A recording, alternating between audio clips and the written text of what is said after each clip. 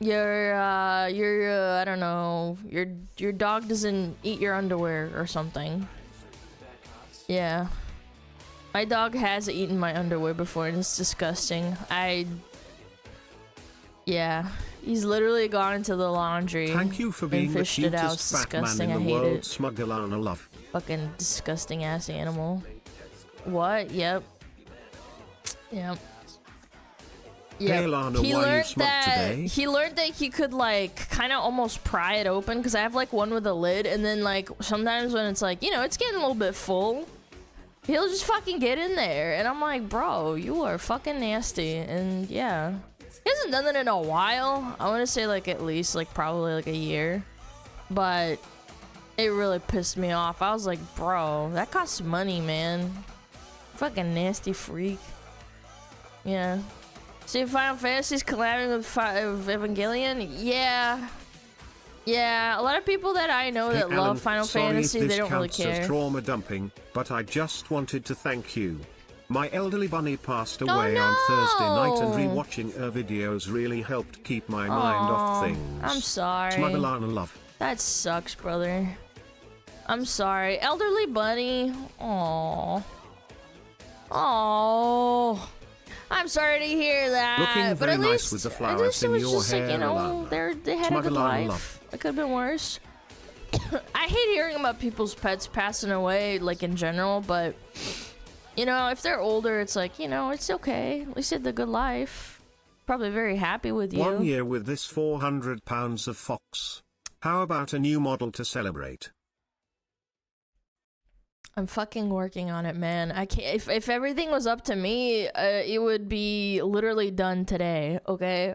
I don't think people understand. SmugAlana love, SmugAlana love, SmugAlana I love, want things to fucking happen, but sometimes it takes forever. And that's okay. We're gonna be okay. Chat, my puppy made it through her surgery. I almost had the blabbers. Aww. Yo, GigaChat, thank you for the 20 months. Aldrab, thank you for the 1 year. Thank you so much. I'm a little bit absent-minded today. You know. Are you sick? Your voice is a bit rough. No, that's all in your fucking head, brother. I'm not sick. By October. Yeah. Dum-dum-dum. Goth-Lana by October. No, that's not gonna happen. There's no way. Do you know how long fucking models take? I'm telling you personally, like, you don't know, obviously, because you're a viewer, but like, and models take forever. You always absent-minded. You always like this, Alana. You big stinky bitch. Okay, thank you. Why not? Because it takes forever. I literally just explained. Do you not understand what it means? Look, I don't want to bring up examples, but the only way you can get them like back to back to back, like a certain someone that, you know, I don't bring it up, but it's the only way you can do it is you literally, or you have a bunch of lined up all at the same time and you just kind of like cycle through them. And no, I'm not talking about Iron Mouse, I'm talking about someone else. Iron Mouse, I think her strategy is like she does a bunch and then whoever's gets done first, then you're kind of like pumping it out. Yeah.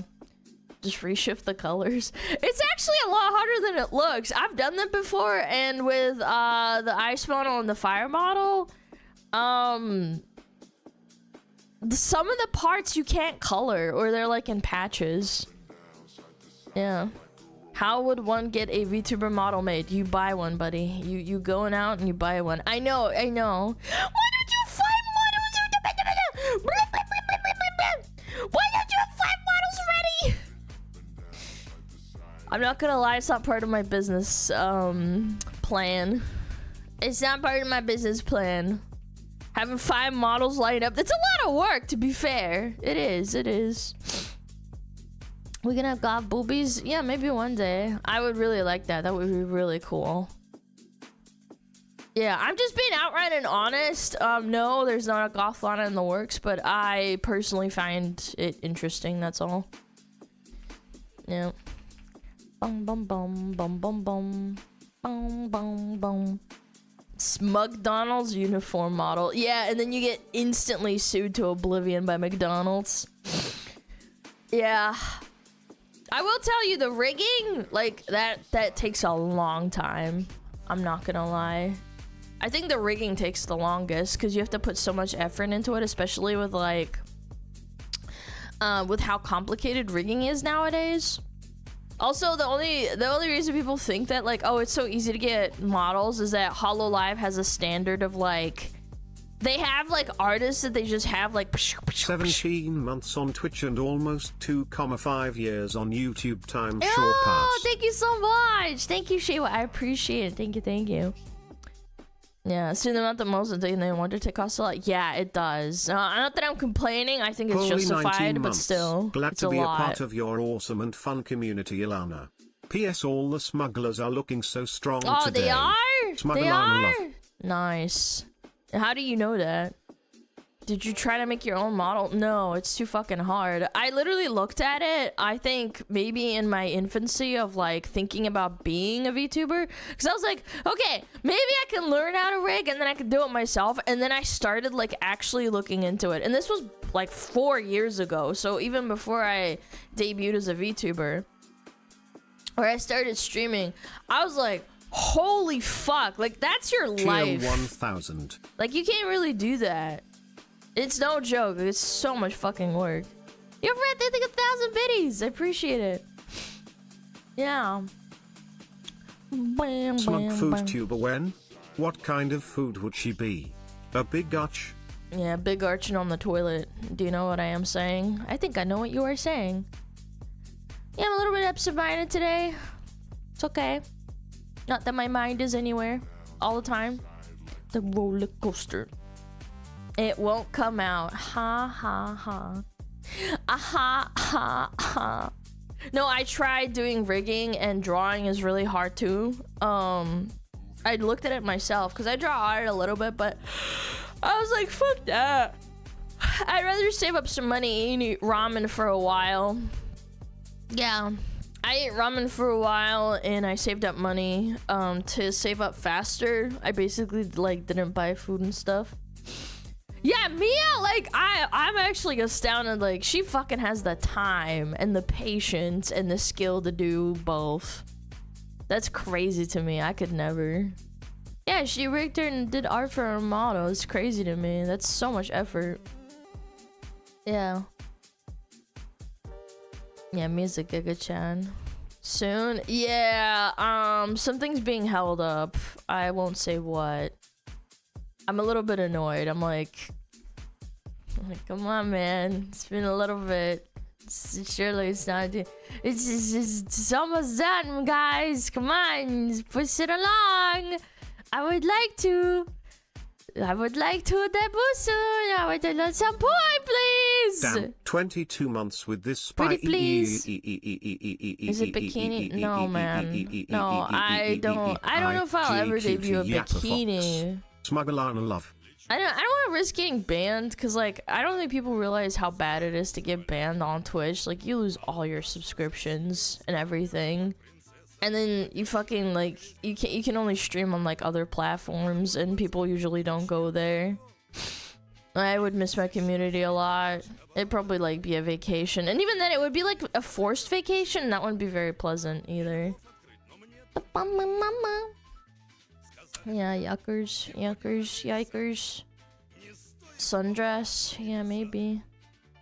Merch or something? We just had a merch drop, man! Y'all are crazy. I bet the issue with the model is that it is maxing out systems due to the size. Yeah, for sure. Yeah, ain't no Bowberry fucking big ol' huge ol'. Where is the Cosmic Yuri? What are you smoking, brother? What? Cosmic Yuri? What does that even mean? Mods? Ban him. She drops merch then leaves for 10 months. Alright, no meme references to other VTubers. No references. No. Yeah. Your intro? No, I don't know. Alana, when is the Smuggler DBD tournament? You can be in charge of it. How about that? You can be in charge of it, and then you can ban perks, and then people can cry. Yeah. Who watches VTubers? You know what? I have such... This is what I think. I do think there's an element to nostalgia to things being better, like years and years ago. I was watching some really old, like, I think it was like Fubuki, and then I went to Hololive Advent, and then Hololive it would look Miss. Like Homer Simpson's fat mode or the Blob from the Simpsons game. Yeah, yeah. Yo, Rad, thank you for 5K! What the fuck is wrong with you? Thank you so much! Thank you! Thank you so much, I really appreciate it. Yeah, I was watching some Fubuki from 5 years ago, from 4 years ago. I went like on a rabbit hole. I went down a rabbit hole, yeah. Some Pippa, a lot of Hololive, Marine, Mori. I don't know. I have. Oh, hello. What the fuck? Why did my fucking why did my VTube studio just randomly just X out? Hello. Lore video will be epic. Yeah, about that. I don't know. It's not a full lore video. It's just kind of like, I don't know. That's so weird. Why did it X out? Dude, the CIA controls my fucking phone, man. Weird. I don't know why it did that. I'm gonna turn this down a little bit. There we go. You need to explain I banged your moms. You don't need a lore explanation for everything, bro. What are you, a Marvel Rivals fucking super fan? Oh my god, did you know? Did you know? Did you know? VTuber the other day had the same problem. Yeah, I don't know what is with VTube Studio. I don't know. It's been weird. Did you see that Twitch CEO said when watching Dunin Gibson? Was there live on stream? I don't know if that's actually him saying that. 16. That was a random tweet. There's no source PLS, for that. SmugAlana, Rainbow I feel like people don't realize that. Like some people can. SmugAlana, Rainbow PLS. Okay, hold on. What was I saying? God damn it! I fucking lost my train of thought. I don't think people realize. So glad I can start watching you live more consistently now.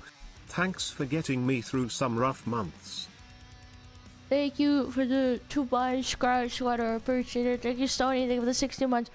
Oh yeah, Dan Clancy's saying that. I don't think that actually him. That's him saying that. I think people made that shit up. Yeah, I think that doesn't have a source. I think people just fucking said that and people went with it. Yeah, no source. Yeah, I think that one was fake. Not that I think that it probably wasn't him saying it, but I'd like to verify before I say like, oh my god, Dan Clancy said that, blah, blah, blah, blah, blah. I don't think he said that. Although I do think it's actually insane that like VTubers get banned for less. For showing a little bit of skin on their thighs or something. Or their under booba, and then it's instant, but then this is like, oh, it's fine. Haha. No. What is this about a gimp suit? Oh man, you don't even want to know. You don't even want to know, bro. Okay, I'll tell you. Amaranth went on stream and she had a guy in a gimp suit that was like playing her pet. And basically like she gave him treats or something. Like he sat behind her in a I don't fucking know what it's called. Oh, it was Mork Pie. Yeah, sorry, I get those two confused. Yeah, it was Mork Pie. And that's Mork Pie. Oh, I'm sorry, I can't tell the I'm sorry, I can't tell the hose apart. I'm sorry. I'm sorry. I'm sorry. I'll behave myself. God, you can't, you literally cannot be like, oh my god, Alana, actually, bro, are you kidding me? That's crazy. To like correct me and be like, Alana, you should know this. Okay, bro. Anyway, yeah, I don't know, that I find that really insane that these girls can like literally do fetish content on stream and not get banned. Meanwhile, VTuber shows thighs during Amaranth debut. is way superior. She sold her coochie yeast beer. Is she though? I don't think so. I don't think that makes you superior. I just think that makes you a better businesswoman. I think Amaranth is more of a businesswoman. She's ruthless. Borderline sociopathic in my opinion. Morpie, I don't know. I think she tries to be, but it kind of doesn't work out most of the time. She just gets banned and then people don't like her that much. Amaranth just kind of like does whatever the fuck. Yeah. Was Morpie was that best response? I really want you to believe the VTuber hips are more of a risk to children on the platform than this shit.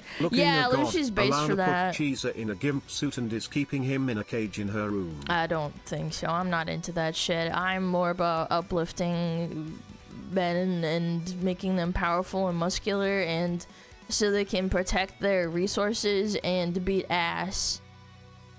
Yeah, don't beat your meat too much. You should beat ass instead. Cheezers are ratting on them, man. Yeah, but they're rat men. Yeah, they're rat men. Most of the time. Yeah, you can be a cheeser woman, but like most of you guys are cheeser men.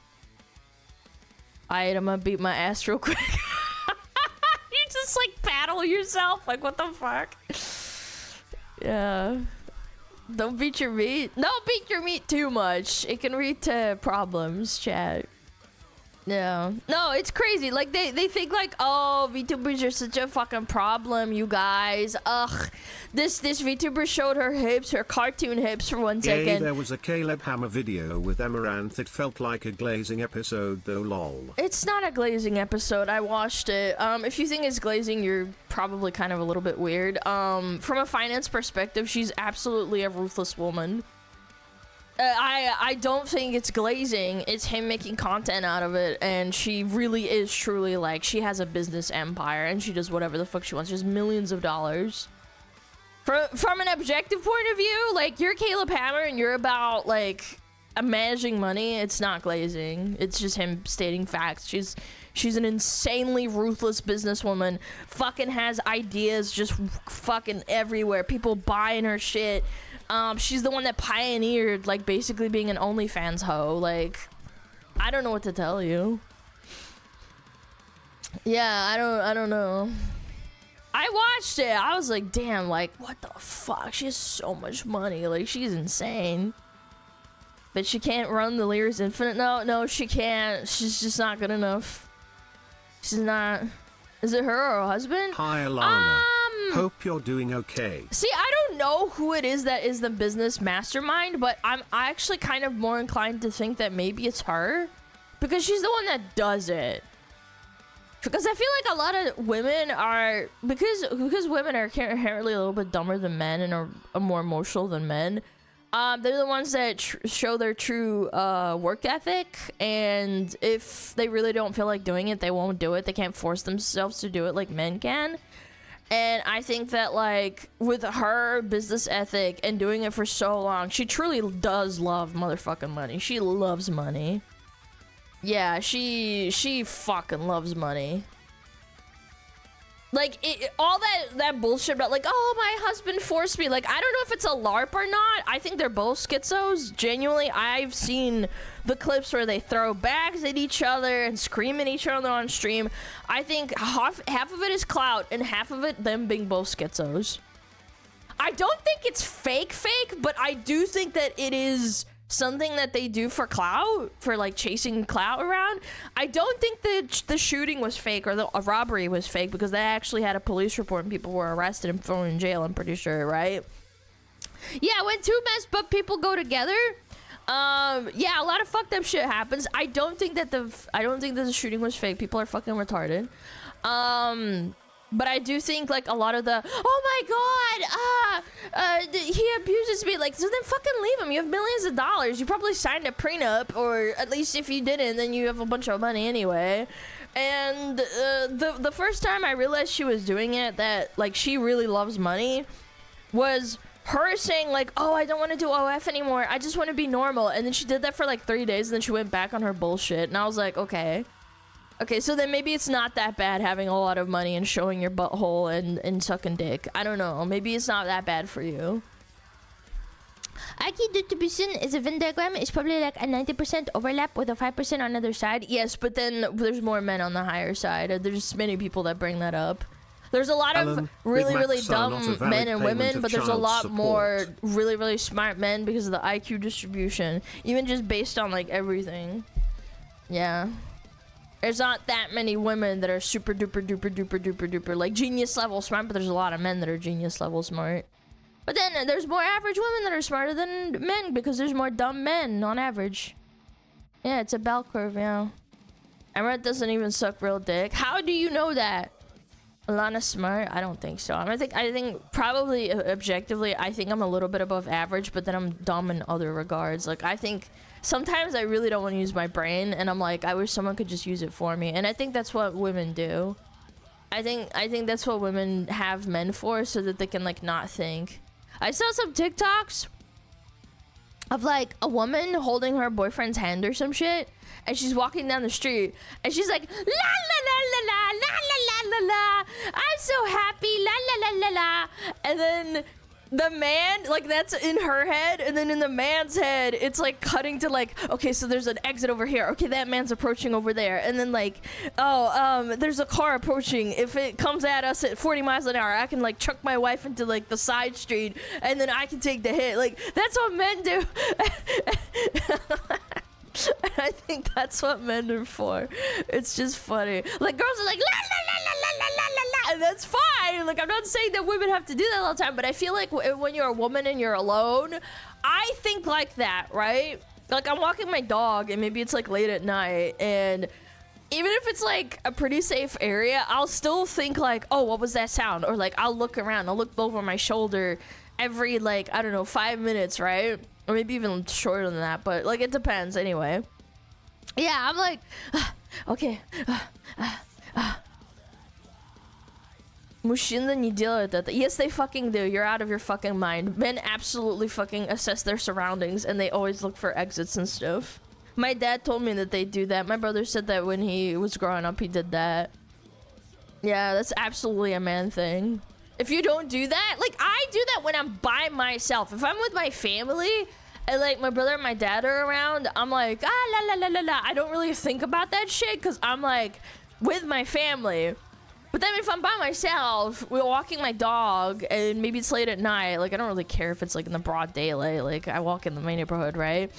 But if it's like late at night and I'll like look over my shoulder like every 3 minutes, like just to check like if someone's behind me. And I don't really listen to music at night either. Maybe I'll do it like during the day, but no, not really during the night. Yeah. Didn't know it was a man thing. I thought it was a people thing. I mean, it depends where you grew up. Okay, maybe say you were brought up in the Bronx and you had a really rough life. Yeah, obviously you're gonna do that more, no matter your gender, right? But I'm just saying, as a rule of thumb, a woman's not really gonna do that, like, if they feel safe. And honestly, I think that's kind of a compliment when a woman doesn't think too hard about her surroundings. I think that's like, oh, you're a woman, so like you don't really need to think that. It's like, oh yeah, obviously you don't have to think too much because there's someone else doing it for you. Hypervillage is kind of killing me. Well, you shouldn't do it too much. Like, you shouldn't fucking freak yourself out and make yourself throw up. But yeah. No. Yo, Fire Guys, thank you for the 9 months. Alan, Big Macs are not valid payment of child support. Yes, they are. I'll send you big arches next time. Yo, Jasper, thank you for the 11 months. Thank you so much. And I think, what is this? Napping, thank you for the Prime. Gear, Mark, thank you for the 22 months. Printcon, thank you for the 2 months. Word is thank you for the 19 months. Tier 3, thank you, appreciate it. Dimpless, thank you for the 29 months. And Gerald the Riv, thank you for the 27 months for Tier 3. Giga Chat, thank you for the 20 months. Thank you, thank you, thank you. And Chipiden for the 11 months. Bert with the 10. Watch Task with the 9. And Shiro through the 5. Thank you, thank you, thank you. Yeah. Remember, smugglers, you can help women with cardio by following them at night. Don't do that. No, please don't do that. Please, please, please. Please don't run after girls. That would be scary. No, they're gonna shit themselves. It's time to shit. Yeah, please don't run after women at night. That'll be scary. Yeah. A woman shouldn't be thinking about how she gonna fight Big Terry on a Friday night while walking her dog. That's what the man is for, basically. Run away with her. Well, yeah, you don't want to fuck with Big Terry. He's probably got big muscles and can knock you out. Yeah, as much as I want to say, like, oh, it's so cool when, like, men defend their honor and stuff, I think, like, I don't know. There's some bad things that can happen if you fucking get knocked out. And don't. If you assess your surroundings, don't do the bad thing. Don't get into fights for no reason. If you really have to fight, then yeah, sure. But yeah, maybe don't, you know, just fight back. Well, I mean, sometimes it's bad, Joe. This would make you scared about chasing women for a workout? Probably. I have to make sure Alana reaches her house safely so you run behind her. Dude, if some guy ran after me, I'd fucking piss myself. I'd fucking run so fast. My stupid apartment door doesn't shut properly the first time. I've had that thought, like, what if someone, like, chases me and then, like, I have to get inside really, really fast and then it's just, like, I can't shut the door properly. That would piss me off. Carry a gun, problem solved. Yeah, true. Get a little, like a little woman gun that you can put in your purse. Gotta get a door gun? Yeah! Drop a pallet. Yeah, you gotta prep a pallet every time you go outside. You open the door and then, like, there has to be a pallet there so you can drop it and then shut the door when you're, like, coming back in. Yeah, drop the pallet. And then you need, and by any means necessary. Yeah, you gotta pick it back up. Now, $9mm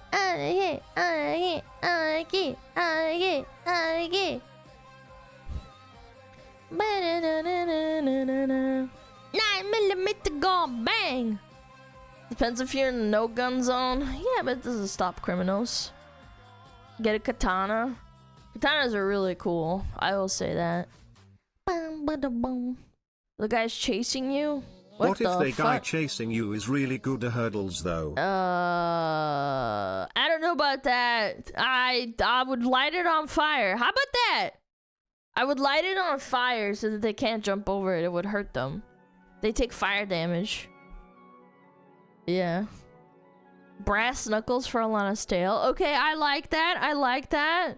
What if we get, like, a bunch of knives stuck to my tail and then I could just whip around and just smack them? That honestly would be so good. Just give Jlorp. Sorry, I'm feeling a little bit overstimmied. Alana, what's your favorite Russian song? I don't know, man. There's a lot of really good songs. There's lots of good ones. Mods, can you also check Smug Reddit before I forget? Can you check Smug Reddit? I was gonna look at Smug Reddit today, and I want to do it ahead of time. Okay, thank you. I appreciate it. Yeah, sure. Thank you. I appreciate it. Thank you so much. At least I remembered ahead of time. Yep. Yeah, we're gonna look at some Smug Reddit. We haven't looked at it in a little bit. I didn't have breakfast today. Fuck. Ugh. Maybe during break I'll get, like, a little piece of bread or something. Get a little bit of carbs. Can I have a seat in the audience? For what? When I smack someone in the with a knife? Yeah, sure. Cheese stick? Maybe. I don't know. I don't know. Are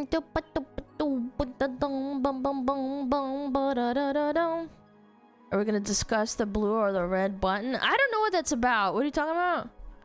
Congrats on your 1,000 followers on SmugAlana. Wait, what? That's sick. Really? I've never streamed there. Someone got me 1,000 followers. That's nice. How very nice of that, huh? Very cool. Trainwreck's doing Gamba. Nice. Nice. Gamba time. It's so funny. Ah, gambling. I went to a Dave & Buster's. I went inside and, like, looked around because I was bored. Yeah. Lots and lots of people, man. Lots of kids. I'm pretty sure fucking one of the kids shat their pants. I'm pretty sure. One of them was yelling. Why is a kick account? Yeah, I have it just to secure so nobody else can have it, you know.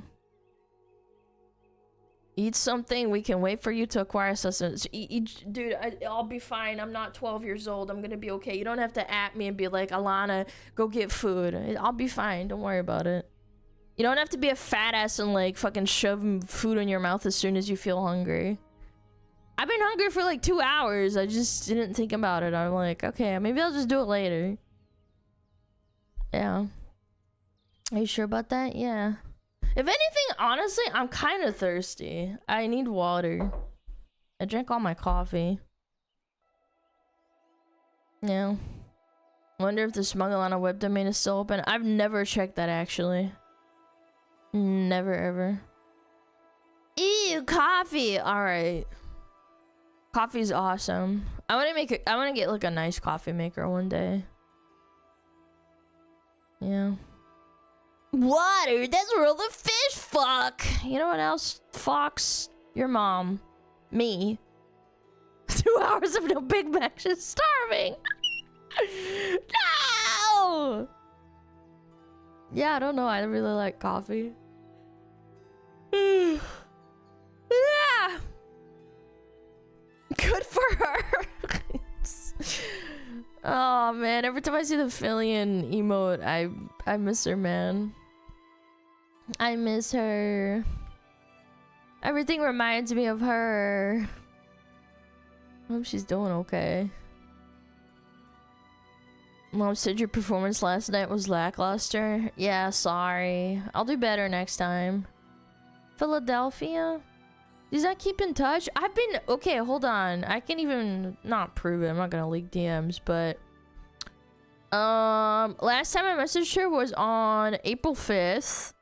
And then before that, it was February 26th. And then February 2nd. And then I messaged her on Christmas. And again, it's no response. So, like, I don't know. I just tell her, like, I hope you're doing alright. We really miss you. Yeah. Damn, yeah. What happened? I have no idea, no idea. I miss her a lot. Maybe Fillion was the friends we made along the way. True. Lana, I'm gonna need a coffee mug at some point for Burge. Okay, chop chop! Alright, I can do that. I can do that. I'll write it down. Coffee mug. I do like coffee, so... Yeah, Lana, give her back. I don't have Philly Billy, man. I don't. I miss her.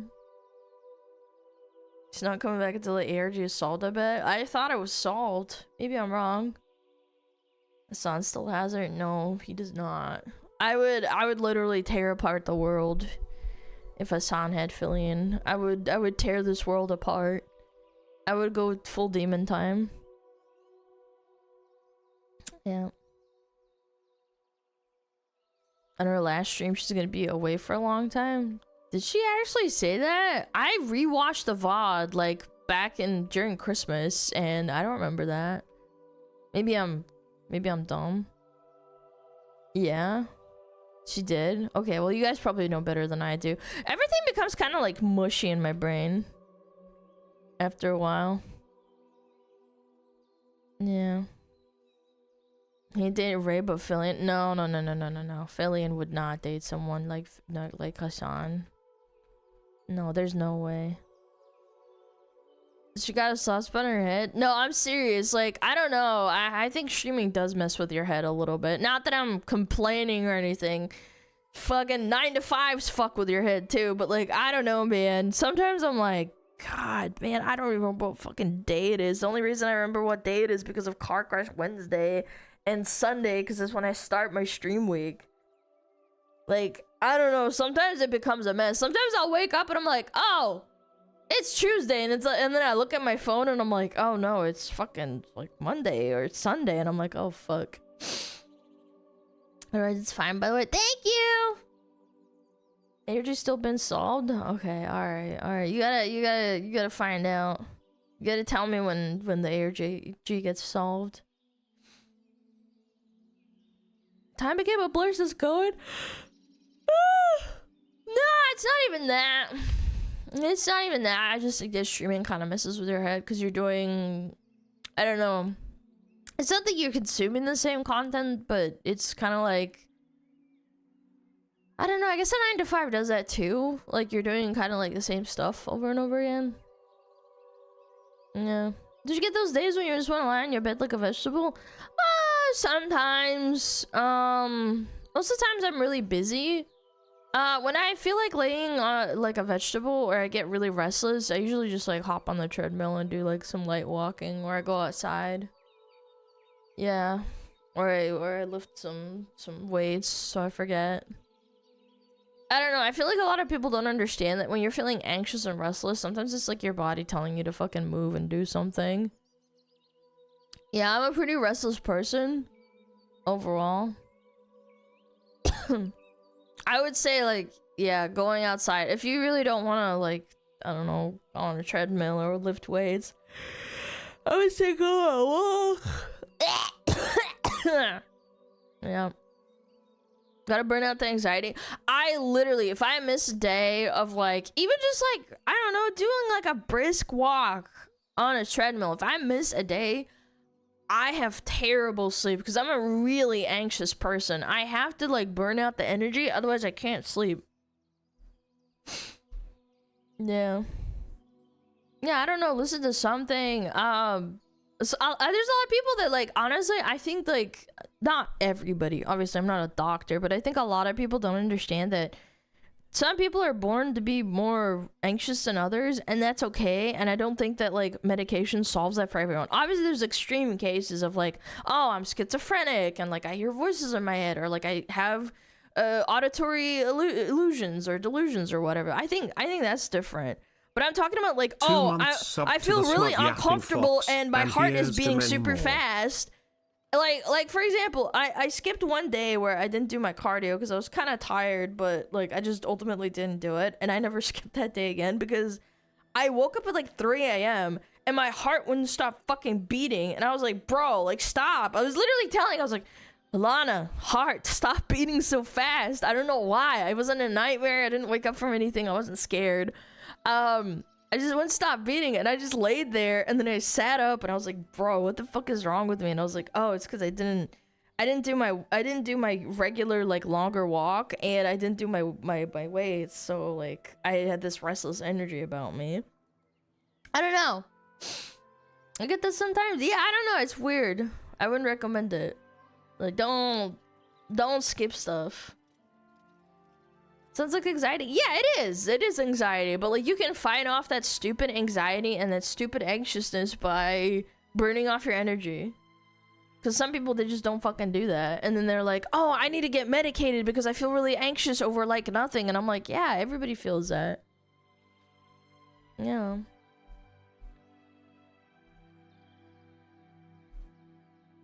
Guys, stop fucking being parasocial and asking me for hugs and spamming, please. Maybe in another life. Never skip your Billy engraving scriving practice. Yep. Where my hug at, boo? Yeah, you're like that guy that's like, oh, where my hug at? And you're like, ooh. Ooh, stop. Obviously, by the way, obviously it depends. Maybe you work a lot. You work a lot of physical labor. Yeah, maybe it just depends on the person. Well. Where my tea's at? Yeah. Yo, can I get a hug? Yeah, anything for you, King.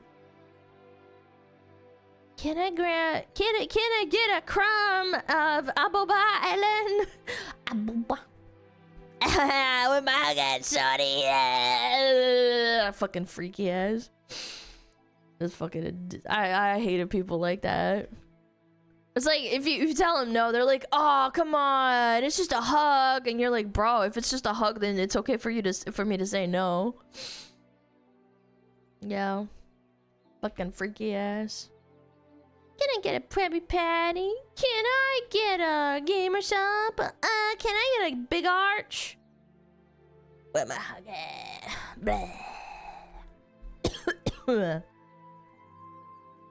Yeah. Finland is dead, deported, and purgante. True. Is he best perform at FanFest? Yes, I saw a lot of it. And also, Akagi's art was featured. That was really nice. Akagi drew Iron Mouse, and he was featured. I'm so proud of him. He's such an amazing artist. I honestly think, me personally, I think he deserves more attention.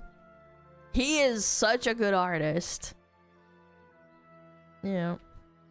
Got a Pog? Yeah, I'm so proud of him. He's such a good artist. He's awesome. You tell you ran into some serious trouble? Yeah, well then we'll look at it later. No spoilers. Show? You can go on his Twitter. Give it a like. It's the Iron Mouse art. And also it was on Iron Mouse's page too. Yeah. Feeling got caught by the Russian mafia, it's all your fault. Lol, just kidding. Haha, that's so funny. Unless tomorrow's Monday. Fuck. What, David? He heard he's a banger at the local jail. Dude, it's insane. There are so many people defending that motherfucker. The guy, like, is an actual fucking freak. Like, I don't know, man. Some people like that, they just, I don't know, need to be cut up into cat food and just fed to cats or something. And there's people defending him, and I'm like, bro, there's just, I don't know, man. That, like, I love humanity sometimes, and I see wholesome shit happening, and then I'm like, there's my faith in humanity. It's gone. They defend like a literal child predator, but okay. Is he a YouTuber or something? I thought you guys would know. No, he's just a musician that we covered a couple of times. We watched a video by Patrick CC where they found a literal dead body inside of his Tesla. Fact, Fillion left clues to her disappearance and wanted her community to figure out why she disappeared. We literally talked about it and said that yes, she has an ARG or whatever it's called. The Tesla guy? Yes, the Tesla guy. Yeah. Uh-huh.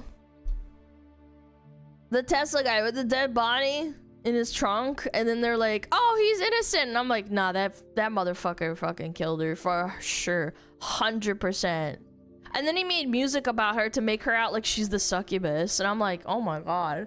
Yeah, so someone made tweets about her and saying like, yeah, that's kind of fucking weird that this fucking absolute freak made out like a 14-year-old girl to be some sort of succubus. Obviously, the audience didn't know that at the time. They probably just thought, oh, it's a guy that, like, loves a chick or something, which isn't their fault. They wouldn't know, right? But there's a lot of people that knew that. Rose Ops was a 13-year-old. I know, it's disgusting, man. It's so sick. Yeah, the literal child seduced me. It's like, huh? Wait a minute, what did you just say? Okay, like, woman seduced you, I can understand. Like, you're an adult, she's an adult. But, like, a child? Fucking retard. Yeah, 40 terabytes of CPU. Yeah, I know. That, like, CSAM. 40 terabytes. I think I maybe have 40 terabytes of data that I've used in my entire fucking life. Maybe. Like, you know, like not saved, but, like, any data saved for 40 terabytes. This guy had it on his computer. Like, you're a fucking freak. Why did they do that? You probably even used 20. I don't know. I'm just like thinking about it. I'm like, yeah, maybe 40 terabytes. Like games, uninstalled, reinstalled. That's what I'm saying. Like in your entire life, that's probably how much you've used if you use computers a lot. And this guy just has CSAM, like, on his computer, just straight up. Fucking foul. But do people even say that stuff? It's like a treasure to them. It's really disgusting. You will never understand the mind of a freak. Like, you can get into the inside the mind of a freak and try to understand them, but you will never truly understand them. Yeah. Do you think some of the Tesla videos part of the 40 terabyte? I have no idea. Lucari's amateur compared to him. I know. I mean, I don't want to compare him to that, but like, holy fuck, man. That's fucking sick. That's disgusting. Why is there 40 terabytes of CSAM? Did they circulate that shit, man? It's like 4 copies of COD. But that's 4 copies of COD too many, brother. It's 40 terabytes of evidence on CP. But you could imply, you could defer and say that evidence usually means either him filming, it's for music videos, or it's CSAM. Like, it's either or that. You could defer. It's still way too much. Like, even if half of that is like his music videos or something, that's still evidence. Yeah, I don't know. 20 terabytes of CSAM is like still an insane amount. It should be 0. How cooked is this guy? I think that if he gets anything but permanent life in jail or a death sentence, which I don't think California does death sentences, yeah, I think this happened in Cali, didn't it? Yeah, I'm pretty sure in LA. Yeah, he needs to get wood chippered, in my opinion. Unironically, just murdered a girl, like, and ruined her life in the process, and ruined her family's life. Yeah, we watched an entire Patrick CC video about it, like, probably, I want to say, like, 3 months ago. You can look at it on YouTube, and I gave my opinion. I'm like, I don't want to say, like, oh, he's guilty, because, like, you don't know that, but, like, fuck him. Is facing that death penalty? Wait, does California have a death penalty? Because it happened in Cali. Yes, death penalty is legal on the books in California, but is not currently practiced. Yeah, but death penalty usually means that he might just be on death row for the rest of his life. Yeah, like, that's usually what it means, unfortunately. That sucks. I don't want my taxpayer dollars to go to him. Uncertainty will kill him. I mean, I don't think that's good enough. I don't know. I mean, you might not believe in God and stuff, but, like, I don't know. Let him fucking face God. Fucking just... I don't want to fucking keep this fucking motherfucker in jail and, like, have my taxpayer dollars, like, keeping him alive. He's being tried in California. Yeah, the crime happened in Cali. Like, they're gonna try him there. Even if he's from a certain state, the crime that... the basically where you get sentenced is where the crime happened, and it was in LA. That's where they found the Tesla, and that's probably where he killed her. I want to know how he did it, or, like, when he did it, and when he did the music videos, because that's, like... That motherfucker glorified and was like, yeah, I cut her up and stuff, and, like, oh my god, I love you so much, babe. Nobody else can have you. It's like, okay. Promise themselves requested kids in prison. Yeah, but they probably will put him in isolatory section of jail. I don't think people understand that, like, when things blow up to this extreme and he's like an actual celebrity, like, don't get me wrong, I don't think he should be glorified to be a celebrity. He's still a murderer and he's a disgusting human being and deserves death, in my opinion, but he gets sectioned off from everyone else. Like, he will not go into, like, the general population with other murderers. Yeah. They're not gonna take care of themselves. I know what you're talking about. Like, some people are like, oh yeah, they'll take care of him. Like, I'm like, no, it doesn't work like that. Especially with high profile cases like this. Why put people in death row and you just leave them in an empty row until they pass away? It's more cost efficient, more of a punishment. Because people have different opinions on justice, and sometimes we don't get what we want. Yeah. Yeah. You deserve to be boiled. You're too kind. I don't know. I think it's a sensitive topic in some ways, but I truly believe, like, he glorified that kid's death and, like, groomed him and did horrible shit to them, presumably. Because he's an adult and doing things to, like, a literal child. It's not like, oh, she's 17 and he's 19. Like, okay, like, Romeo and Juliet, I can understand that. They're 2 years apart. It's not like that at all. I'm talking, like, he was, like, what, 19 and she was 14? Like, yeah, there's obviously a power dynamic involved. You're being fucking disgusting. Yeah, like, she's a fucking kid, man. I was 14-year-old kid once. Like, I know what that's about. She was 12 when I met her, I think. Yeah, like 12 and 19 or something. Like, you're fucking gross as fuck. Ew. Well, get away. Ew. This guy's more defenders than Call Me Carson had. No, I was sifting through Twitter, and God, it was such a pain sifting through Twitter the other day. Yeah, there was a lot of people defending him. It's fucking, I don't know, man. It's fucking sick. Twitter? I mean, people think like that in real life. They think like it's all staged or like, oh, someone set him up, and I'm like, oh yeah. People are so fucking low IQ. You think people are stupid? You'd have to like knock down at least 20 IQ points. You think of the stupidest person you know, and that's probably not stupid enough. Really looks good, thank you. Yeah. Alright.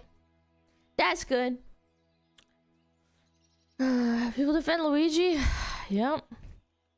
Yep. It is what it is. And then people fight about it and they're like, no, actually, those people deserved it. Okay, brother. Eye for an eye makes the whole world blind, buddy. Alright, chat. I'm gonna take a little break. Probably grab a little piece of bread and I'm gonna grab some water because I'm thirsty. We're gonna run ads. I'm gonna put on Metapod. Put on Metapod. Bum bum bum bum bum bum bum bum.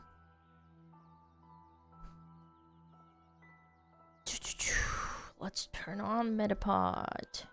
Man, I cannot believe it. We're almost at 150k followers. Only 10k more to go. Crazy. Crazy stuff. I was just looking at my dashboard. I'm like, holy shit. 150k followers. It feels like 100k was yesterday. We're climbing. Well.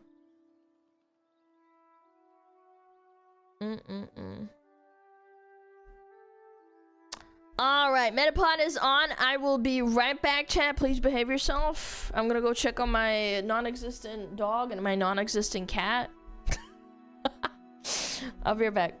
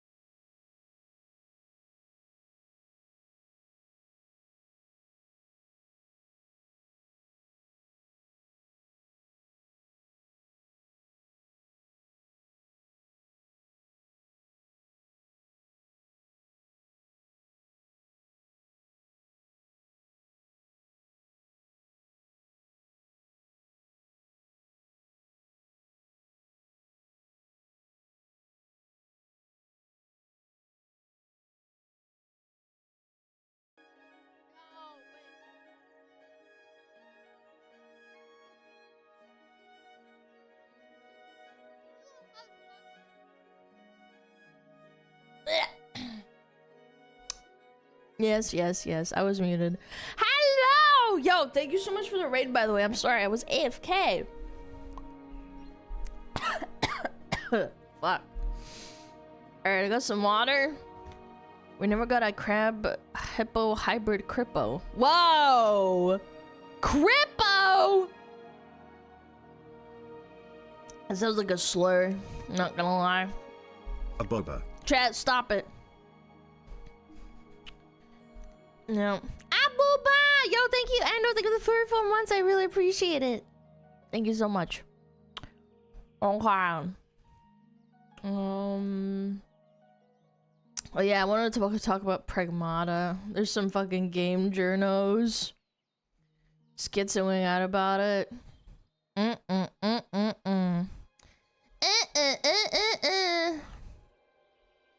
Schmogue. Schmogy wogie. Alright. Game urinalists. I need to steal that. That's a good one, actually. Game journalist, more like game urinalist. Classic. Get it? Because they're like piss heads or something? Because all they do is piss themselves and not play video games? No. No spoilers. It's not spoilers. It's not spoilers. I haven't finished it either, so I don't want spoilers either. This is just like, this is just me like finding dumb shit to talk about type shit. Oh, Firefox update. Hold on. Excuse me. Ah, yes. Classic. Wait. Yes, I saw this tweet and that was just crazy to me.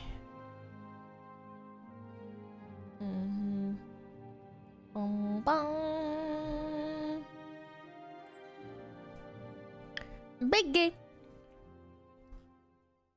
Yo, Yapping Fox.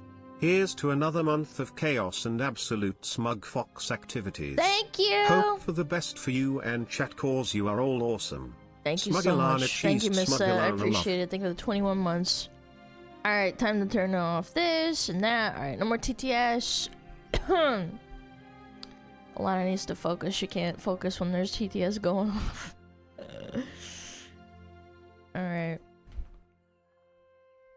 Ah, classic. All right, I saw this tweet. It's an article from the Gamer website. Yeah, they know they're totally legit. And the title is Gaming Cannot Allow Pragmata's Diana Fan Club to Flourish. And then we have a, what is it called? A community note. That was it. The author of the article hasn't even played the game per the article. They admitted it in the article, apparently. Kind of crazy. Chat, I want to read it. I want to read it. Listen to me. I've been doing this for a couple of years now. You might not believe it, but I've started to recognize some patterns, chat. Yes. Like, if this author is malding about Diana and she hasn't even played the game, I'm willing to bet she's retarded in other ways. Or he, I don't know. Or he. Like, look at me. I'm assuming their gender. Must be because people complaining about Diana on Twitter are women. Like, I don't even know, actually. Yeah. Is pattern recognition illegal? Yes, as per this article. Assuming my gender. Ah! All right, let's click the article. What is going on over here? Jesus. We've noticed that ads aren't displaying. Suck my dick. All right. Oh, bye, Stacy. All right, Stacy, what you got for me? I don't really mind people finding video game characters attractive. If I did mind, it would be hypocritical. Wait. Wait. What is this hyperlink, bro? Like, note that she said attractive. Do not be fooled, chat, by the way. This is gaming journalist bullshit that she's trying to get to appeal to you, to get you on their side. When she says attractive, what she really means is attractive to her, okay? Note she doesn't say sexualize. She doesn't say that. I promise you, this retard mauls the fuck out about Marvel Rivals having extremely hot and sexualized characters and really, really nice skins. Like, I want to click on this hyperlink. What did you link to that as proof that it would be hypocritical for you to not like attractive characters? We're already off to a great start. Does that even mean, like, what, 2 sentences?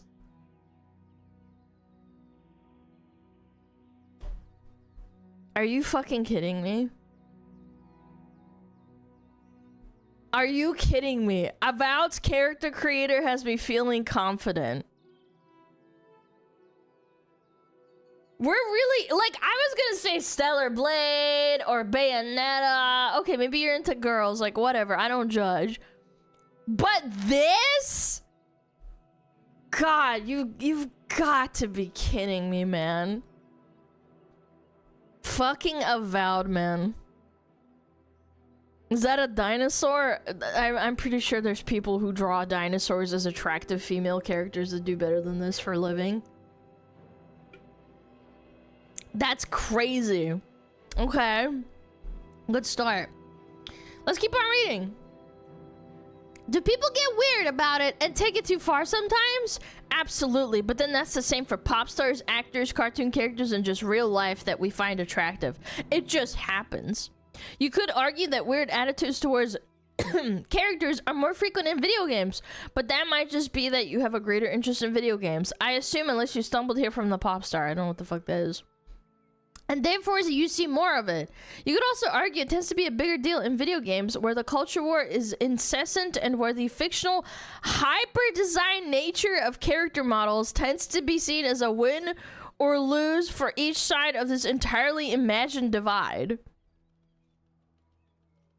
Hyper-designed nature of characters. Okay.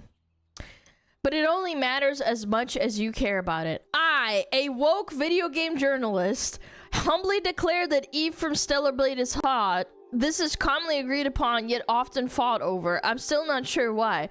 But her hyper-design isn't hyper-design. That's actually how hot the model for the character was. Imagine divide. Yeah, the divide that they made. I remember that years and years ago, nobody fucking said that, man. Like 10 years ago, it was Anita Sarkeesian that started crying about fictional characters being too attractive. Before that, nobody really cared, right? The issue becomes when this is the primary reason for playing, which quickly becomes a toxic tar pit. Wherein you start to convince yourself and are convinced by your immediate like-minded surroundings, aka Reddit, like you, that this is the only reason games should exist. This is, I suppose, is why we fight over Stellar Blade. No, it's not because of the gameplay or anything. No. I might say that the game is a little shallow, that Eve lacks personality. The mix of gun and melee combat doesn't work for the more epic bosses it attempts to serve up. That this would be received by some as merely making excuses to cover for the fact that I hate beautiful ladies. I'm not gonna lie, the fact that she's talking about Stellar Blade and the community note says that she hasn't even played Pragmata, which she is talking about right now, doesn't inspire confidence in me. I'm not gonna lie. Yeah. Isn't like Eve model CEO's wife? That's what I'm saying! I don't know, this whole paragraph doesn't make any sense to me. It's all a bit silly when it's framed like that, but it becomes more serious when these sorts of attitudes pervade popular gaming discourse. These conversations, often by design, make the community a less welcoming place for those who don't think the sole and primary purpose of video games is to serve up hot women. Oh, that's right, hot men too, because Resident Evil is one of the most popular franchises in the world, and people hypersexualize Leon and put them in leotards and BDSM suits in their mods. But okay, yeah, sure. And it becomes a more serious still in the case of Pragmata. Okay, okay. I need to stop. This is a good place to stop. I need to unpack this. I think this is like the most embarrassing self-own, and I see everyone on like fucking Blue Sky and shit trying to like parrot the same shit everywhere. I don't know, man. I can't help but think how weird people are about this. I don't know. It's like this weird self-report type thing. She wanted to say old-filled pervasive business practices with a twist. I don't know, man. The response to Pragmata's Diana cannot be normalized. I don't know why they do this. Why do they do this? Wait, Reddit banned... Oh, wait. I need to read this too. In the run-up to its release, Reddit banned a Pragmata subreddit because of its content. Even when the gaming community has been infamously toxic, this is a rare occurrence. r/Pragmata_ was shut down due to Reddit's Rule 4, which refers to sexually explicit content of minors. Pragmata stars a childlike android, Diana, who was the focus of this explicit content. This is not an isolated case either. One of the moderators of the main Pragmata mod stepped down because they were sick of all the pedo shit, while the community at large formed r/Pragmata Safe for Work, specifically founded to escape the Diana content that has become rampant on this main subreddit even after the ban. Like, let me remind everybody of something. Reddit is the shitlib capital, right? This is where all of your people should go. They go there for that reason. The fact that your people had to get shut down because they couldn't help but want to sexualize the literal girl is literally peak Reddit content. And honestly, I think this is 100% expected and not surprising. Don't forget, let's not forget, I was already talking about Blue Sky, right? Don't forget that Blue Sky also has a massive CP problem that has continued literally up to this day. Like, I don't know, man. People are like, oh, well, this is our safe space. Reddit is a safe space for everybody that's like-minded. Okay, then why did you shut down the Reddit? And because of people posting bad shit. Oh, that's right. Blue Sky did the same thing. It's still happening. And I think the worst part is that these woke shitlibs are literally doing the same thing. Their first thought this entire time has been, why is that child so hot? Like, literally nobody normal is thinking this. They're projecting this entire time and they don't even realize it because their brain is so weirdly wired. Nobody I know personally or in my chat took one look at Diana and went, man, why did they make her so sexy? Like, literally nobody. That is a you problem. A weird as fuck you problem at that. You are projecting.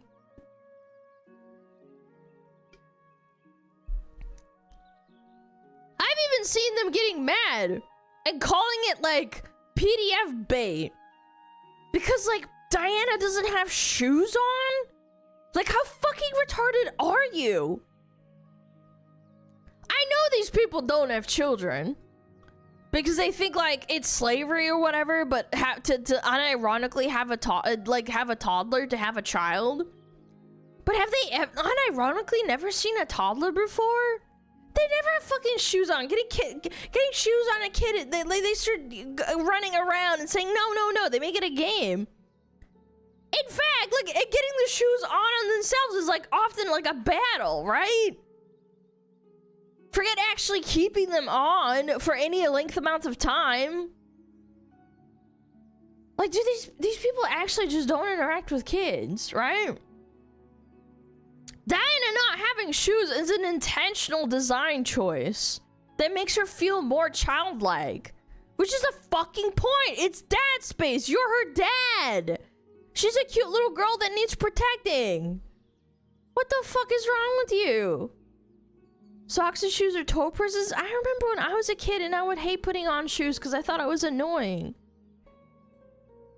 There's a lore reason for it too. Okay, no spoilers. No spoilers. I don't know, man. Reddit is far from the only place you'll see people sexualizing Diana. Steam forums are all full of open discussion of her attractiveness, including but not limited to lusting over her feet. and wishing for mods that allow players to address or undress in more appealing ways. Capcom has not helped itself in this regard, recently offering a Twitch emote of Diana crying in a pose extremely similar to a well-known lolicon meme. Diana is barefoot because she charges through her feet, and while it does convey childlike innocence to most players, the meme makes it harder to view this design choice through a lens which gives devs the benefit of the doubt regarding which audience they cater to. What? Bro! Yes, shockingly, the freaks on your favorite website Reddit made their way to the Steam forums because you banned their containment zone. They literally migrated from the Pragmata subreddit to the Steam forums. And now you're trying to use that to implicate that normal gamers that enjoy the game are pedos. Like, I mean, bravo, honestly. Like, the intellectual dishonesty is astounding. This is genuinely impressive how bad this is. And the Diana crying emote, by the way, is completely normal. You're a fucking retarded freak for trying to say it's lolly or pedo in any way. This is literally like the Hitler drank water meme. Nope, it's over, guys. Crying emotes are now a pedophilic because we've deemed it so. No more crying memes anymore. Or we're gonna put you on the registry. It's such weird behavior, man. Like, you are so insufferable. What has struck me the most with this is the boldness of it all. I'm not so naive as to be shocked by some of this behavior, nor am I ignorant to the fact that there are some bad people in bad corners of the internet. But that's just it. They aren't in corners anymore. It feels like Pragmata signals our normalization of this approach to gaming, where everything exists to be sexualized. Oh my god, these people need mental help. You need to be institutionalized. And anything that cannot be sexualized is acting in service of a nefarious agenda to fundamentally shift society towards wokeness. Why? Why do they always do this, man? Why are you always doing this Olympic level of mental gymnastics to try and understand? Like, to try and understand why you're a retard. There's no ploy, bro.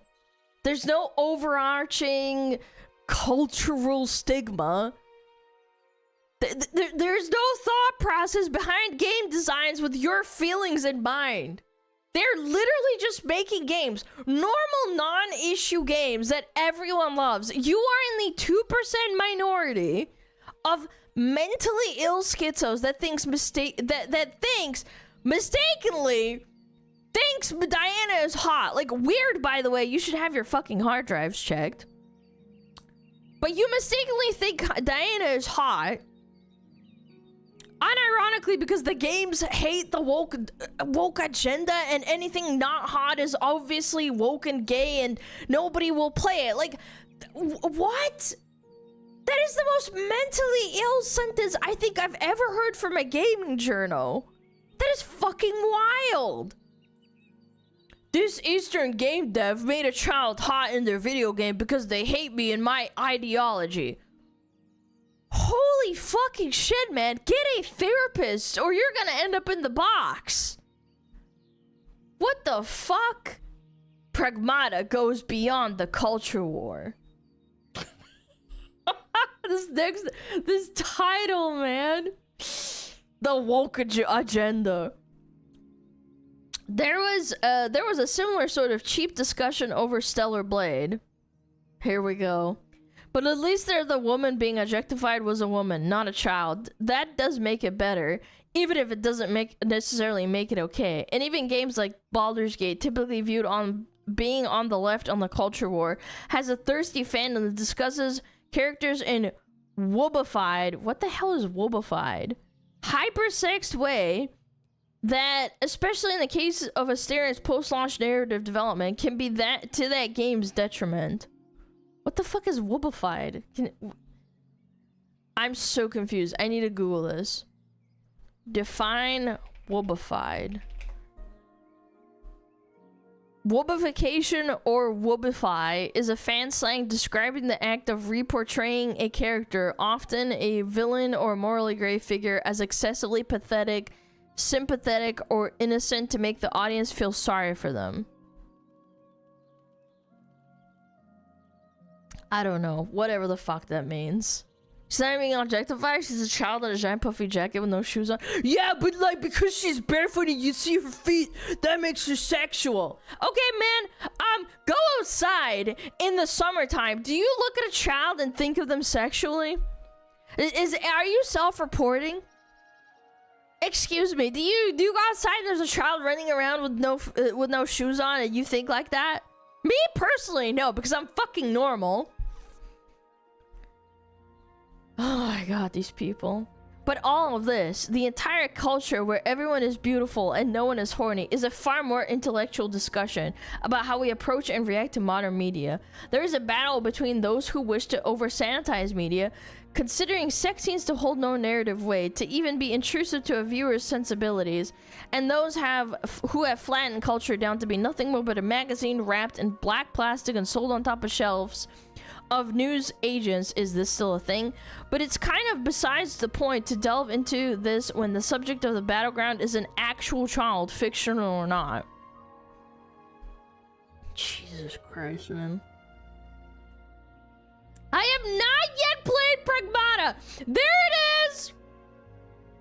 And that's because I'm a little tapped out on stories where men adopt daughter-like figures and prove their masculinity by protecting them.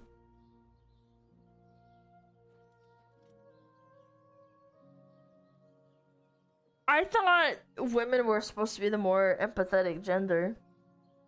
How is it? Like, I played through Pragmata, and I'm putting myself in Hugh's shoes. I've only played, like, what, a couple of hours? Maybe 5 hours total.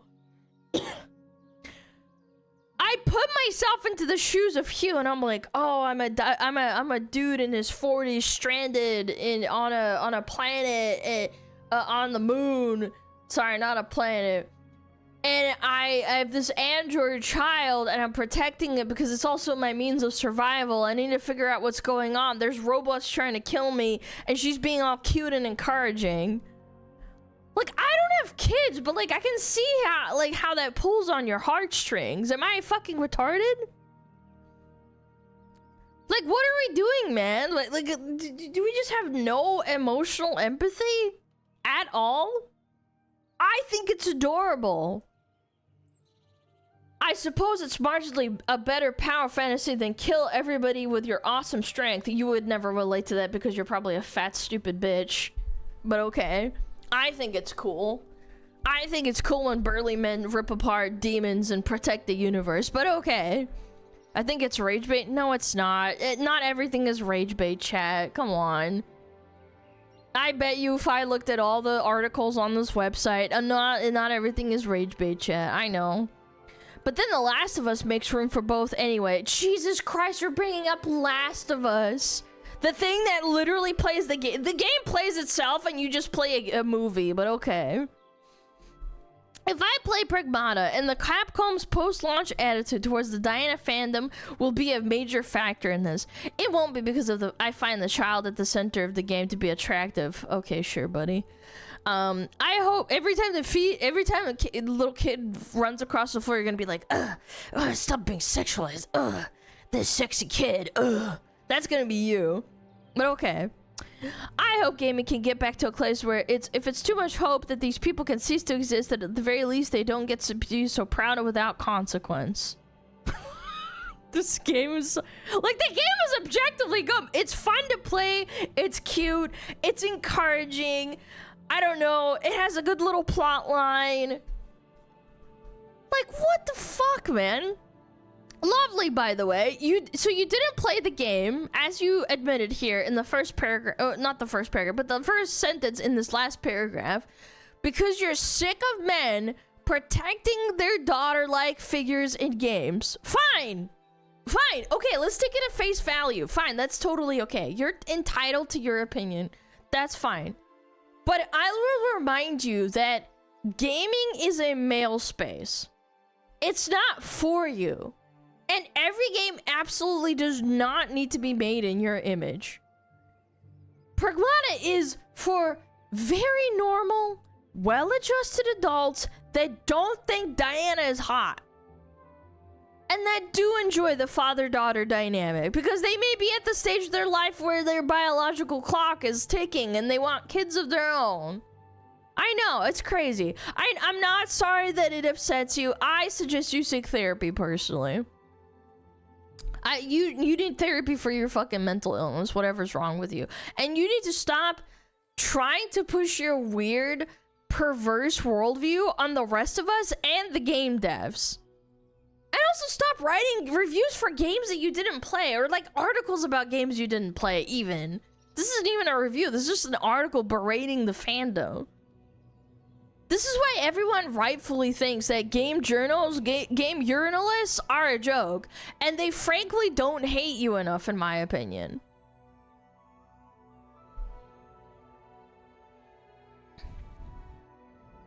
Fucking weirdo. Why don't you make a game where mom protects? Oh, right, because that'd be slavery. Yes, if you make a game about a woman protecting their child, it's slavery. It's like, oh, this is actually bad. You would make like a cross, what is it called? Some stupid buzzword. This is a dissection of actually how being a trad wife is bad. You popped out a baby, that's bad. You ruined your body to give birth to a child, that's bad. Joke's on you. You used to be a child. Your mom gave birth to you. What does that say about you? Also, a little side note. I would say stick to your own games and stop complaining about games that aren't made for you. But we all know that nobody plays games that are made for you, including you, by the way. So instead, you'll try and continue and nitpick and virtue signal about games that everybody loves because it gets you updates on Reddit. But guess what? Nobody cares. Your opinions are unpopular. I would not be shocked if The Gamer goes under just like every other stupid fucking journalist, woke-centered fucking gaming journal website. Like Kotaku and, what's the other one? I forget what it's saying. Polygon? Like, I hope you have your application for McDonald's ready, because this is not it, bro. Actual parasites, yeah. No, I didn't play the game, but I think that, like, Diana is sexy. Do you hear yourself? Do you hear yourself? God, get these people fucking away from me, dude.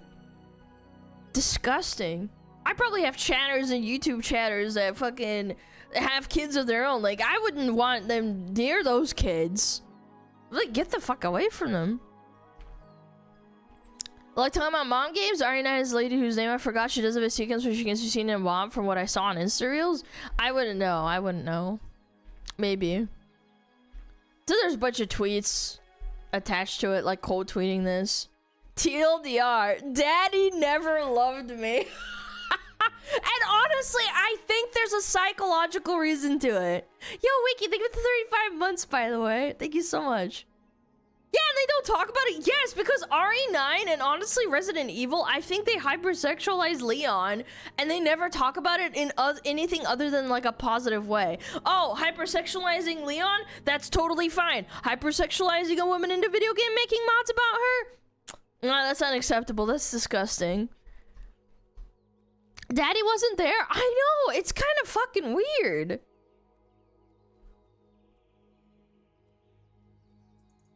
It's those people, honestly, I think this might be a hot take. I think that we need to take the word daddy back to, like, the days before daddy was, like, sexualized. I think we need that daddy is, like, something like little kids cry out to get to their dad. Yeah, like father, daddy. And I think we need to take that back.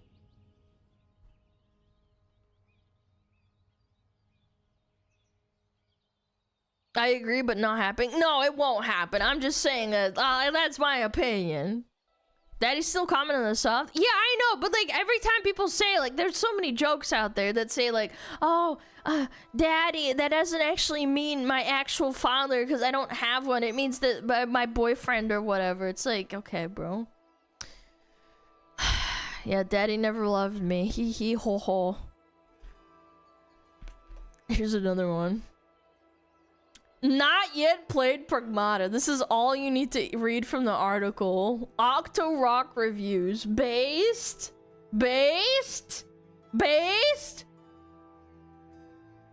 Judging Pragmata by the worst fans isn't fair. No, there are plenty of fandoms. By the way, there are so many fandoms that are extremely popular, and their fandoms are insufferable, but the actual game or the book or the movie is good. There are absolutely situations like that. I totally agree. It's good to fight against disgusting fruits. That's the majority audience of the game until you play it for yourself. Maybe don't go writing articles that's cast in a bad light. Yeah, basically what I said. Like, you are a fucking retard if you are going to, like, broad stroke brush and say that, like, every person that enjoys this is a fucking pedo. Pragmata by its fans on Reddit and Blue Sky isn't fair. They need to go back to Blue Sky, bro.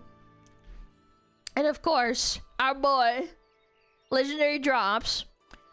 Quote, I'm tapped out on men adopting daughter-like figures to protect them and prove their masculinity.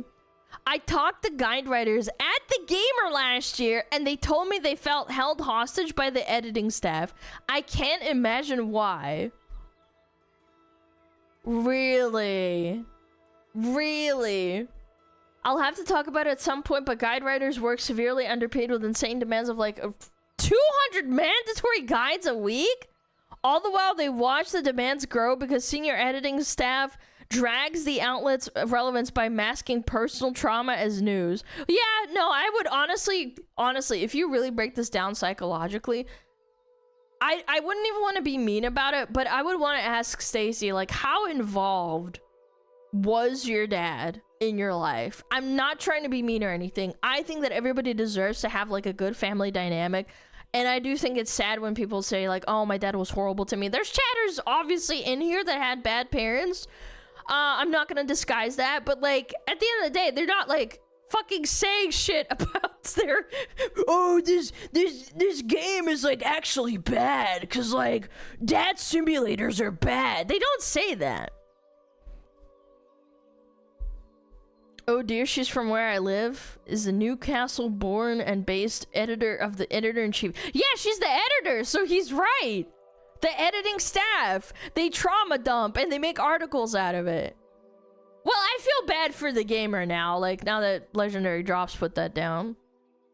She listed her favorite games where... favorite games...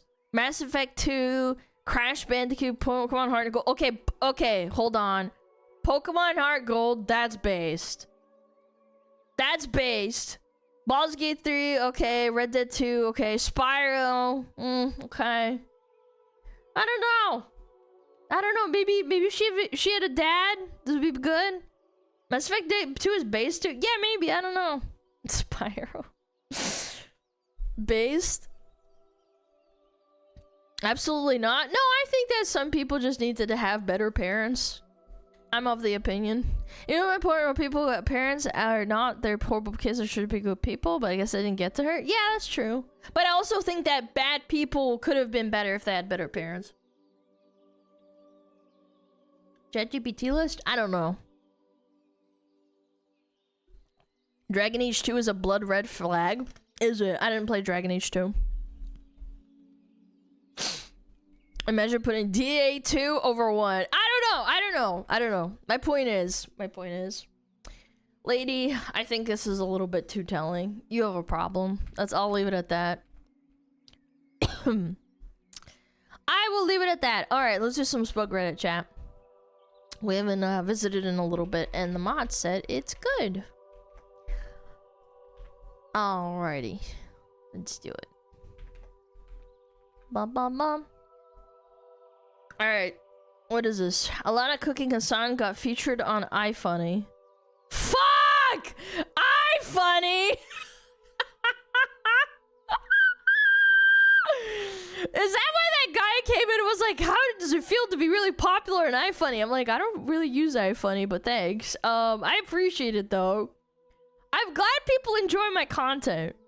100k smugglers? Dude! 101k smugglers! I haven't used that in years. I mean, I don't judge. Maybe some people really like iFunny.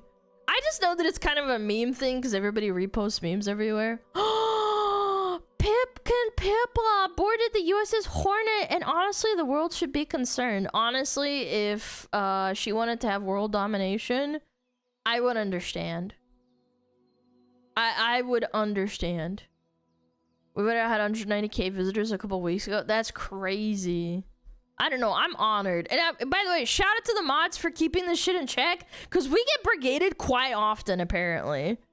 Yeah, there are freaks that fucking hate me, and they try to get me get my Reddit banned. And we try to keep it as clean as possible. And this is a PSA too. If your shit gets deleted, it's nothing against you. We have a very, very strict, like, deleting policy. So anything that's even remotely like, women doing something fucking dumb and funny, that can be perceived as a thing that could get the entire subreddit locked down and banned. So I do apologize. I've looked at stuff like that on my Twitter and stuff. That's fine, but Reddit is fucking retarded. So take that with a grain of salt. But anyway, very cool cosplay. Very nice. What is this? Too cute. Hugh, look, I drew with my new friend Emily. Hi. Play together. Okay. I'm assuming that's a crossover with another game, right? I remember this game. I can't remember what it's called, though. RE9? Yeah, RE9! That was it. That was what you guys were talking about, right? Yeah, with a little kid. Oh, that's so cute. Hi. Me and Emily. That is so cute. And she's blushing. Oh, she's crying. Wait, chat. She's crying. Yep. She's crying. We gotta get her banned. No. God damn it. Romance is dead. Translated from Japanese. Uh-oh. I went to a soap land, and when the girl asked me what cosplay I'd like her to do, I answered wedding dress, and I got banned.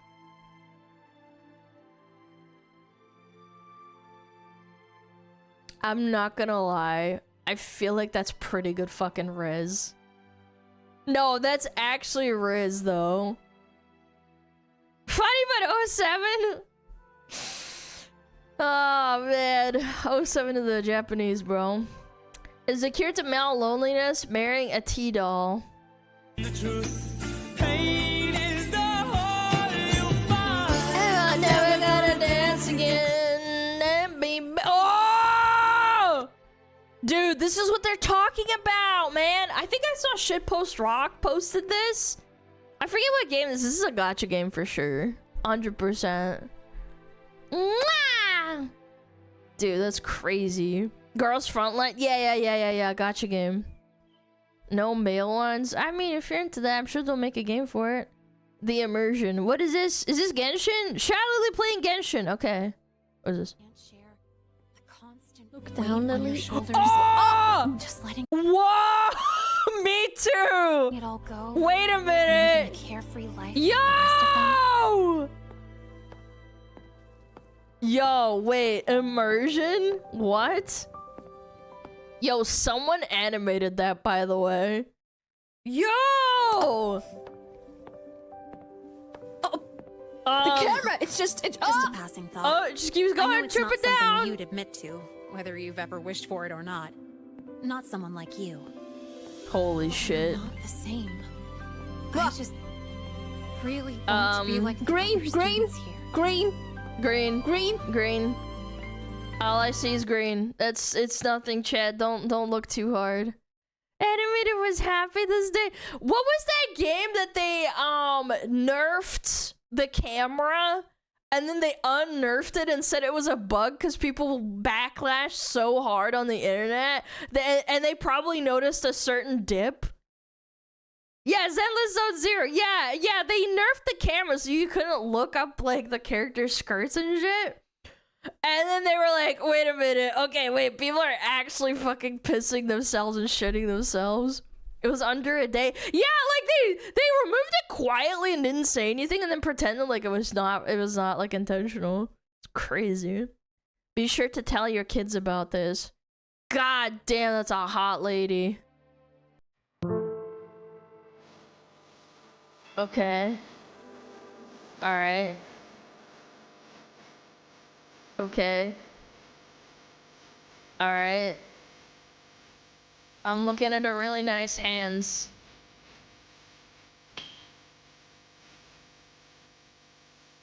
Okay.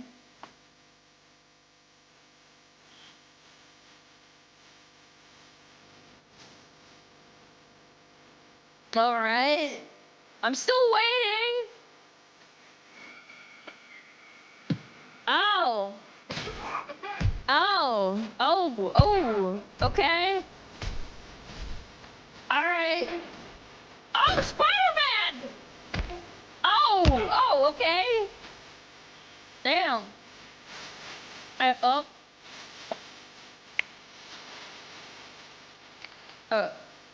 Someone call the police, maybe? Man, she's got nice hands. Oh! Damn! What? I'm not gay! What? I'm not gay! What the fuck? I feel attacked. This smiley face. Fuck this bitch. Fuck you. You know what? Some guys have all the luck. Oh, another pretty lady on the screen. Hey guys, today we're rating the guava Doritos drink. Wiping the drink after my girlfriend takes a sip to get a reaction. Oh, hell no. Try first. Thank you. Pretty good. What the fuck was that? Wait. Dude, it is pretty good. It's like kind of sour. It definitely tastes a lot like guava. Like, yo! Don't fucking do that shit again. Yeah!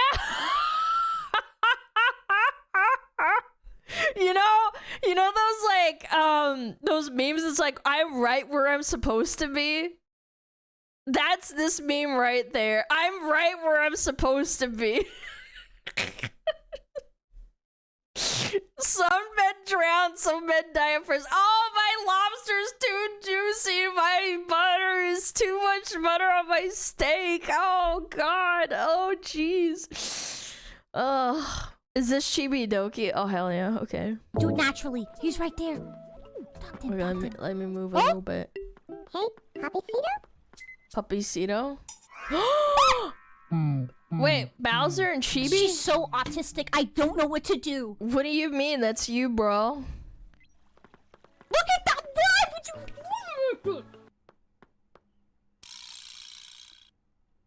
No! No, my mom! No, my mom! Wait, Bowser x Chibi mom? No way! Yo, Chibi got cucked from her mom. Anyone else?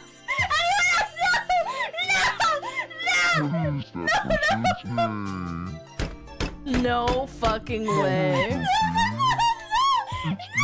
No!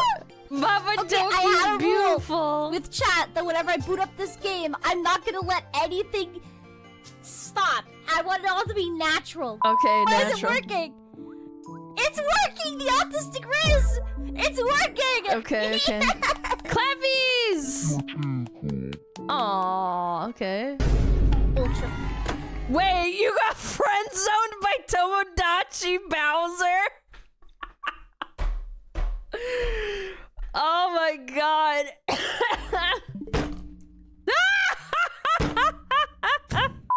Friend zone. Oh.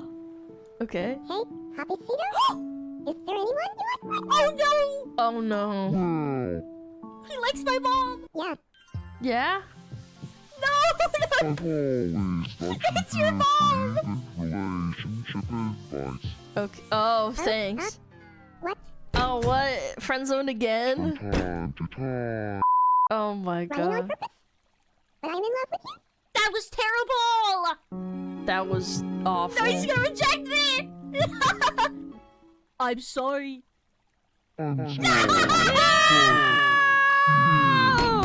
Poor Chibi! Oh, she's depressed. He wants my mom. He wants my mom. That's so bad. Girl. Stop. Girl, what are you doing? She's so in love with him. 3 times. What's happening to me?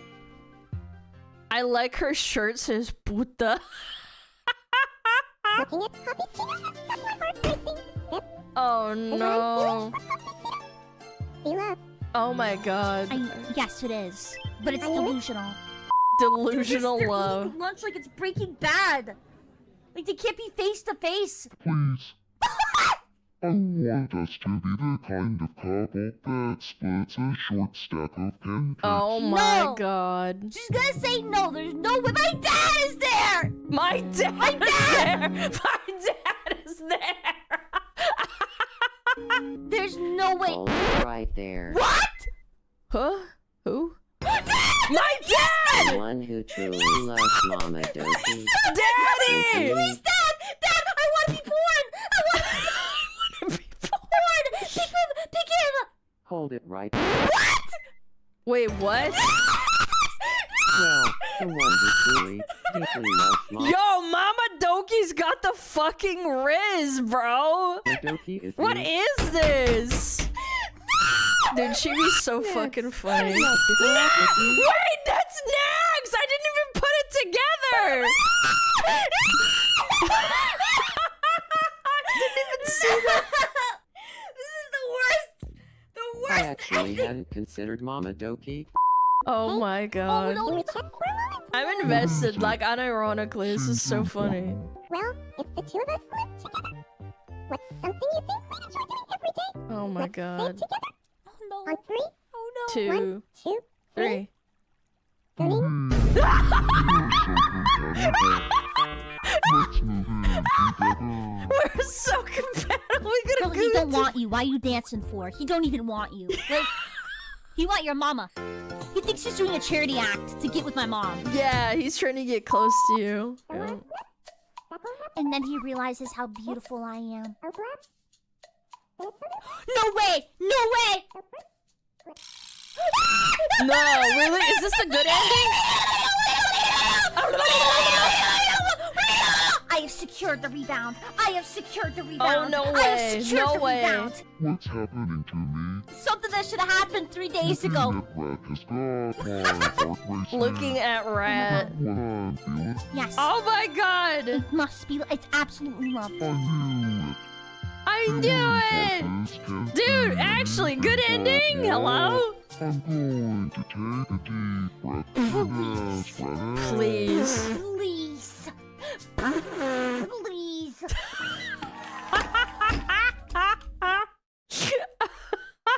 This is so good. Nags is still her dad. Wait, it's fuck, dude. Oh my god, that was so funny, dude. Yeah, I've seen a lot of funny clips of this game. Yeah. This one takes the cake though, I'm not gonna lie. The Twilight ending, yeah. Oh. Yep. Alana, sweetie, it's time to come out now. No, I'm not coming out. Dearie, please, the photo shoot is starting soon. No! Could you at least tell me why? Holy honkers, Cha-Cha. Jesus Christ. This outfit's too loud. It doesn't match my tan lines. Uh-oh. Chad's gonna freak out. Ah!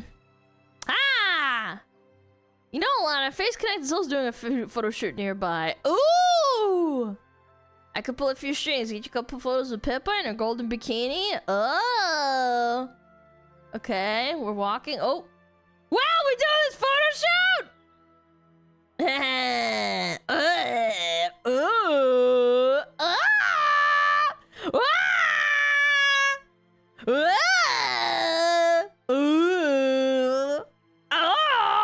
Wait, why am I like on all fours crawling to Pippa? I'm not like I don't want Pippa that way. I just like her.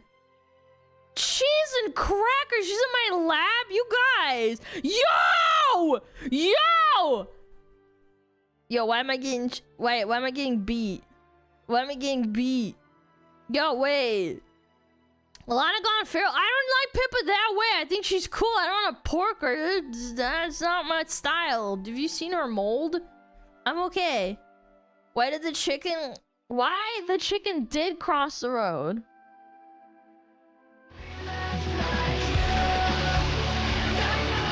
Oh my god.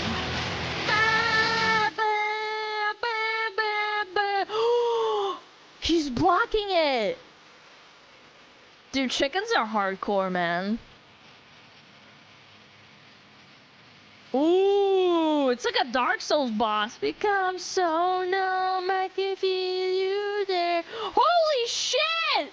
Yo, rat attack! Bombing this, all I want to do is be more like beep. A second chicken! Oh my god, this is hardcore. This is amazing! Oh my god, no!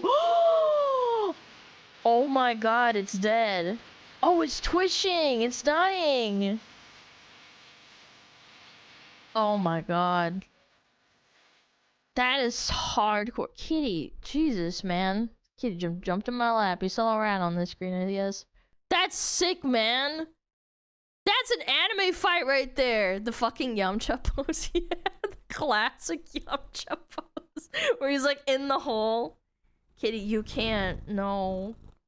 You can't just purr and like purr and start purring and disturbing me. He's so loud, dude.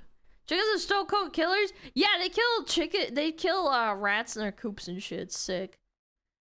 Yeah.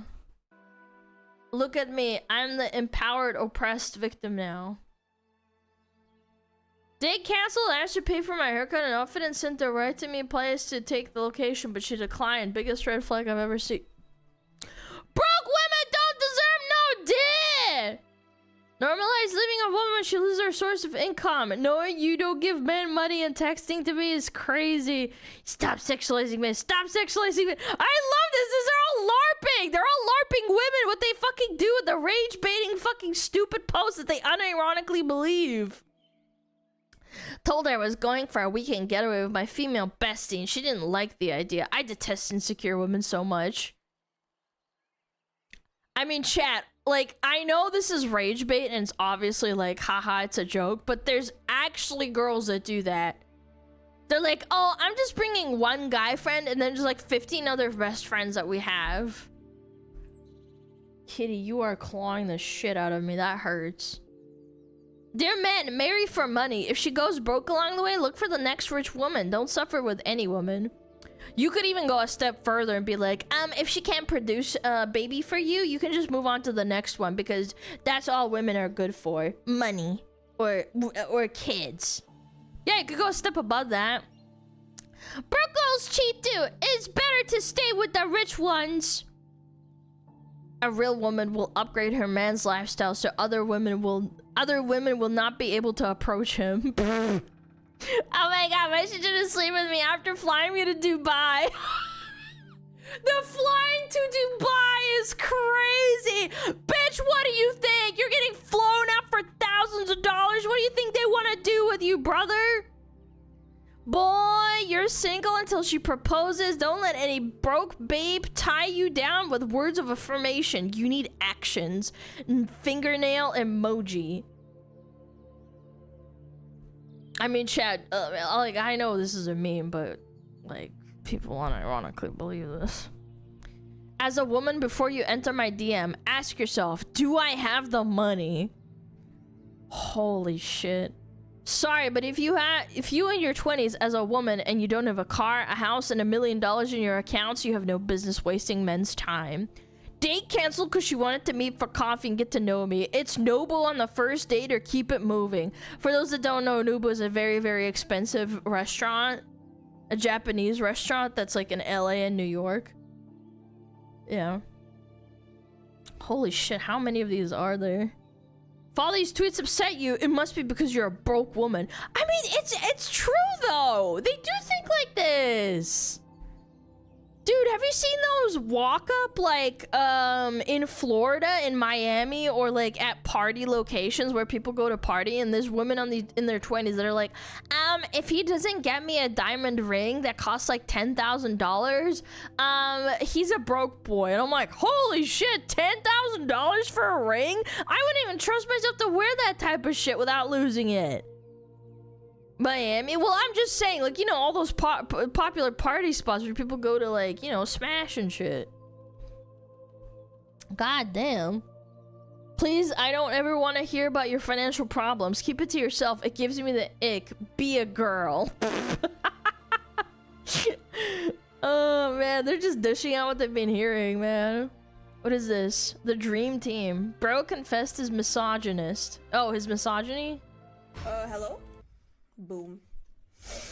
Okay, please let it be a good game and a good team. Hello, team. I would like to introduce myself. I am a glue sniffer from Germany. Living in Switzerland now, and I dislike women. I'm a misogynist. How are you doing, team? You know what? At least he's honest. I wouldn't queue up my mic. I wouldn't. Wait, let me do a line of coke. Cool. Wait, this is actually gonna be a good team, though. Hello? Dude, honestly. Yeah, we got glue sniffer and cocaine sniffer in the same lobby. We're good. We're actually good. Alana driving? Beep beep. Yeah, I mean, get out of my way. What do you mean? I got places to be. Beep beep. Run him over, based. Yep, yep. Keep going. Yeah, fuck him. No, everybody get out of my way. Princess Alana coming through. Boom, boom, boom. Yep, I don't need to pay no toll. Nope. Nope, nope, that's me. Beep, beep. You had enough time to react.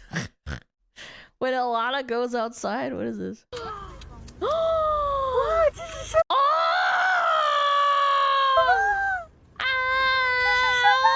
It's so cute. Dude, that is so rare to see. Oh my god, they're so cute. Wow. Oh my god. Wow. Dude, why are they so cute when they move, bro? Every time I see a snow fox, an Arctic fox, they just move like little, I don't know, like little pillows. With legs, essentially. It's so cute. I freaking love foxes. They're so adorable.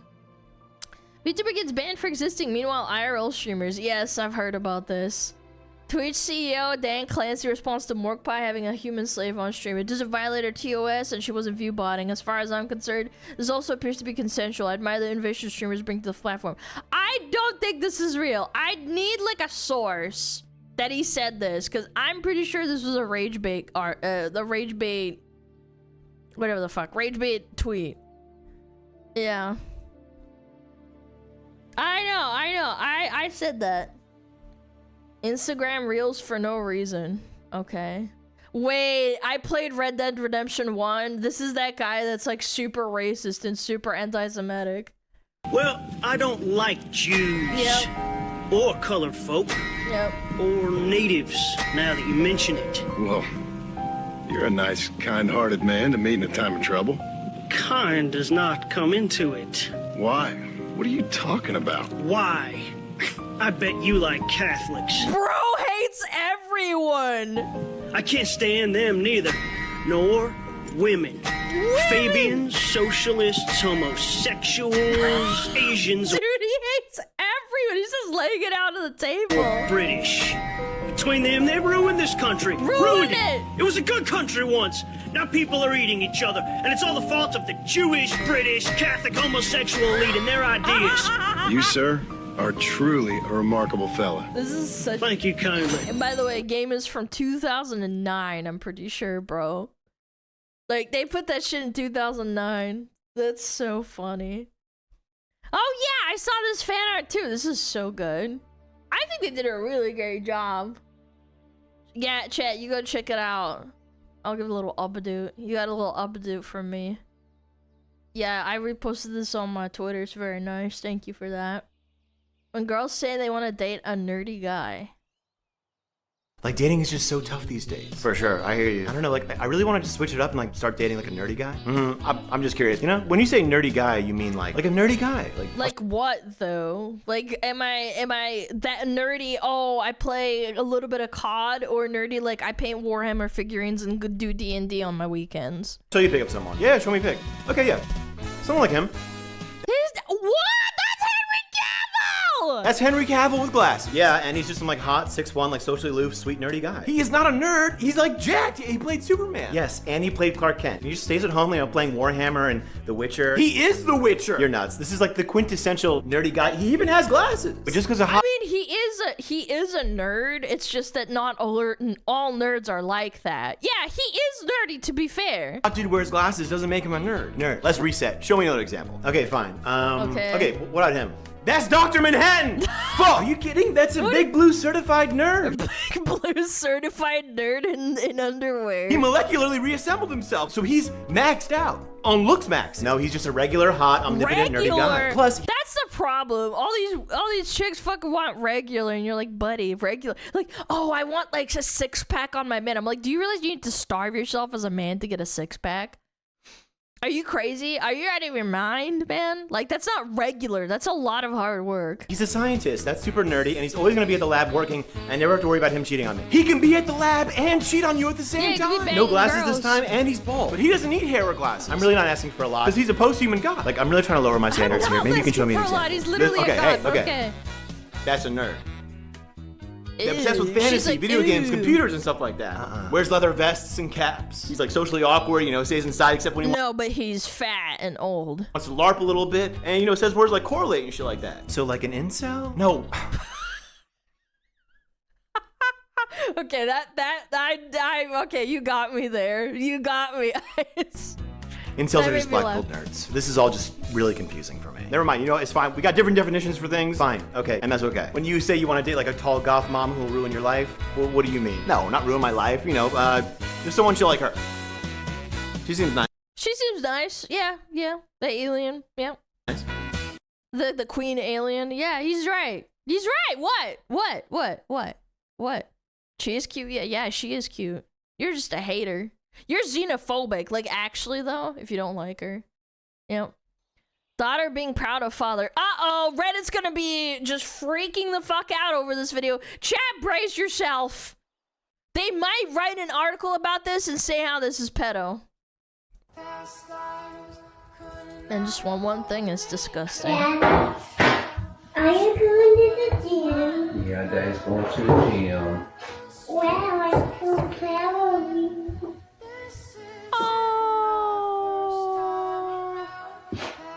Thank you for being proud of me. I'm proud of you too. See, that's what I mean. Like when Diana, I know this is a fictional character compared to like an actual kid, but like it evokes the same feeling when she says, "Ah, good job hitting him." Oh, you know, like that's the feeling, right? Like you're capturing the essence, right? God damn, man, so cool. Best anime waifu in history.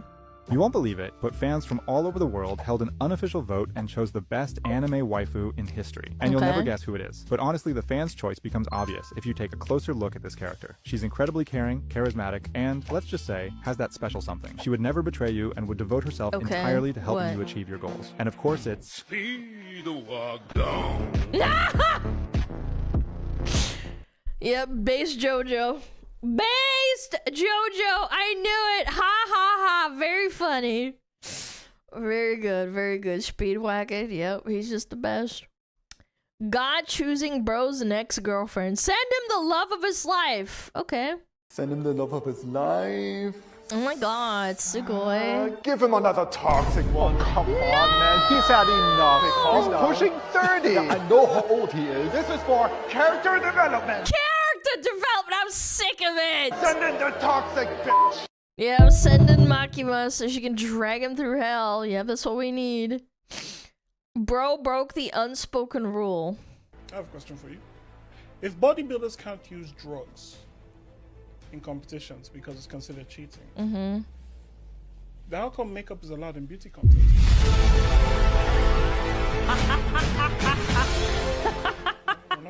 we're not allowed to. I mean, honestly, he makes a really good point. That's fine. No, because I was just wondering, because it's cheap. Okay, yeah, yep. Yay. Is he wrong, though? I think he's right. Because if you're going to look at the most, like, natural bodybuilders, well, yeah, obviously, if you want to be a bodybuilder, like, you're going to take care of yourself. But, like, yeah, using steroids is going to give you a massive, like, advantage. Yeah, if you put on makeup as a girl, you can hide features, you can contour your face to make it look sharper or more, like, soft or something, or put blush on, yeah. Why are you booing? I'm right. Yeah, I don't know. I mean, I'm a girl, I wear makeup sometimes. I think that, like, yeah, it's kind of cheating. Yeah, it is a little bit. Sweetheart grips! Oh, is that freaking Tomoe? Oh my god. That's so sick. I want to get my own grips. Favorite character. That's sick. Gen Z edition. That's very nice. Very cute. With this kind of public advertisement, I think it's safe to say the cyberpunk dystopia is finally here. Sext GPT. Bro. This is out in public? Where is this? California, probably? Yeah, this is California. Yeah, we're getting every step closer to cyberpunk, bro. That's Vegas? Oh. Sunset Boulevard? Sunset Strip. Oh, yeah, this is Vegas. You're right. Wow. I mean, maybe this is the red light district where, like, they just see boobies everywhere. How's that legal? I don't know. No idea. Like, imagine you're a little kid, you just look up and there's just honkers. Jeez. Give me one of them apples. There you go. I said I wanted a rum and coke. Just try the apple, buddy. Okay. Tastes like rum. What? Well, yeah, turn it around. Oh god, it tastes like Coke. This is amazing. What? You're welcome. That's cool. I get a gin and tonic. You got it. Gin and tonic. Wait, why did you give him a cup? I asked for a gin and tonic. Oh, it's an apple. Trust me, okay. it's worth it. Alright. Oh, it tastes like gin. There you go. Turn it around. That's cool. Oh, it tastes like tonic. It's like my favorite way to get drunk now. Amazing. Alright. Hey, buddy, what can I get for you? 1 sec. Can't decide. Sure. No matter what you want, this guy's got an apple for every taste. Yeah, just believe, man. Order one. Jeez. Okay. All right. In that case, do you have an apple that tastes like? Do I have an apple that tastes like? Is that what you're talking about? What? Yo! That tastes like shit. Turn it around. Okay. It's like I'm back in Thailand. Wait. It's like it tastes like shit. That apple clearly didn't clean itself off, if you know what I mean. God damn. That's a great joke. Yeah, that's funny, dude. It tastes like that. Russian cursive handwriting? Okay. Sheesh! Yep. This is why I hated it when my mom and dad would leave me cursive writing hand notes. Mishki.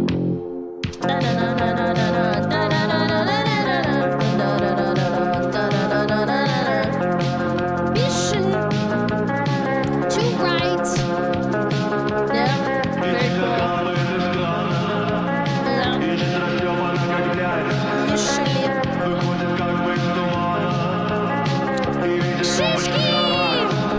Little pine cones, yeah. Yeah, isn't it awesome? Don't you love that? Ba ba ba ba ba ba ba ba ba. Lily. Shin Shilly. Shin Shilly. Yep. Man, I hate Russian cursive sometimes. What the fuck? This is fake, right? No, this is not fake. I'm not even kidding. I'm not joking. My parents, because I'm okay at reading cursive Russian, but specifically in instances like this where they write it really fast, sometimes it becomes almost indecipherable and you have to guess, and I actually had to ask my parents to write me in block letters, because I never went to school in Russia. I only learned it through like my parents, my family, reading and writing online and stuff. Like I know how to write myself, but it's hard. And doctors are super bad. Yeah. Yeah, Russian fucking handwriting is funny. It is very funny. What is this? Average relationship between VTubers and their mods? I think I've seen this before. We may not listen to you sometimes. Or respect you. And sure, we like making fun of you. But There is no but. That is all. That is all. That's it. That's all you get, buddy. Oh, that's good. That's good. Yeah, what? What do you want? It's something else. Let's talk about dating as a muscular woman. Oh, I think I've seen her before. She talked about oranges, I think. Let's talk about dating as a muscular woman. Once I dated a guy, I thought my body was disgusting. So I'm 5'3". Weird. I don't know. That means that you're insecure. You're a weirdo. 5'3". He was like... It's okay to have preferences. By the way, nothing's wrong with it. If you don't like how she looks, but don't say she's disgusting. She's putting so much work into her body. A couple inches taller, but I was stronger than him. The man didn't lift weights. He was so cute and small. It was cute. So this guy told me that my shape wasn't very feminine. I was like, whoa, I'm way more curvy than the average woman. Yeah, I mean, you have more definition. If you work out, you automatically have more definition, man or woman. Kitty, god damn it, man. You're biting me. Look at my shoulder, my bicep. I'd come back from the gym and be like, check out my palm. And he would look at me and say, that's gross. So I literally bought sweaters and wore them around him because he liked me better that way. To this day, I have no idea why he dated me. I mean, you're allowed to have your preferences, but don't date me knowing my lifestyle. Anyways, the moral of the story is to find someone that loves you for you. Not someone who makes you feel like you have to hide parts of yourself to be loved. True. Is that mostly roids? No. Roided out women look way more different. She's naturally like you don't understand. Roids looks way more defined and like I want to say like gaunty. Does that make sense? I don't know what the word is. Like yeah, like you look more gaunt. Yeah, she's all natty. Yeah.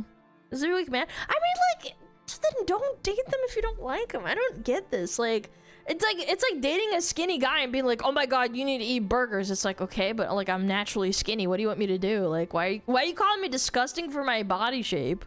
See, that's the kind of body positivity where I'm like, I'm fine with it. But like the ones that are like, oh my god, I'm so fat and beautiful and like I need to eat 10 Big Macs a day. Otherwise you need to love me. And if you don't, then you're a bigot. That's cringe. That's cringe. Shut the hell up. Shut your fucking mouth. Alright, God Inventing Man. This is gonna be the last one, Chad. This is the last one.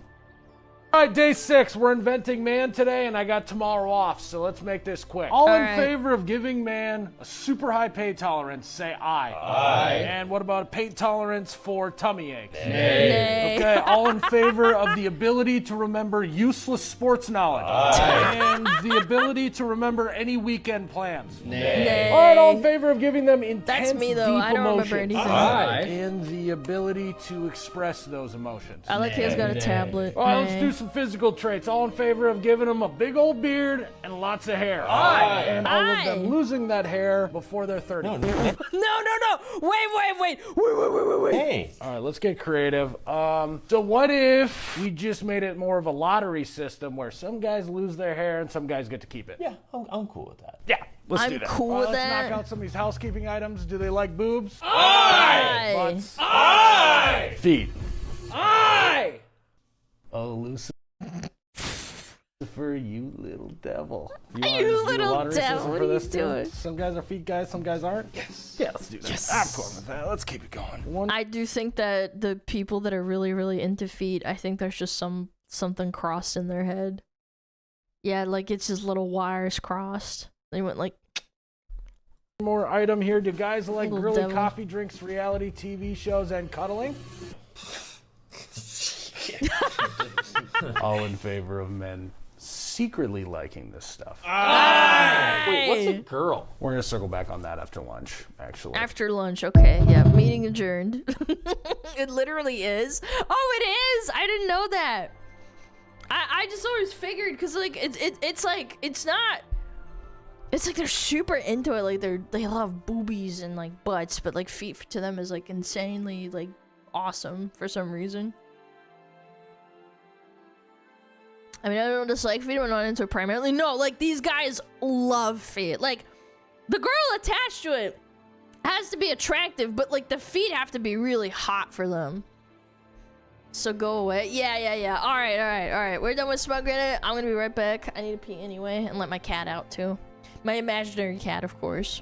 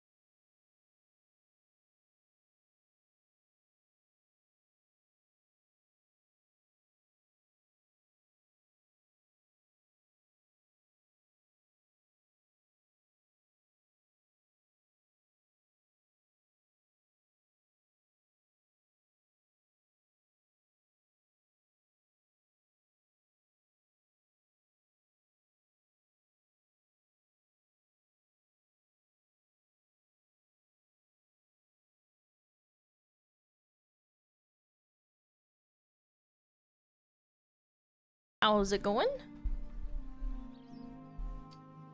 Ooh. By the way, does this room sound a little bit more echoey because I started packing? I'm gonna have to move in like 3 weeks or 2 weeks. Yeah, I started putting shit away. No. Moving to a bigger place. No, I don't want to talk about it. It is what it is. I gotta move. Evicted? No, it's not evicted. You should really like that. I know. It's not eviction. No, it's not eviction. Jesus Christ, no.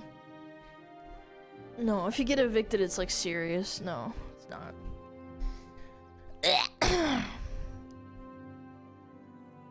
Yeah, it'll be fine. I'm gonna move at some point.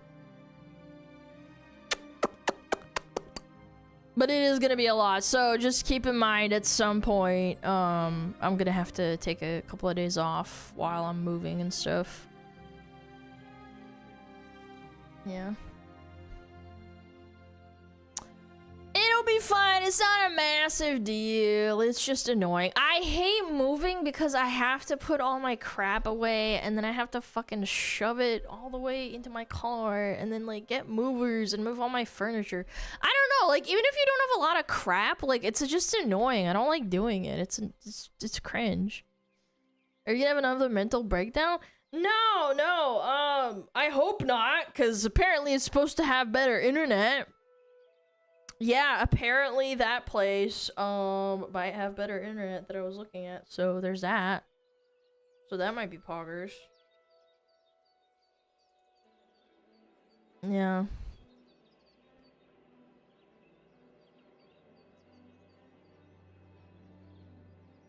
It's not because I'm anything bad. No, it's...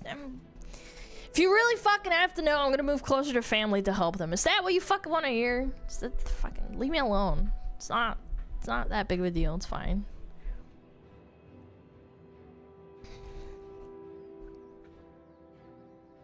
Yeah. It's fine. You didn't have to say it. No, because people are fucking speculating and being fucking annoying. It irritates me. I'm sorry. It's just like a pet peeve of mine when people start speculating and I can't control it. It's just annoying. No, it's not super bad. But anyway, yeah, just keep that in mind. At some point I will have to do that. Not today, not tomorrow, like at some point. No other fucking business. Yeah, but you're also fucking speculating and being joking and stuff, but then people are taking it seriously and it's annoying. I don't know.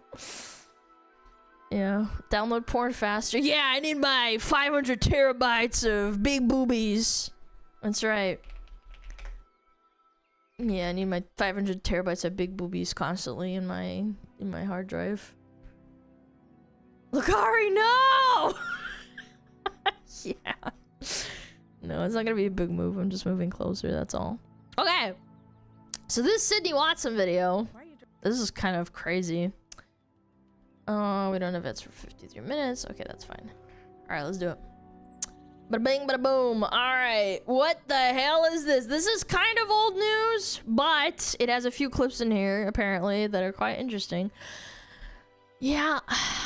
Yeah. This is gonna be sick. Alright. OF creators are so mad at Euphoria Season 3. Why are they mad? Because they're portraying OF creators or something? Yeah, she's got doggy ears on. Isn't that what they do? Why is she a baby? Ugh. Why are you dressed as a baby? Oh, it's a whole subculture. Babies? Adult babies. Ew. Dude, they made her say that on camera with a straight face, by the way. Yeah. Ew, indeed.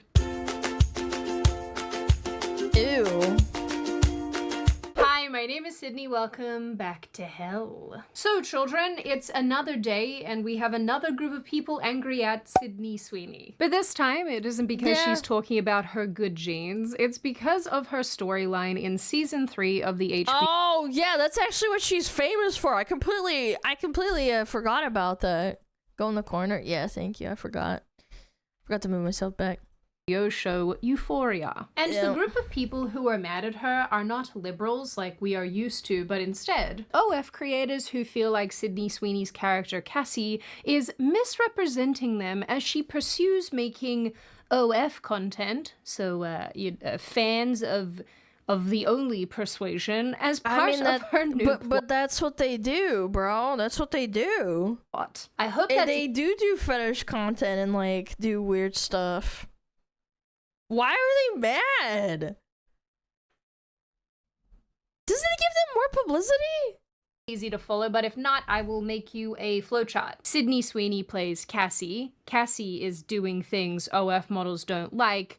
OF models mad at Sydney Sweeney. Yeah. In addition to being really just so... Also, why are you mad at the actress when she's just doing what her script and contract tells her to do? You do realize that these actors are contracted to do things, otherwise they break their contract and lose all their money. Like what are we doing here? Perfect. You really like why are you mad at her and not the writers for writing it that way? Like that's another thing. You have to have a laugh at this. It's absolutely not like these OF creators misrepresent themselves all the time, overinflating how much they make and lying about their income. Yeah, it's all about like hoflation and showing off how much money they can make. Yeah. As covert ads to get other women to join. We talked about that. One of them was like calling out Sophie Rain for faking how much money she made. I'm like, okay, hold on. I know it sucks that she's like faking how much money she made, but she still makes a boatload of money. The difference is like, what, a couple of decimals? Never. Now, I will say that I am no Euphoria superfan by any stretch of the imagination, but like many of you, I assume, I have been watching season 3 of the show, and while there are already a number of things to be critiqued about this season, the one thing that is absolutely getting to people overall is the way that Sydney Sweeney's character Cassie is being represented. For plenty of people, seasons 1 and 2 of Euphoria do feel like a completely different show to season 3. Maybe that's intentional. And many of the characters, Cassie included, are quite different to their original depictions. How does one get here? Seriously. For those who are not familiar... What the hell? I thought this show was about drugs and sex. How did we get to this? Yeah, Euphoria is an HBO drama series that takes place in a high school setting. Season 1, which was released in 2019, centers on Rue, a 17-year-old drug addict returning from rehab who is trying to stay clean. Rue forms a close relationship... I never watched it, but it was really popular a long time ago. ...with Jules, a transgender character, and the season overall explores their bond alongside the chaotic lives of their friends and classmates like volatile Jock. Do I normally say... You know what's funny is that shows like this existed like even like probably I want to say 20 years ago. I forget what that show was called in... I think it first started in the UK. And then they made like a spin-off in America. I never watched it. Skins, yeah, that was it. Yeah, that one. It's literally no different from this. The word Jock, I guess I am now. Jock Nate and his girlfriend Maddie, insecure Shy Cassie, and others. Season 2 of the show dropped in 2022 and continued this same trend, introducing a love triangle between Nate, Cassie, and Maddie. It's worth noting that Cassie and Maddie are best friends, and other confrontations between the characters. Season 3, which dropped only, a few weeks ago now, so far has 2 episodes, and we have jumped forward in time 5 years. Teen drama I assume this is to account for the aging. Sure. What's crucial to know about Mainstream this is that slop. in this timeline, Nate and Cassie are getting married. In episode 1 of the new season, we see Nate coming home to Cassie dressed as a dog, having their maid take pictures? Take photos of her for social media. Nate obviously doesn't like this, of course. He thinks it's degrading, and he turns his disdain for her costume into an intimate moment, if you will. Yes, guys, that's totally what happens. Euphoria gonna Euphoria. Yeah. I don't know what anybody else expected. Later. But then other people could argue that's the point of making people uncomfortable. Yeah, I don't know. I mean, like, again, argument is to be made because it is like, you know, a TV show slop. We learned that Nate, who is doing quite well for himself, presumably in business, tells Cassie that she cannot have $50,000 worth of flowers at their... $50,000 of flowers?! What the fuck is wrong with you? Buy a car or something. Wedding. Which is, I don't think that's that unreasonable. I don't, This is the catalyst event that sends her down the path of wanting to start an OF in order... I didn't get $50,000 for my flowers for my wedding for one day, so I'm gonna start an OnlyFans. Yep, guys. Yep, we've done it. That's how it happens. To pay for the parts. Some people are like, I can't afford rent, and I'm gonna start an OF. Yeah, this chick's like, oh yeah, $50,000, no flowers. Oh yep, I'm gonna start an OF. Her wedding that Nate won't. Feeling cornered by the conversation, he reluctantly agrees to let her take risque photos, but stipulates that she isn't allowed to show her face and breasts, or I guess... Let me guess. I don't watch the show at all. Let me guess, she escalates it. Because once you give them an inch, they take a mile. Other parts of her body as well, in the same photo at the same time. That's gonna be like a plot Basically, twist. she has to maintain a level of anonymity and limit how schmorna schmaffic, if you get what I'm saying, all of her photos get. Cassie jumps right onto this and starts shooting content right away, with silly/ridiculous fetishy themes, dressing up as a baby, eating ice cream while it drips down her hand, and so on. In addition to the earlier, puppy play stuff. My God, people have weird tendencies. And you know what's funny is that it's not far from reality. People are into that shit, man. The foot thing on its own is bad enough. Why are people out here being interested in babies? What the hell is that? Because they have like age regression, mental issues, and they want to be kids again, and then they're adults, so they're not like technically doing anything illegal. And then it's like, oh, well, there's nothing wrong with it because we're just dressing up as kids. It's like, yeah, you're still a fucking weirdo, but okay. On the internet has definitely taught me that it's fucking cringe, you man. guys are weird as hell, or I am just too vanilla for words. Because what the fuck? Self-inserts of the Most of what writers? I Yeah, just maybe, I don't described know. takes place in episode 2, and I'm sure it'll only get worse from here. So I Yep. guess stick around and we shall find out. Now, Average Reddit interest. Yeah, thinking about kids, that's the average Reddit interest, huh? interestingly, OF being presented like this has ruffled feathers in none other than the OF community itself.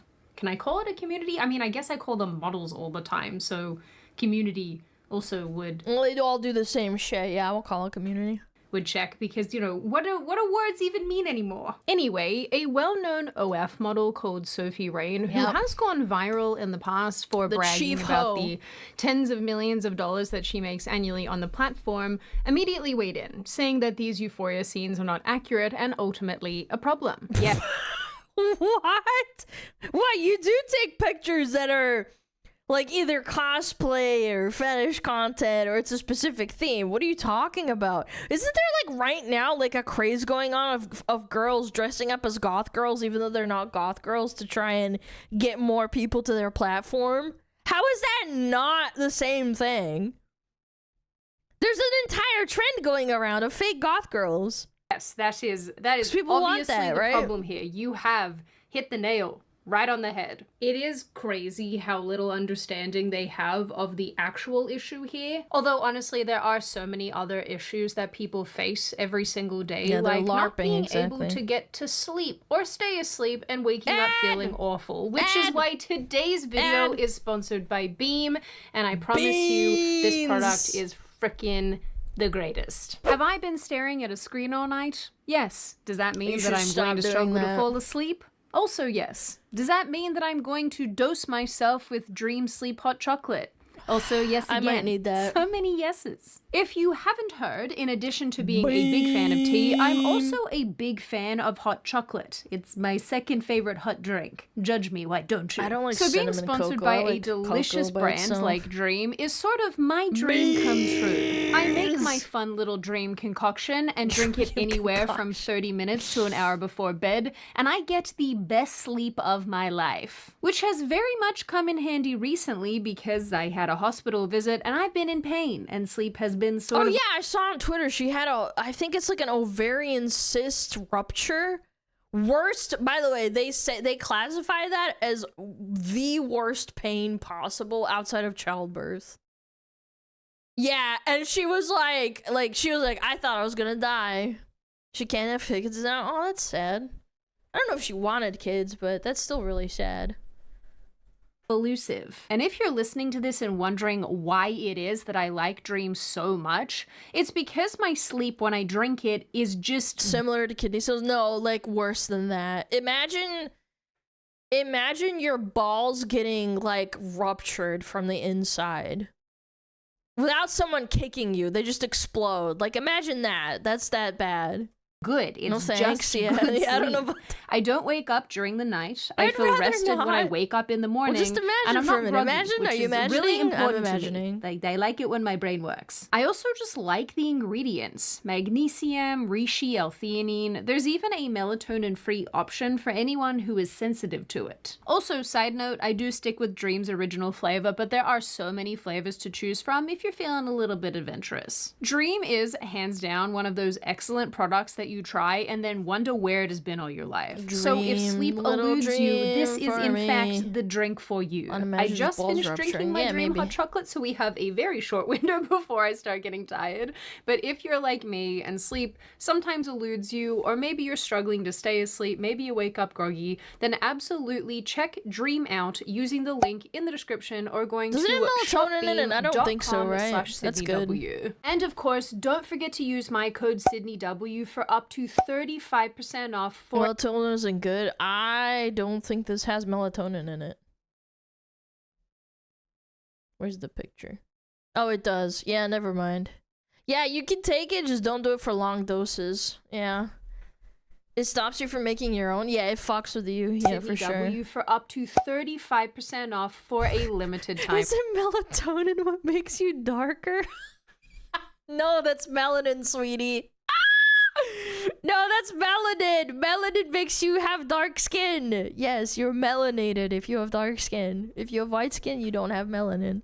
Only. Melatonin is I would very different. much love to No, play they don't you put the actual people in clip there. of her speaking, but unfortunately, it's a TMZ clip, and they are quite aggressive when it comes to copyright claiming, they love and their money, I don't yep. want to deal with that, so I'm just going to paraphrase. Essentially, Sophie made the comment that she thinks it's cool that OF is being legitimized in the entertainment space like this, but she thinks the way it's being done is over-dramatized. She says, I've seen Cassie dressed up as a dog, like being pulled on a leash, and I just think that's crazy. I'd never do that. They're definitely just making it dramatic for entertainment, but it's not reality. Girl, is this you? I think I literally was about to say, how is this different from dressing up? Like, what is wrong with you? it is. They're just jealous. They didn't get to fucking capitalize it and have the narrative that they wanted. That she doesn't know any OF creators that are putting on dog outfits, and she thinks that Sydney Sweeney's character dressed up as an infant was really disturbing and that should be illegal. She says that while she likes Cassie's character overall, what the show is depicting is crazy and absolutely for shock value. She goes on to say that it As does opposed to you posting pictures of yourself in a leopard skin suit and, you know, having a little cat tail. Okay. Sure. doesn't align with her character and the What if content this is just an elaborate, like, oh, I'm gonna rage bait you into looking at my OF? that she personally puts out. Didn't you and your ilk make content with like a 17-year-old not too long ago?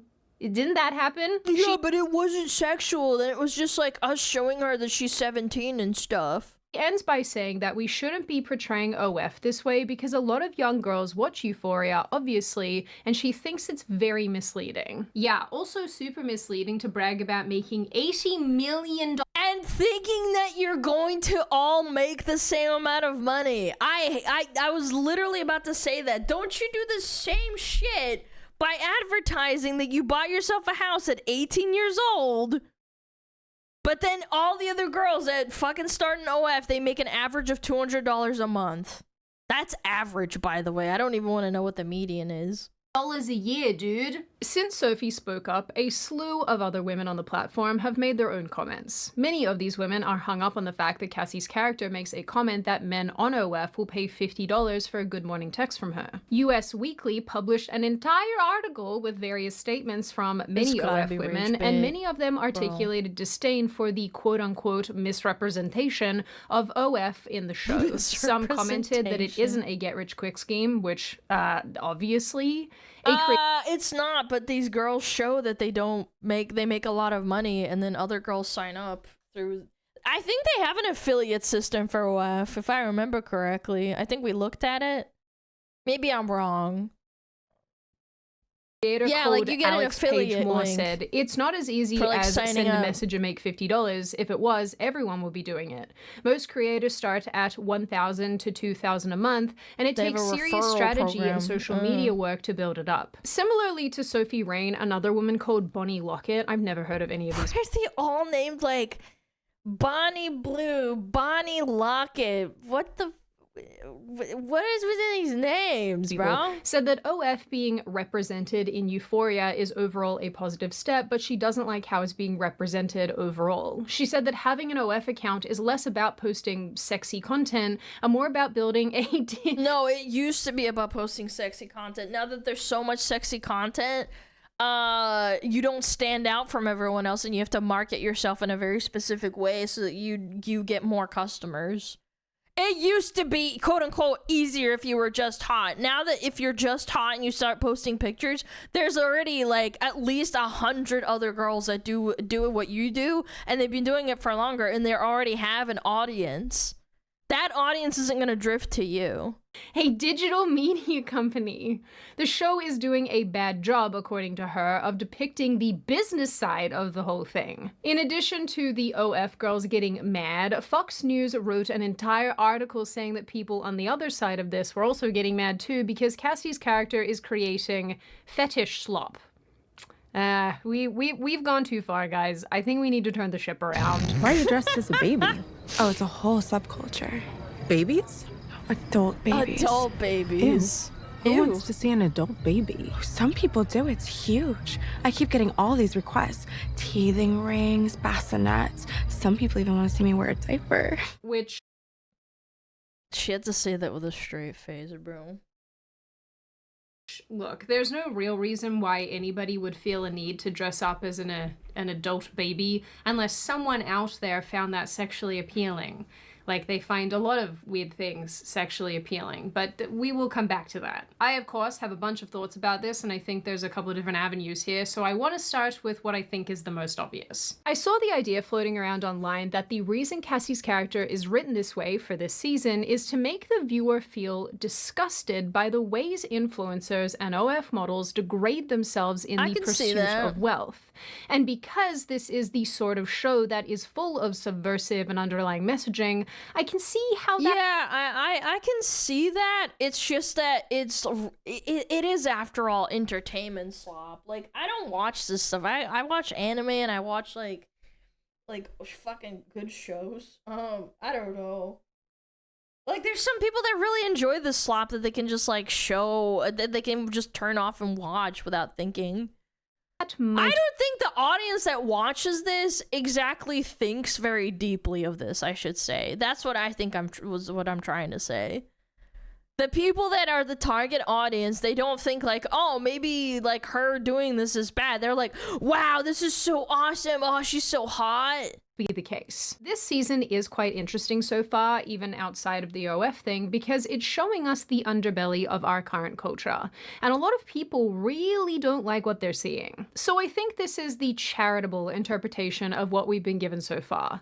That the writers wanted to create a social commentary on several areas of life, but selling intimacy and adult content, which has become a huge thing in the modern era thanks to OF and other platforms, but they've managed to make it look revolting from so many angles. And this doesn't only apply to Cassie's images and her depictions in the show, but other characters who are pursuing online adult content as well. Wait, this not just her? This entire season's about that shit? Same goes for selling adult relations generally in these episodes, as there is a strip club that features pretty heavily. It's also worth noting, for those of you who've not seen this or perhaps don't remember, dude, it's just all about sex. This isn't even the first time that the show's writers have done things like this. In season 1, the writers used the character Kat as a vehicle to explore underage camgirling. Oh, I remember people talking about that too, yeah. Yeah, all these men talk to her and they don't know that she's like underage, but she's paying off her money. Like, she wants money. she's paying off stuff with it now. Some might have written this off as extreme, but really it fit in with the show's unintentional, or potentially intentional, commentary on the over-sexualization of teenagers. Anyway, point being, I find it interesting that there's little outrage about the normalization of OF these days in real life, but when Sydney Sweeney does it on television, people lose their ever-loving minds. The other interpretation... They don't like the narrative that's being spun that it's bad, or that it might be perceived as bad or raunchy. Because it is! They're not controlling the narrative. It's not in their fucking little bubble. It's in mainstream media. That I've seen, and this sort of also occurred to me as well, is that this entire thing is basically just one like giant her. I mean, that's humiliation besides the ritual point. I for think that's Sydney a Sweeney as a secondary. person. Which, if true, just opens a big old can of wormy noodles. Considering who Cassie was in seasons 1 and 2, a very complex character with some intense ups and downs, her depiction in season 3 feels a little bit alien. Cassie in high school, despite being conventionally attractive and popular, is still deeply insecure, emotionally vulnerable, and somewhat naive. Her backstory includes an absent, drug-addicted, alcohol-addicted father every single time. And early sexualization, which left her with low self-esteem and a pattern of letting men use her. Cassie's immense capacity for love is what made viewers adore her in the first place and really root for her, and also feel tremendous sadness watching her heart be taken for granted and abused over and over and over again. Yeah. By season 2, does she break the cycle though? No. After she becomes intimate with Nate, it's clear that she will do or say anything to make him love her. This, of course, doesn't really pan out exactly as she wants, and so Cassie becomes desperate for his attention. And as this desperation grows, it leads her to doing extreme things such as getting up at 4 a.m. every day to make herself look attractive, only for him to ignore her at every opportunity. Yeah, sure, but again, I can't help but think to myself that the target demographic isn't going to think that deeply of this. Like, nowadays with how influencers are perceived without, like, any, you know, moral dubiousness, and if you talk to, like, a kid, they'll be like, I want to be a YouTuber when I grow up. Oh, I want to be an Instagram influencer when I grow up. Do you really think people like that are going to be like, this message about these teenagers, there's a theme surrounding it where they're doing drugs and having sex. I think there's, like, a deeper meaning to it. I don't think so. I think it'd be delusional to think that people think that deeply. In this mode of the vast desperation, majority. viewers realize that Cassie would do or say anything to avoid being abandoned again, and this makes her dynamic and complex and ultimately a very sympathetic character. So with this in mind, it makes little sense, at least to me, to have a woman with this background and this level of insecurity and deep-seated abandonment issues suddenly manipulating and threatening a man she loves if he doesn't pay an exorbitant amount for flowers. Now, you could argue that this level of insecurity would make someone make an OF in the first place, but I'm actually not super sure that that's what the writers are getting at here. At least in my estimation, Cassie probably wouldn't behave this way. And there's an argument to be made that this storyline really would not be playing out if her character had stayed consistent, which sort of lends itself to the idea that the writers deliberately wrote this storyline for Cassie in order to have Sydney Sweeney doing the most embarrassing SHIT humanly possible. Yeah. The more I think that someone was saying in chat, I'm pretty sure, I don't know if she'll talk about it, but they said that, like, maybe because, like, people didn't like her in Hollywood over the whole, like, oh, the jeans thing, oh, it's just, like, a race messaging thing. They might have done this as a humiliation ritual because breaking your contract, especially with a long-running season like this, because what is this, season 2, I guess? It could, like, lead to bad things, like her getting her career completely ruined. Conspiratorial among us might attribute this to Sydney Sweeney's recent rise to fame, her interpretation as someone right-wing by the left-wing, her recent controversies, and maybe that was enough for the people working on the show to want to punish her in some way. Of course, there is no proof of any of this at all. It is just internet speculation, but it is a very interesting piece of internet speculation. Although Sydney Sweeney doesn't seem to think this herself, at least not what she's articulated in how the episode was made portion of these episodes that plays at the end of the episode. I'm saying episode a lot. I don't know if I can play you the clip for all of the, you know, regular copyright reasons, but basically she says that she thinks that the way Cassie is acting is still emblematic of Cassie's personality, which is which is really interesting because she's wrong. An interesting point though is if the deliberate humiliation thing is in fact accurate, it sort of works against the people who are trying to execute it, because Sydney Sweeney is back in the news again and all the right people are angry about this. Yeah. Which sort of... Well, she also apologized too, and that pissed off the people that were trying to defend her too.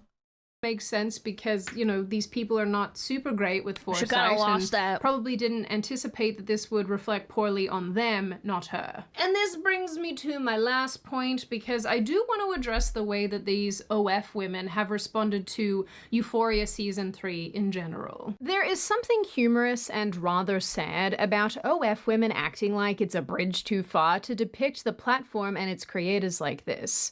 It is pretty bloody well established.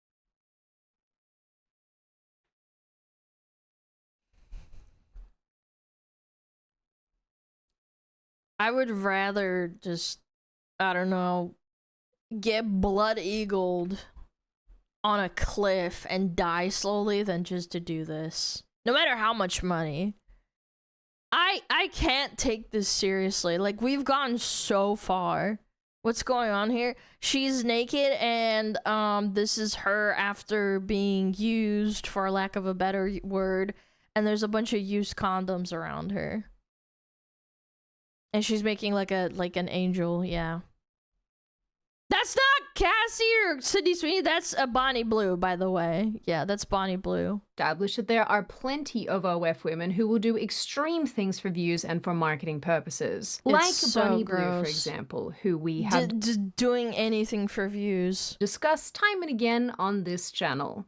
For those who don't know or who aren't familiar, and lucky you honestly, she is a woman who wanted to be tied up in a park, I think, and do a human petting zoo, except she's the only animal and she wouldn't be getting petted in the conventional way, if you know what I mean. Bonnie also started a campaign to sleep with as many men as she could in 24 hours after competing with another OF model called Lily Phillips, who tried to do the same thing and unfortunately got beaten.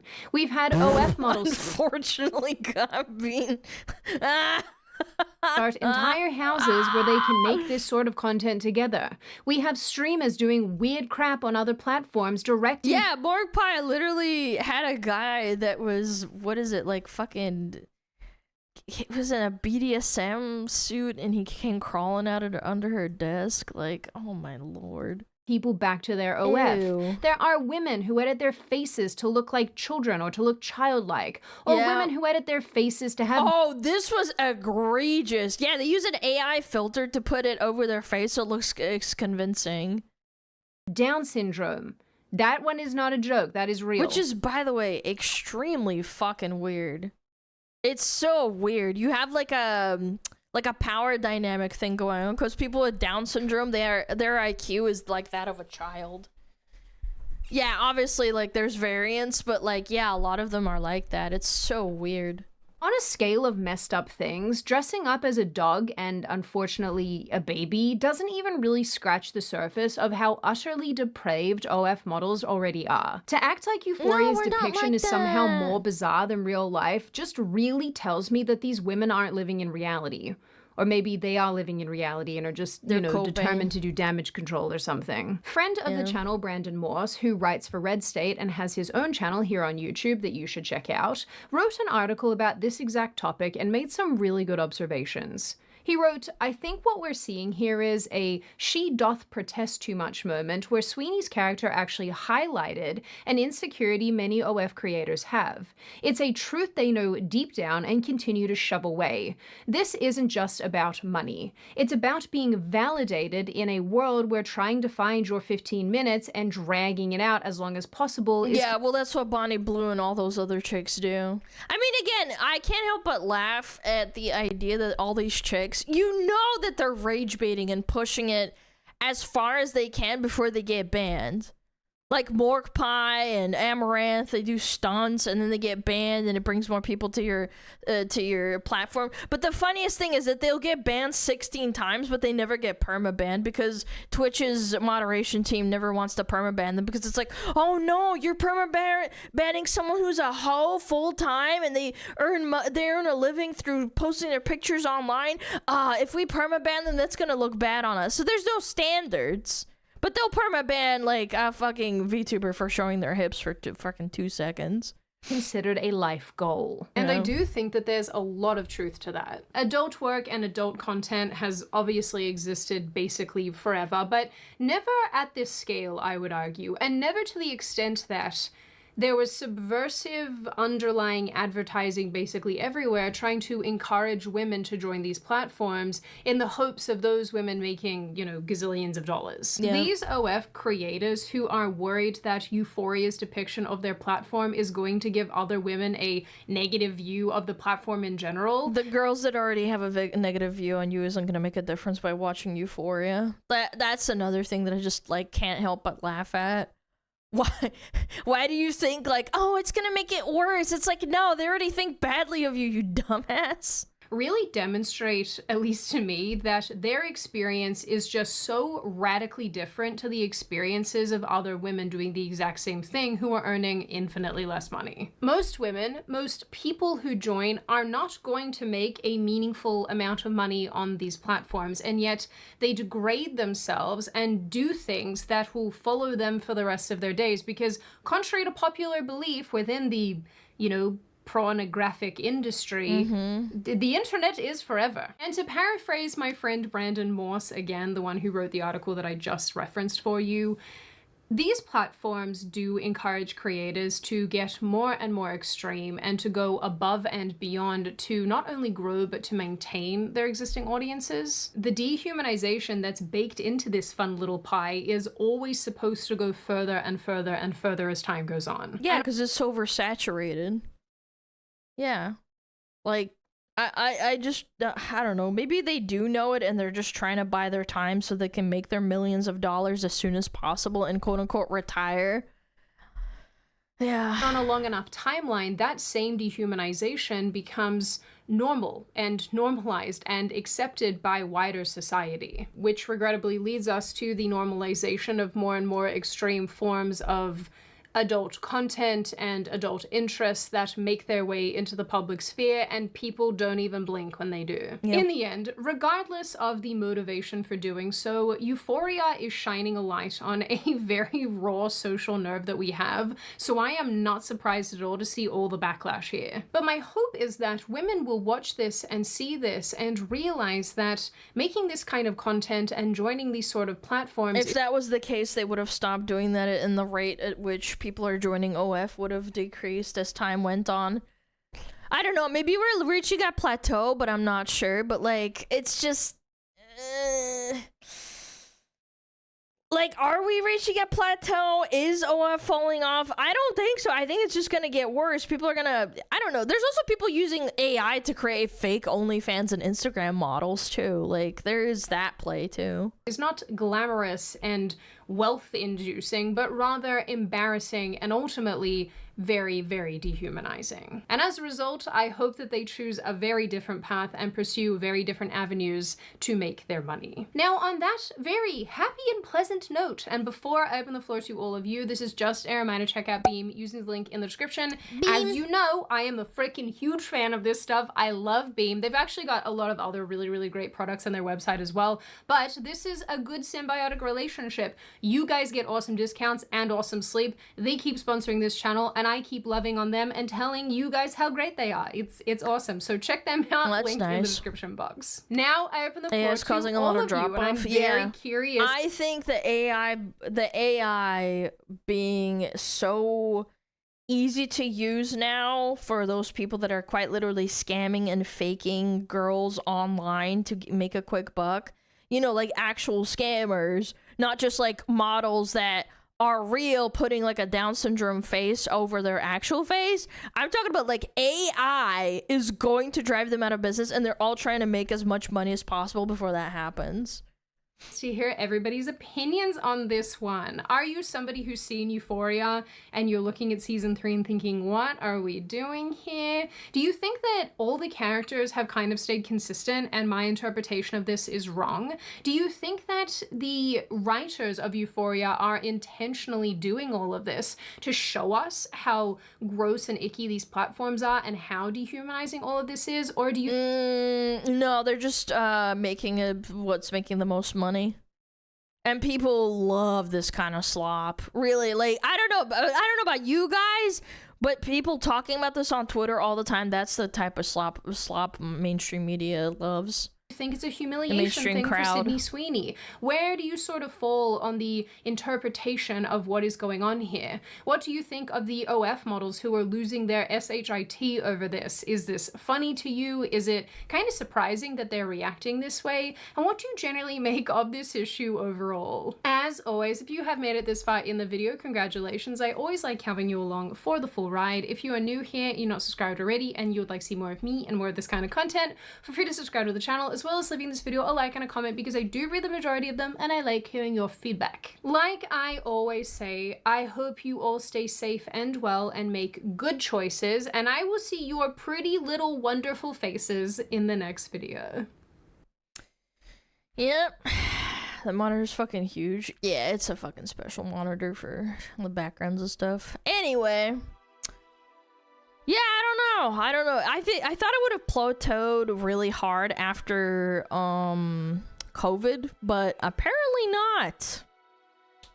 Apparently OF and Fansly and all that stuff is still around. It is still going strong, and I'm gonna be real, I don't think it'll stop unless people ban it, which I don't think they will, or people stop looking at it so much. Because for every one person that, for example, in my chat, like, oh, I don't look at this stuff, I don't buy a Fansly. For every one person that says they don't, there's like 5 people that will. Home inflation gets too high. We're already at that point, and people still buy that shit constantly, and they make millions of dollars. I don't know. It shouldn't be banned. I mean, it's censorship. I don't know. It's a tough topic to talk about. It won't get banned. No, there's too many people that are like in higher power that are lobbied for this kind of stuff. Get one person to buy it all and then show the rest of us. What about new content, man? What about new content? Yeah, someone's gonna take the L. Spend $1 billion. Oh yeah, go check out Sydney Sweeney. Sydney Watson, excuse me, not Sydney Sweeney. Yep. Well then. Quite the show. Oh, ring doorbell prisoner. Uh-oh. Ring doorbell prisoner. Follow up. Oh. Chat, are you ready? Jam alert! Chat, jam alert! Jam alert! I love it. It's so funny. Alright, chat. Are you ready? You guys know all about this guy, the Redditor, the ring doorbell wizard that had a mental breakdown? Let's see what happens. What's going on in California? Man who claims he's a wizard was just charged with 4 felonies after he was caught on a Ring doorbell camera having a delusional crash out and violently trying to break into a stranger's house.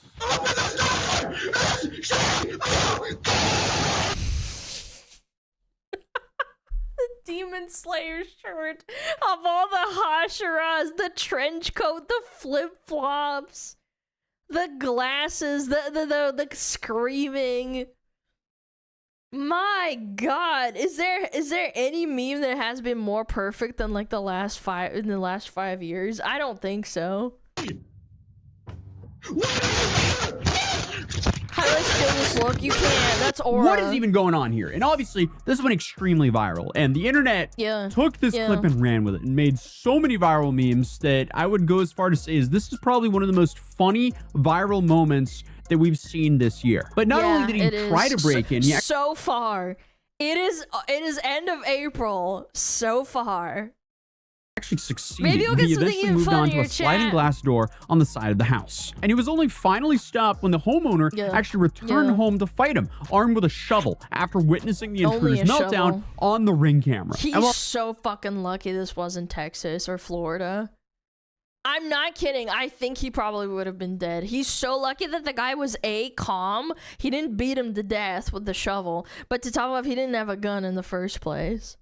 It's obviously easy to laugh at the absurdity of some of the details of this case, like, you know, his outfit or the fact that he identifies himself as Harry Dresden, you know, the whole time throughout the encounter. And if you didn't know, he's a fictional private investigator and wizard from a series of contemporary fantasy / mystery novels called The Dresden Files. But unfortunately, I mean, the reality of this case is kind of horrifying because now, in addition to being charged with burglary, assault with a deadly weapon, vandalism, and making criminal threats, the subject of today's I'm gonna kill you, like straight up, caught on camera.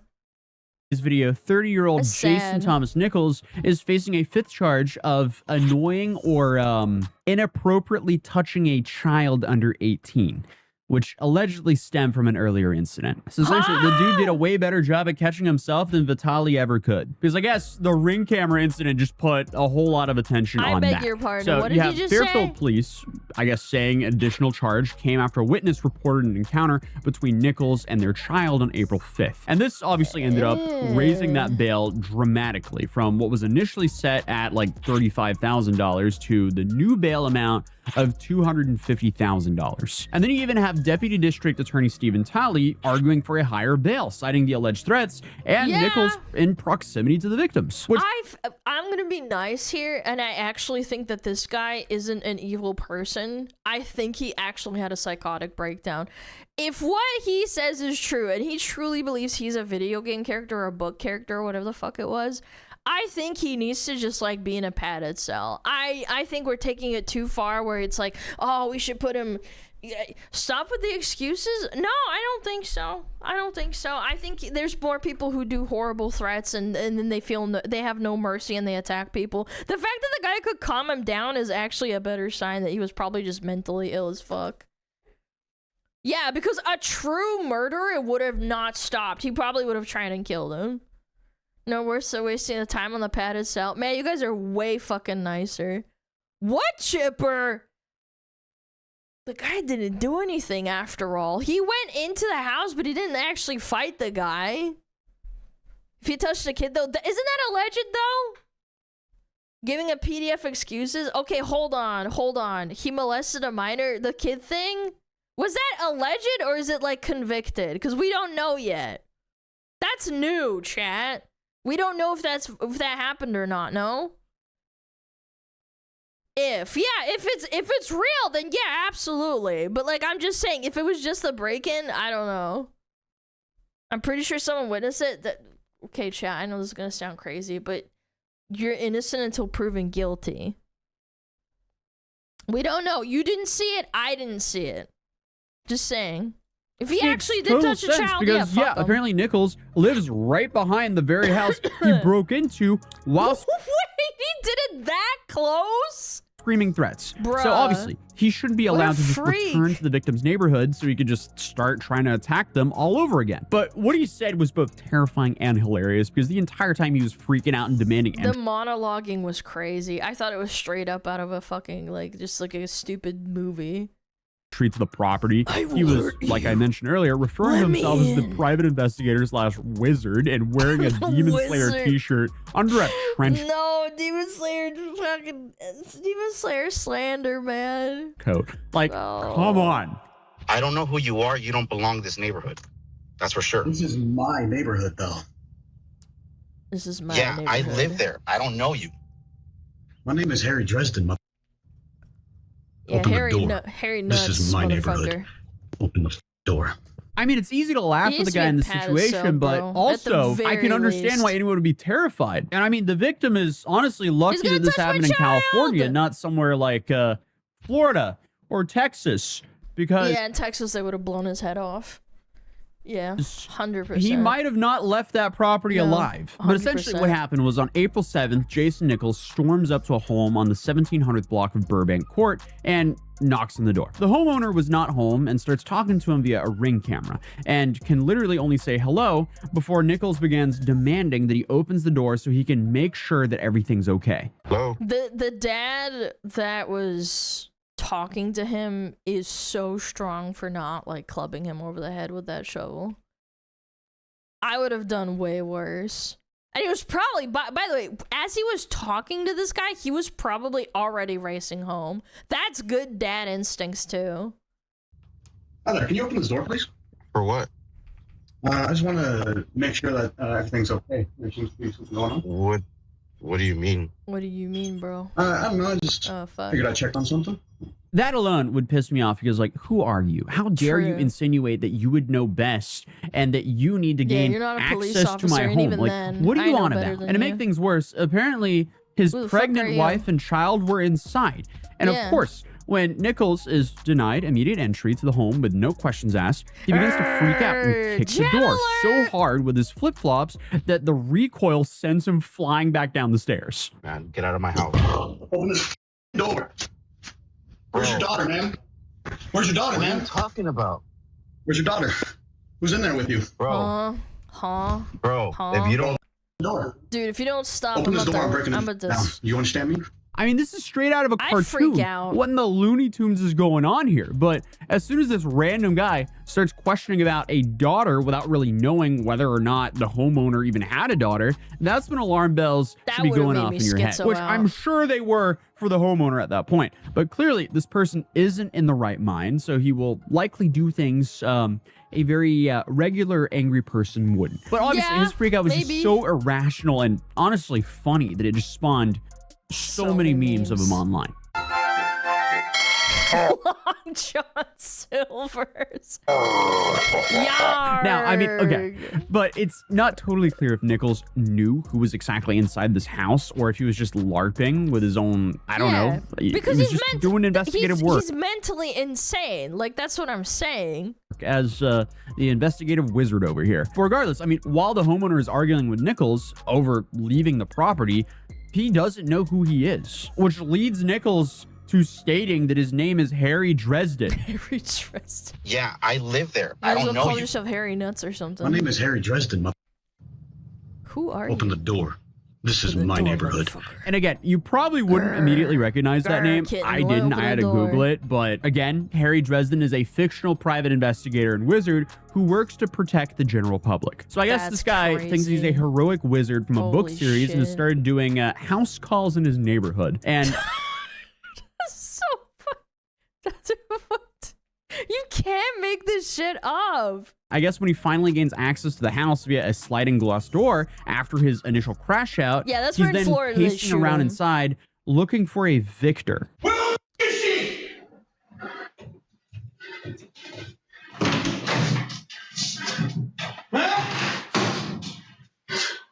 Dude. Victor, you around? Who the fuck is Victor? And I guess we kind of have to assume that he's referring to Victor Sells, who's a human sorcerer and Oh my god. That's the lore? He's literally looking for his arch nemesis?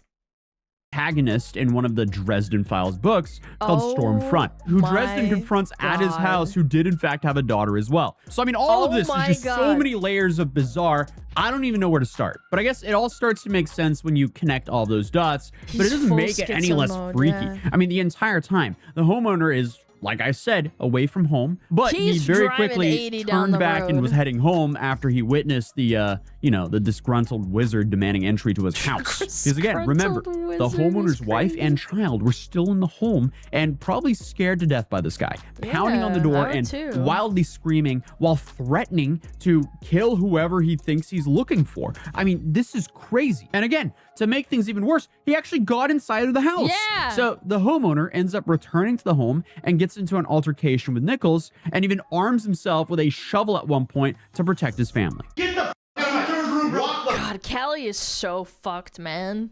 Can't even have a gun. Like you can't fucking defend yourself like that. He has to have a shovel.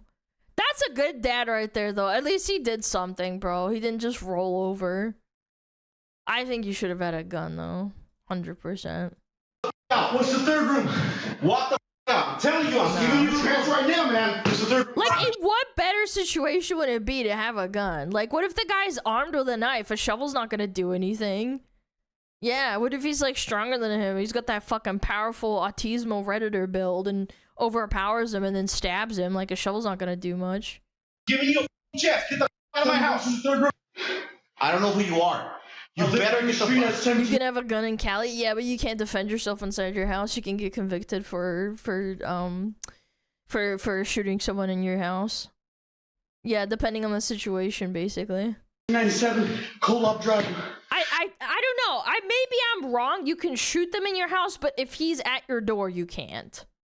Yeah. I don't know who you're talking about, man. Why do I hear screaming? Are you have to military? retreat first. Yes. Yeah, but then how are you gonna prove that without cameras? Like, again, this guy has Ring cameras everywhere, so at least he would have the proof that he was defending himself and retreating. But I don't know. There's so much nuance to it, and again, I can't but think you go in my house. Okay, maybe I would argue shooting someone that's at your doorstep. That's like extreme, like in my opinion. Depending on what they're doing. If he's saying I'm gonna kill you, then yeah, I probably shoot him, but that's just me. But if you're inside of my house, what the fuck ever are you gonna do? You're either stealing or you're trying to hurt someone.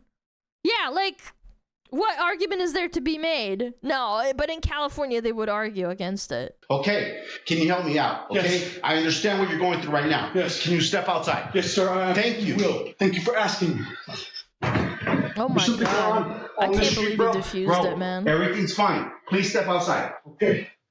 Well, sit there. Sit on the ground, please. Yes, sir. And this altercation leads both men to require medical attention for head injuries sustained during the fight. But luckily, no one is seriously injured. And I guess the fight is instantly de-escalated when the homeowner asks Nichols if he's a veteran, and he answers yes, and for some reason instantly relaxes and agrees to go outside. And that's when the story gets even weirder, considering the fact that this guy isn't a veteran.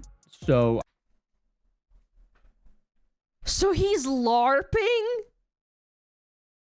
I guess he just lied to the homeowner. Hey, oh my god.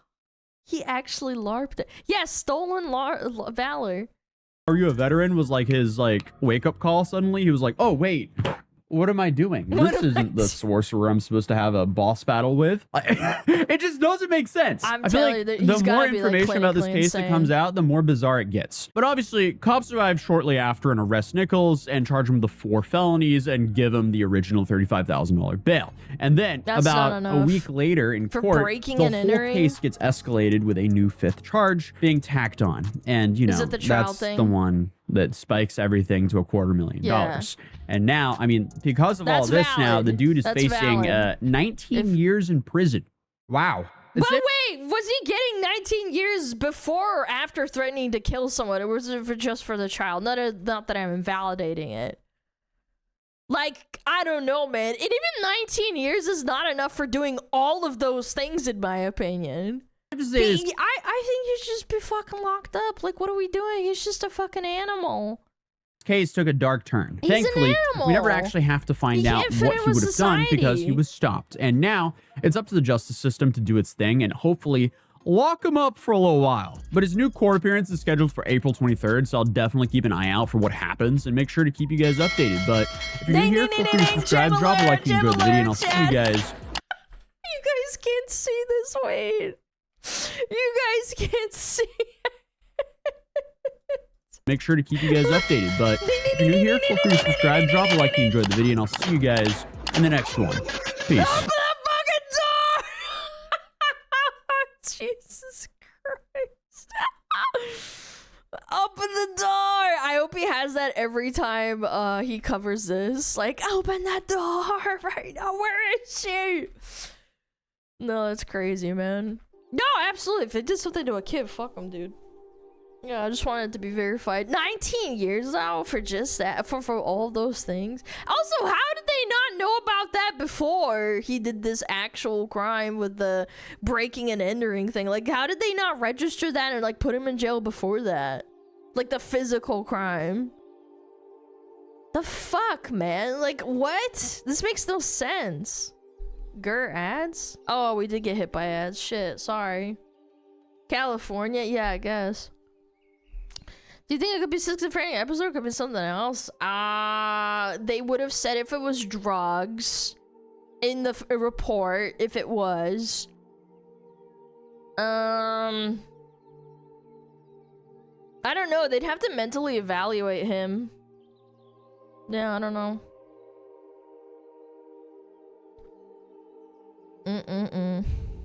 MK Ultra? Yeah, for sure.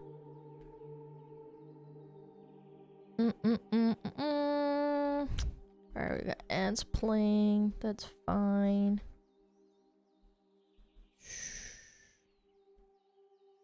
Bam. Ring ding ding ding ding.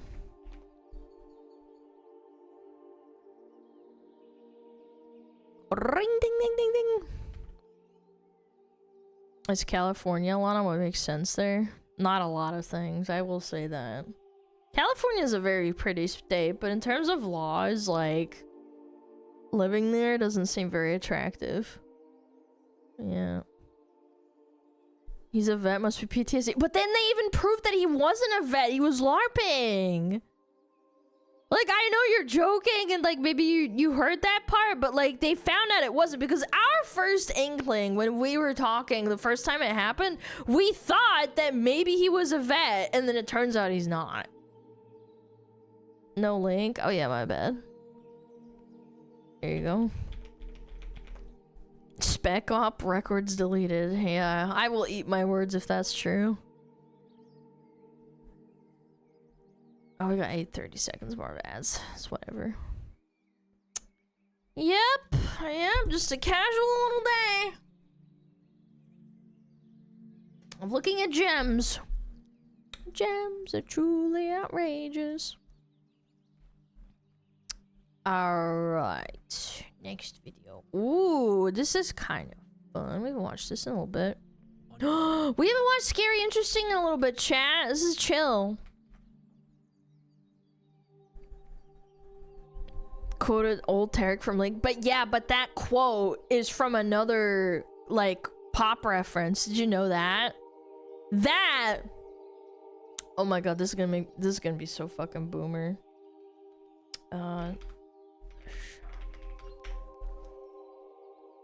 Truly outrageous, truly outrageous. Oh, gem. It's from like a really old show. I never watched it. But there was like a WoW reference. If I can't find it, I give up.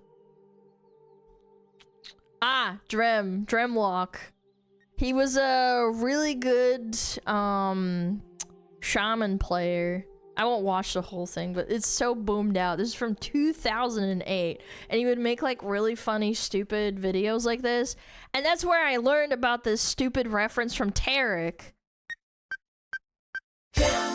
This is so boomed out. Holy shit. I actually just got brain blasted.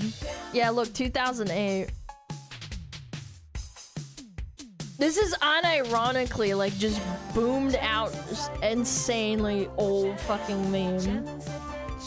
Ooh, I'll skip to this part. This is funny. It's towards the end when he's getting yelled at by his raid leader to stop fucking jamming out to music. They're doing a raid, okay? And he's a shaman, and it's really important for them to press lust. Just watch. Okay, Illidan's going into phase 2. Dremlock heals on main tank. Who's playing music over the vent? Main tank is dead! Damn it, Dremlock! Damn it, Dremlock! What are you doing? I was like healing. Dude, that's so bad. It's so bad. But yeah, that's how the Tarek meme is from Tarek Gem. It's an 80s show. God, I have so much weird autism. Like, I don't know. Like, it's weird how I can remember these things, like, randomly. These old fucking clips. God. Saw this video 16 years ago and I still think about it every once in a while. Yo. Back when that was cool. Yeah. BCR meme. Yeah, it's old as fuck. Old. Remember Nim? Yeah, I actually played against Nim back in, I want to say MOP, in a battleground, and I whispered him. Yeah, I logged over to whisper him because I was Alliance, I think, and I said, I like your videos, and he's like, oh, thanks. Yep. This was a long time ago, back in MOP. Because you couldn't whisper people cross-faction. You still can, I don't think, right? No, you can't. But yeah, I logged over to tell him, like, I like your work. Because he was in my battleground. I was like, are you the real Nim? And he's like, yeah. I'm like, that's awesome. And he has a little kid too. He's a little daughter. Yeah, that's my little sad little lore tidbit. Nope. The days of Keck and Burr, yeah. Oxhorn shorts, yeah. Lots of stuff. Pushing 30. Dude, I'm pretty sure he's like 35 plus. How old is Nim? Because he had a kid. I remember in the WoW community, because it was not small, but like there were niche people that did cool stuff. And he had a kid back in like, I want to say Cataclysm? Maybe WoD. He had a little girl, if I remember correctly. I think he's like 35 or 40. I think he's like 35. Yeah. Oh, you were Lights, Lana? I was Horde. It doesn't matter. Fucking factions are cringe. Play whatever the fuck you want. I think that faction identity has died in like fucking Wrath. Yeah. Like fucking faction transfers and all that shit. It doesn't matter. It doesn't matter. I think faction loyalty is cringe in 2026. It doesn't matter, just play whatever the fuck you want. Anyway, let's do it. What is this? The horrifying story of the black hole of Calcutta. Is that what they call the famous femboy in Calcutta, the black hole? On June 20th, 1756, after months of rising tension between the British East India Company and the rulers of Bengal, India, the company's fortified headquarters at Fort William was besieged by thousands of soldiers. When the fighting ended and the British defenders were overwhelmed, more than 100 prisoners were taken captive. With nowhere else to hold these men, the captives were forced into a small basement cell inside the fort. What would go on to happen inside that room would become one of the most infamous and disturbing stories in colonial history. Oh my god. It would be so horrifying that it would become known as the Black Hole of Calcutta. As always, viewer discretion is strongly advised. That's a stripper name right there. Black Hole of Calcutta. Nothing comes in, never... Everything that goes in never comes out. It's the black hole. Someone copyright that right now. Yep. There it is. In the middle of the 18th century, India was a place where the old order was slowly beginning to loosen its grip. For generations, the Mughal Empire had ruled over vast stretches of the country, with its authority extending across cities, farmland, and major trade routes. The emperor in Delhi still carried immense power, but by the 1700s, the empire's reign had begun to weaken. In many provinces, control had shifted into the hands of regional rulers known as Nawabs. These men technically governed on behalf of the emperor, but in practice... Oh, is it like, in Japan, it was like they had an emperor, but then there was like a, I forget what the name is. God damn it, you guys know what I'm talking about. Like yeah, shogun, that was it, thank you, yes. Like they are the ones that are, they're not beneath the emperor, but like they're like the government essentially, yeah. They ruled with considerable autonomy. One of the richest and most important of these provinces was Bengal.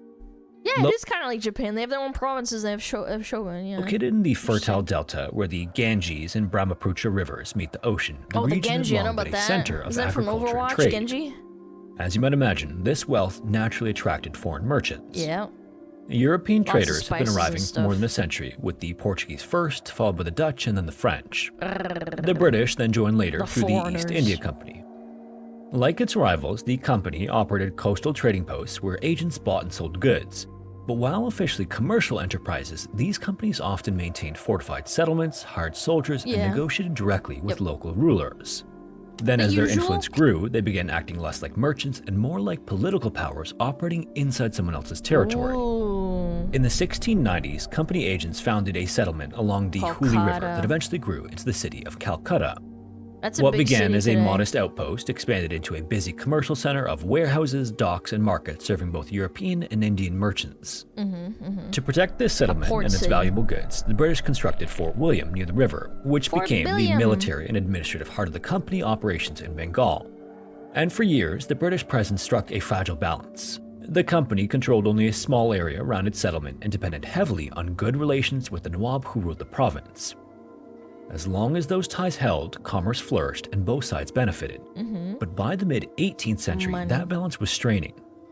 European competition intensified and local rulers grew wary of the expanding power of foreign companies within their borders.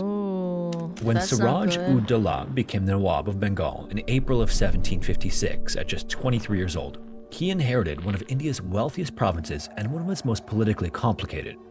Rising to power after his grandfather's death, he faced rival factions within his own court and mounting external pressures, and many doubted his ability to rule. Well, In that environment, maintaining authority required decisiveness, and the presence of powerful foreign trading companies operating inside his territory was a problem he couldn't ignore. And of all the Europeans in Bengal, the British East India Company concerned him the most. The company had built a profitable commercial network, but its behavior increasingly tested the limits. One of the central issues involved trade privileges granted under early rulers that allowed British merchants to avoid many customs duties. In theory, the exemptions applied only to company goods, but in practice, they were widely extended to private traders, allowing large volumes of merchandise to move through Bengal untaxed. The situation then only worsened when the company began strengthening the defenses of Fort William without his permission. British officials claimed the upgrades were meant to guard against a possible French attack, but Siraj, a foreign company, was expanding a military stronghold inside his province without consultation. It suggested the British believed they could act independently of his authority. He then ordered construction to stop immediately, but company officials ignored the command and continued their work. For Siraj, the defiance was intolerable, so faced with what he saw as a direct challenge to his rule, he decided to take action. In June of 1756, Siraj began assembling a large army to deal with the problem directly.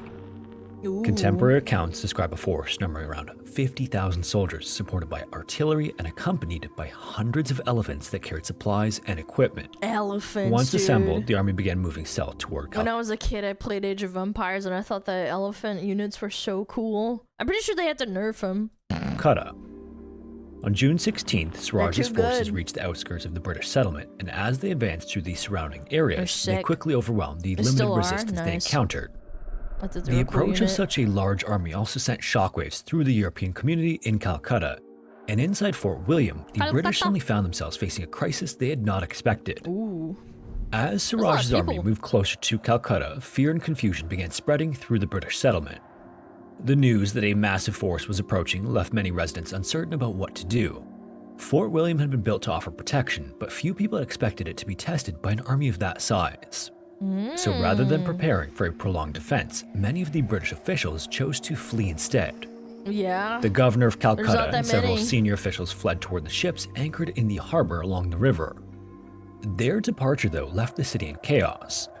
Women and children were hurried towards the waterfront in hopes of reaching the safety of the ships, while merchants and residents scrambled to save what property they could. Oh, Jesus. Then those who were unable to escape took shelter inside Fort William, believing its walls would offer at least some protection. The unit that remained behind to defend the fort, though, was small and poorly organized. In total, the defenders numbered only a few hundred men. Those red coats! Among them were roughly 170 to 180 English soldiers, along with a mixture of European volunteers and militia.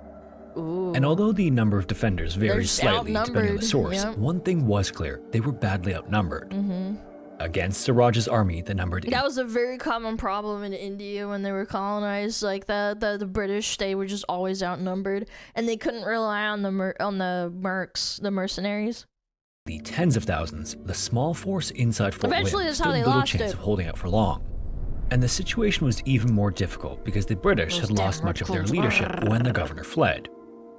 In the absence of a clear commander, those who remained at the fort had to decide quickly who would take charge of the defense. The man they ultimately turned to was John Zephaniah Halliwell. Earlier in his life, he had served as a military surgeon, but by 1756, he was just a senior administrator within the East India Company. Faced with an approaching army and few alternatives, he agreed, and once he took command, it quickly became clear that the defenders of Fort William were in a precarious position. On top of everything else, many of the fort's weapons and supplies had been neglected for years. Some of the gunpowder stored in the fort had become damp and could not be used. Ammunition stocks were also unreliable. And keep in mind, bringing all that shit over from England takes forever. and in some cases, the ammunition intended for the fort's cannons had deteriorated badly while sitting in storage. The fortifications themselves were also far from ideal. Portions of the defenses had been hastily reinforced in recent months, but the work had not been completed. To make matters worse, some of the Indian soldiers who had been serving with the British forces deserted as Siraj's army approached. John and the remaining soldiers did what they could to prepare for the attack. The odds were heavily stacked against them. That should be a general chat. The approaching army was far larger, better supplied, and determined to bring the British settlement under Siraj's control. Over the next several days, the Nawab's forces continued to press in around Calcutta. Outside the walls of Fort William, Siraj's army continued to close in, and as it did, it brought artillery fire onto the fort. By Sunday, June 20th, the situation had reached the inevitable breaking point. Inside the fort, John was faced with an impossible decision. Continuing the fight would almost certainly result in the building's complete destruction. He understood that if the battle continued much longer, many of the men under his command would be killed unnecessarily. So faced with those circumstances, he chose to seek an agreement with Siraj rather than allow the effort of the troops to end in a bloodbath. Sometime during the afternoon of June 20th, John raised the white flag to signal a surrender. The fighting then came to an end soon afterward, and what if you come from a place where you don't understand what the white flag means? Like, I don't know, I feel like, I don't know, where was the white flag invented? Like, what if they don't know and then they just fucking, like, they just nuke it? I don't know. Damn, that would suck. Yeah, I guess, like, people kind of just know when you're giving up. Surviving British soldiers, along with company officials and other residents, were rounded up by the Nawab's troops. How it works. The prisoners were then disarmed and placed under guard as Siraj's forces secured control of the settlement. For many of those who had surrendered, the expectation was that they would be held temporarily while arrangements were made for their custody, because prisoners of war were not uncommon in conflicts of the period. As evening approached and the captives were gathered inside Fort William, however, the Nawab's guards began searching for a place to hold them for the night.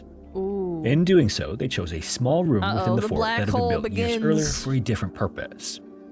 This room would soon become known as the Black Hole of Calcutta. Inside Fort William, there were several small holding cells used to detain minor offenders like drunken sailors, disorderly soldiers, or anyone who caused trouble within the settlement. One of these cells was a small room you cause trouble, you get thrown in a black hole, holy shit. Located within the fort's guardhouse. It measured roughly 14 feet by 18 feet, or 4.3 meters by 5.5 meters. That's pretty small. A space large enough to comfortably hold a handful of people. Yeah, but not enough Under for normal like a million circumstances, people. it might have been used to confine 2 or 3 prisoners at a time, but it was never intended to house a large group. The room had only 2 small windows on one side, both fitted with thick iron bars, and ventilation inside was limited. Oh my god. The windows also opened toward a narrow veranda outside the building, which blocked much of the air that might have otherwise circulated throughout the cell. This is a monsoon The iron planet. bars themselves further restricted the flow of fresh air, making for a stuffy environment even when no one was being held within the room. On most nights, this would have been uncomfortable but manageable for the few individuals normally confined there. On the night of June 20th, however, conditions inside the fort were far from ordinary. Calcutta in June that year was brutally hot. The monsoon rains that usually brought some relief from the heat had not arrived yet, and the air was thick with humidity. The weather that evening was particularly oppressive, as temperatures were said to have reached around 104 degrees Fahrenheit or 40 Celsius outside. Holy shit! Adding to the misery were fires burning That's at night? in various parts of the fort and Or the is that, surrounding is that settlement. not at night? During the fighting earlier in the day, several buildings had been set ablaze and smoke drifted through the air, and the heat from the fires only made the atmosphere around the guardhouse even more suffocating. As the evening progressed, British soldiers, company officials, and others captured during the fall of Fort William were gathered in this very room. The exact number of captives has been debated by historians ever since, but according to the account later written by John, a total of 146 prisoners were eventually assembled. Oh lord. Shortly after 8 o'clock that night, the shot, guards they're began all the forcing the same prisoners room. toward the small cell, driving them forward with threats of blows from clubs and swords. In their attempts to avoid being struck, the prisoners surged toward the doorway to the cell all at once. And this rush of bodies quickly became chaotic. Men at the back pushed forward, while those near the entrance tried desperately to squeeze inside the narrow room. The pressure eventually grew so intense that once the prisoners began filling the cell, the guards struggled to close the cell door behind them. Yeah, but And by the time it was finally shut, an enormous number of people had been crammed into a space never meant to hold more than a few. Dude, You can just imagine how? stuffing almost 150 people to a slightly larger than average bedroom. That's disgusting. At first, though, the prisoners Dude, they're literally like on top of each other. You got someone's dick and balls in your face. seemed to believe that the situation, while uncomfortable, would only last a short time. Many assumed that they were being held there temporarily while the guards figured out what to do with them. But as the minutes passed and the door remained firmly shut, the reality of their situation began to sink in. Bro. The room was so crowded that many of the men could barely move. According to John, the prisoners had been forced into the cell so suddenly that there had been no chance to organize themselves inside. Oh my Almost God. immediately, sweat began pouring from the bodies pressed together in suffocating heat. Many of the prisoners then stripped off their clothing in an attempt to Dude, someone's gonna die in the first minute and it's just gonna smell so bad. Not that it would be very pleasant to begin with, but still. cool themselves and gain even the slightest bit of additional space, but the relief was minimal. The heat alone would have been difficult to endure, Smelly but thirst soon became dude. an even greater problem. Imagine 146 smugglers As in a perspiration room, drained moisture from their bodies, the prisoners began craving water. Their breathing also grew labored as the supply of fresh air inside the cell was rapidly consumed. The two small windows offered the only connection to the outside world. Before long, many of the men near the center of the room began struggling toward them in hopes of trying to catch a breath of air. And this movement created immediate mayhem. Those closer to the windows fought to hold their positions, while others pushed forward from behind, each man trying to improve his chances of survival. Yeah. During this, Become John rats, became so tightly basically. wedged among the crowd that he was almost unable to move his limbs. The pressure of the bodies around him made it difficult to even shift his position. Desperate for relief of some kind, several prisoners tried appealing to the guards outside. Bro. At one point, a large bribe was even offered. A soldier stationed near the window was promised 1,000 rupees if he could arrange for the prisoners to be moved to a larger room. The guard then briefly left his post and attempted to obtain permission from his superiors, but when he returned, he brought the discouraging news that the request had been denied. Oh my God. The prisoners The then hope, doubled the the offer, and once crushing. again, the guard went to see if anything could be done, but the result was the same. Yeah. Suraj had already gone to sleep for the night, and none of the officers on duty were willing to wake him and ask for instructions, so the prisoners would remain where they were. As the hours dragged on, the conditions inside the cell steadily grew worse. By around 9 o'clock, several men had already collapsed. Some had fainted from exhaustion, while others were beginning to succumb to the intense heat and lack of air. A frantic cry for water spread throughout the room, and eventually one of the guards outside took pity on the prisoners and brought a small amount.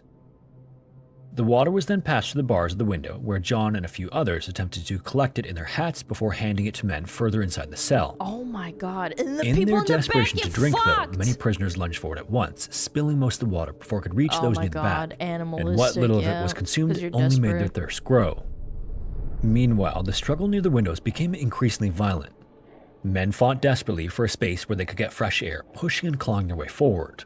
People just Those who were fucking weaker flying or around. already exhausted were easily knocked down, and once on the floor, there was little chance of getting back up to meet crushing press of Trampled, bodies. yeah. The guards outside watched the scene through the barred windows, and some even brought lamps closer so they could observe what was happening inside the crowded cell. Oh my God! At one point in the night, a man named Mr. Bailey attempted to impose some sort of order on the situation. Hoping to create some movement of air within the room, he suggested that everyone try sitting down at the same time and then standing up again together on command. Oh, to get The the idea was that ventilation. this coordinated motion might help stir the stagnant air and bring some relief to the prisoners, not a but the result terrible was idea, disastrous. The men were so tightly packed together that it required tremendous effort to simply move from a standing position to sitting. When the signal was given to stand again, many of the prisoners struggled to regain their footing. Those who couldn't stand quickly enough were knocked down by the movement of the crowd around trampled them, again. and the result was more confusion and more deaths. And things only grew worse inside the stuffed cell as the night wore on. The heat, the lack of air, and the mounting panic took a heavy toll on the prisoners. By around 11 p.m., men were dying in increasing numbers, and the atmosphere inside the room How had many are become left, unbearable. bro? The smell of sweat and the presence of so many bodies crowded together filled the air with a Stinky. suffocating stench. One by one, men continued to collapse as the long night dragged toward the morning, and by the early hours before dawn, the crowded dungeon had grown eerily quiet. Uh-oh. The desperate cries and Dude, frantic it reminds me of like Diablo 2. You ever read the little lore tidbits that they have? struggles that had filled the room Oh earlier my had begun to fade goodness. as exhaustion and death claimed more of the prisoners. Shortly after sunrise on June 21st, Suraj awoke and gave orders for the prisoners to be brought before him. Yeah, half of them are When the dead. door was finally opened at around 6 o'clock that morning, the sight was shocking, even to those who had watched the events unfold through the windows during the night. The small room was filled with bodies. Men were slumped against one another in every part of the cell. Some lay crumpled on the floor, while others remained standing where they had died, their bodies held upright by the press of those around them. That's so fucked. The crowd they have had like rigor mortis. Been so tightly packed that many didn't even have the space to fall. I would have rather died. At least like you have some dignity when you die, like in battle, like you get stabbed or something and then you just bleed out. Like here it's like you're ass to ass, dick to face, like you're sweating, you're crying probably. Like that's not dignifying at all. After the door was opened, the surviving prisoners staggered out into the morning air. That's so bad. Many were barely conscious and gasping for breath after hours trapped in the suffocating heat of that room. The sudden rush of fresh air revived some of them, though they were weak and disoriented from the ordeal they had endured. John later wrote that it took him nearly 20 minutes to make his way out of the crowded room. The bodies had formed such a dense barrier near the doorway that those still living had difficulty forcing their way past them. When the living were finally out of the cell, they numbered just 23 of the original 146 that went in the night before. 23? Once the survivors were accounted for, the guards began the grim work of cleaning the cell. The bodies were then dragged out one at a time and carried away, and according to several accounts, some were thrown into a nearby ditch without ceremony. The handful of survivors were soon brought before Siraj, and John later claimed that the Nawab showed little concern when he learned what happened during the night. And whether he had been aware of the prisoner's condition before morning has remained a matter of debate among historians, as would other aspects of the story, but more on that in a moment. John and 3 other survivors were later transferred as prisoners to the Nawab's capital, and news of the incident would soon spread far beyond Bengal. Within a matter of months, the story of what happened inside the small dungeon at Fort William would reach Britain itself, it's where not it would just a provoke myth, outrage man. and demands for revenge. In the aftermath of the Black Hole of Calcutta tragedy, John would write the most detailed version of what happened, and his narrative would soon circulate widely throughout Britain. At the time, few people openly questioned his version of the events. Several of the other survivors appeared to support his account, and none publicly contradicted the basic outline of what he described. As a result, the story of the Black Hole of Calcutta was widely accepted as fact. As historians began examining the incident more closely in later generations, however, some began to wonder whether John's account might not have been entirely accurate. Specifically, questions were raised around the number of prisoners who might have actually been confined in the cell and about how many truly died there during that night. One analysis conducted in the 1950s attempted to reconstruct the likely number of prisoners involved.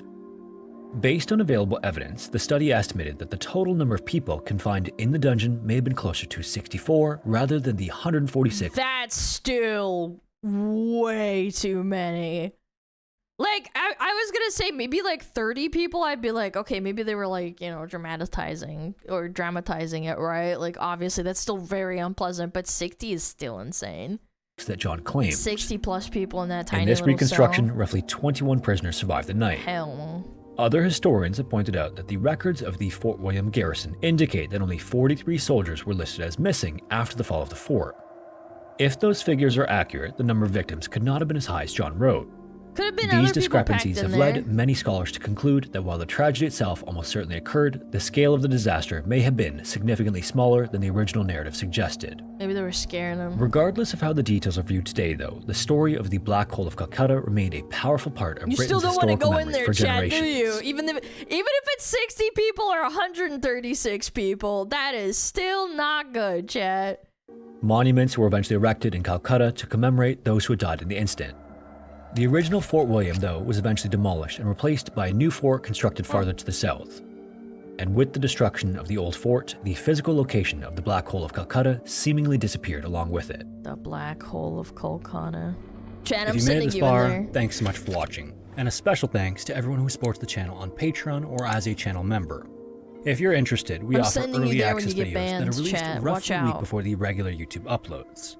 Also, if you have a story suggestion, feel free to submit it using the form found in the description. Anyways, thanks again, and hopefully I will see you in the next one. I always love his videos. They're so good. They're really well made. Yeah, they're all like drawn and stuff with like historical depictions. It's interesting. That was a good video. Go check them out. Wow. I would have never known. I know about Kolkata. Like, I know that's a city. It's a really big city. I didn't know it was about that. Does it really keep the mods? No. That's where the bad chatters go. The mods, they get the white hole of Kolkata. If you were after your own custom vehicle, what type would it be? What do you mean, what type? Like a truck or a spaceship? Vehicle? You know, like, a vehicle can also be like a fork because it's a vehicle for your food, right? Right? Like, do you get what I'm putting down? Do you get what I am saying? Do you know what I am saying? Dumpster truck? Yeah, maybe. Yep. Boom, boom, boom. Do do do do do do. The white hole of death, Bonnie Blue. Don't fucking bring her up in my chat. When she's not on the screen, I start to get violent reactions. I don't like that. Bad cheddars get sent to Kolkata, sponsoring Calcatraz. What is second hamster water bottle? No, you guys are well kept after, right? Smile. That was a good video though. Education is important, chat. Maybe don't put 60 people into a jail cell. That's probably not very pleasant. All right, exposing the biggest view botters. Whoa. All right, I'm ready. Number 1, your mom. Downer stuff you botting. What do we have ads? 30 minutes. Okay, that's fine. Bad cheddars get put in the line for Bonnie Blue. Okay, I'm not that cruel, okay? I'm not that bad. Look, I'll put you in the black hole of Kolkata. I don't wanna put you in the nasty ass friggin' Bonnie Blue. Like, that's a fate worse than death, in my opinion. Yeah. Imagine being the 99th guy to Bonnie Blue Fest. Yeah, I'm alright. Alright, what is this? 80k, 200k, 120k! The internet has a serious view-botting issue. After Twitch cracked down on view-botting in 2025... They didn't even crack down on it. They said, yeah, we're gonna do something, and then they did something, and then the people just started doing it again, and nothing happened. Many of the top streamers have seen their views fall off a cliff. Here are 6 of those streamers, starting with Kai Sanat's student, Rakai, who was called out for view-botting by XQC. Yeah, what was up with that? Drama. What happened? They're all view-botters. I don't give a fuck saying anybody these days. Further explaining what he meant. People become like from a 1k Andy to 20k Andy overnight. Like bro, I mean, I've been... Yeah, even that doesn't really happen. 1k to 20k overnight. Not really. You can see a gradual buildup. Like, for example, I can bring up a good case. Case, get it? Queso! He had, like, I don't know, probably like 20 viewers, and then he shot up, like, gradually from, like, 100 to 200 to 1,000. It's gradual. There's steps to it. 1 to 20k is insane. Before, like, I'm not stupid. It's just bought up wazoo. Initially gaining popularity by appearing on streams with Kai Sanat, Rakai was labeled by some as the successor to Kai. However, his streams would often be considered borderline unwatchable. Oh my god, you're actually dumb. These are f***ing what's it called? Warm coated. What's it called? Warm blooded. And upon further... It's so stupid. Further inspection, XQC realized the numbers just didn't add up. The last time I checked Rakai's stats, people tried to cancel me. I almost got canceled instantly last time. The streamer, however, was a man on a mission, intent on exposing Rakai's dirty little secret. Please explain to me. If you are stagnant at this position, which is like a few minutes in, right? And Twitch that's he's actually bringing up such a good point. I always look at people's, like, you know, sometimes you're just curious who's up and coming, you know, like new VTubers or stuff like that. A big indicator is if you reach your maximum point within less than like 10 minutes. That's like egregious. Like, yeah, obviously big events don't count. I think that big events like debuts or like, oh, we're doing like a special reveal or something, that's an outlier. But if you're just turning on your stream, there's no way people are fucking piling in the first 10 minutes and you never gain, or like you gain viewers a little bit and then you go back down. Or stagnant at this position. I can understand XQC for once. Yeah, because he's speaking slowly. He's trying to be articulate. A few minutes in, right? Yeah. And Twitch is still sending notifications. The only way to get 1 minute to 20k is by having offline chatters but they have no offline chatters. His claims were given even more credibility with his Twitch stats fluctuating between 9,000 and 100,000 viewers between March and April in 2025, with fans agreeing that Rakai's stream is definitely botted, a sentiment which was shared by another streamer, Asmongold. That's botted. Yeah. It's botted. The allegations, however, weren't well received by Kai Cenat. The one thing, though, is that you can never prove who's doing it. It could be malicious. People do it maliciously all the time. I remember Asman got maliciously view-botted. I remember Hassan got maliciously view-botted. Or it's for attention. Yeah, some people just do that. Some chatters are rich as fuck, and they just want the quote-unquote best for their streamer, but they don't realize because they're dumb that it's actually hurting them. Yeah. Who attacked XQC for starting drama. It looked like you in because it's like, it's a pattern. It's like something is going good on this side, like you something got to say. The internet naturally disagreed with this line of thought. Don't let the victimizing distract you from the fact Rakai starts his stream second 0 with 50,000 viewers. Yeah. And following Twitch's crackdown on viewbotting, Rakai's viewership has dropped significantly in 2026 compared to the numbers. You can also, hold on, benefit of the doubt, it's because Kai Cenat stopped streaming. It could be an attributing factor. Yeah, like, yeah, maybe, yeah, the crackdowns did do something to his numbers, but at the end of the day, like, Kai Cenat is not relevant anymore because he retired. He was polling in 2025, which can also be said about Neon, who was often described as the internet's... This guy is 100%. That's like the most obvious view botting I've ever seen in my life. Most notorious view botter. Nobody has a graph like this. Nobody goes from 0 to 38,000. Yeah, like viewers within 5 minutes. Even Asmon. And then within 1 hour Case. is at the same amount, right? It's just not, it's obviously view botting. Asmongold argued that it just wasn't possible for a streamer to hit their maximum viewership as quickly as Neon's stats suggested. If somebody hits their peak viewership within 30 minutes of their stream, they're view botting. However, before I would say even a rule of thumb under an hour. I think it takes around about an hour for everybody to pile in. Asmongold caught on to Neon. See, this is a good indicator. This is a good indicator.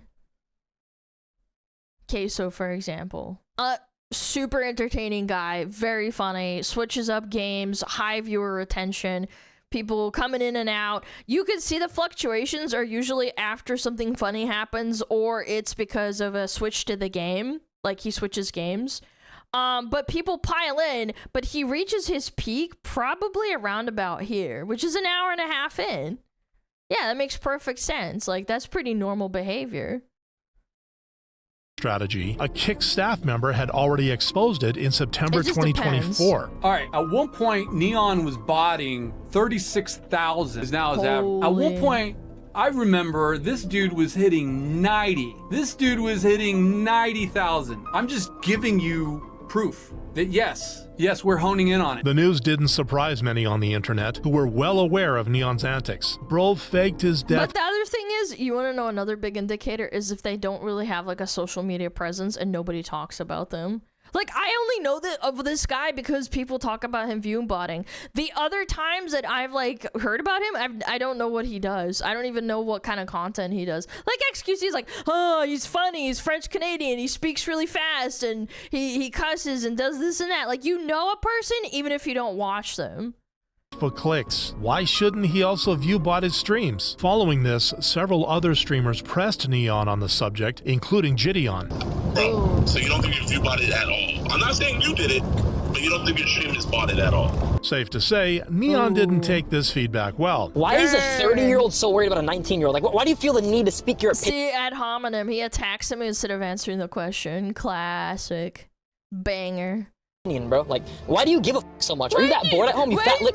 Are you that bored? Contrary to these beliefs, boredom wasn't motivating YouTubers like Nick White, who claimed Neon was the reason why streamers had to view bot in the first place. This guy completely ruined Kick and spearheaded botting in live streaming. Yeah. He was on Kick with 100,000 viewers, 80,000 viewers doing desktop. Yeah, you have to compete with him. So if you get pushed down, it pushes everybody down and it makes the worst platform for everybody. That's why it sucks on Twitch as well.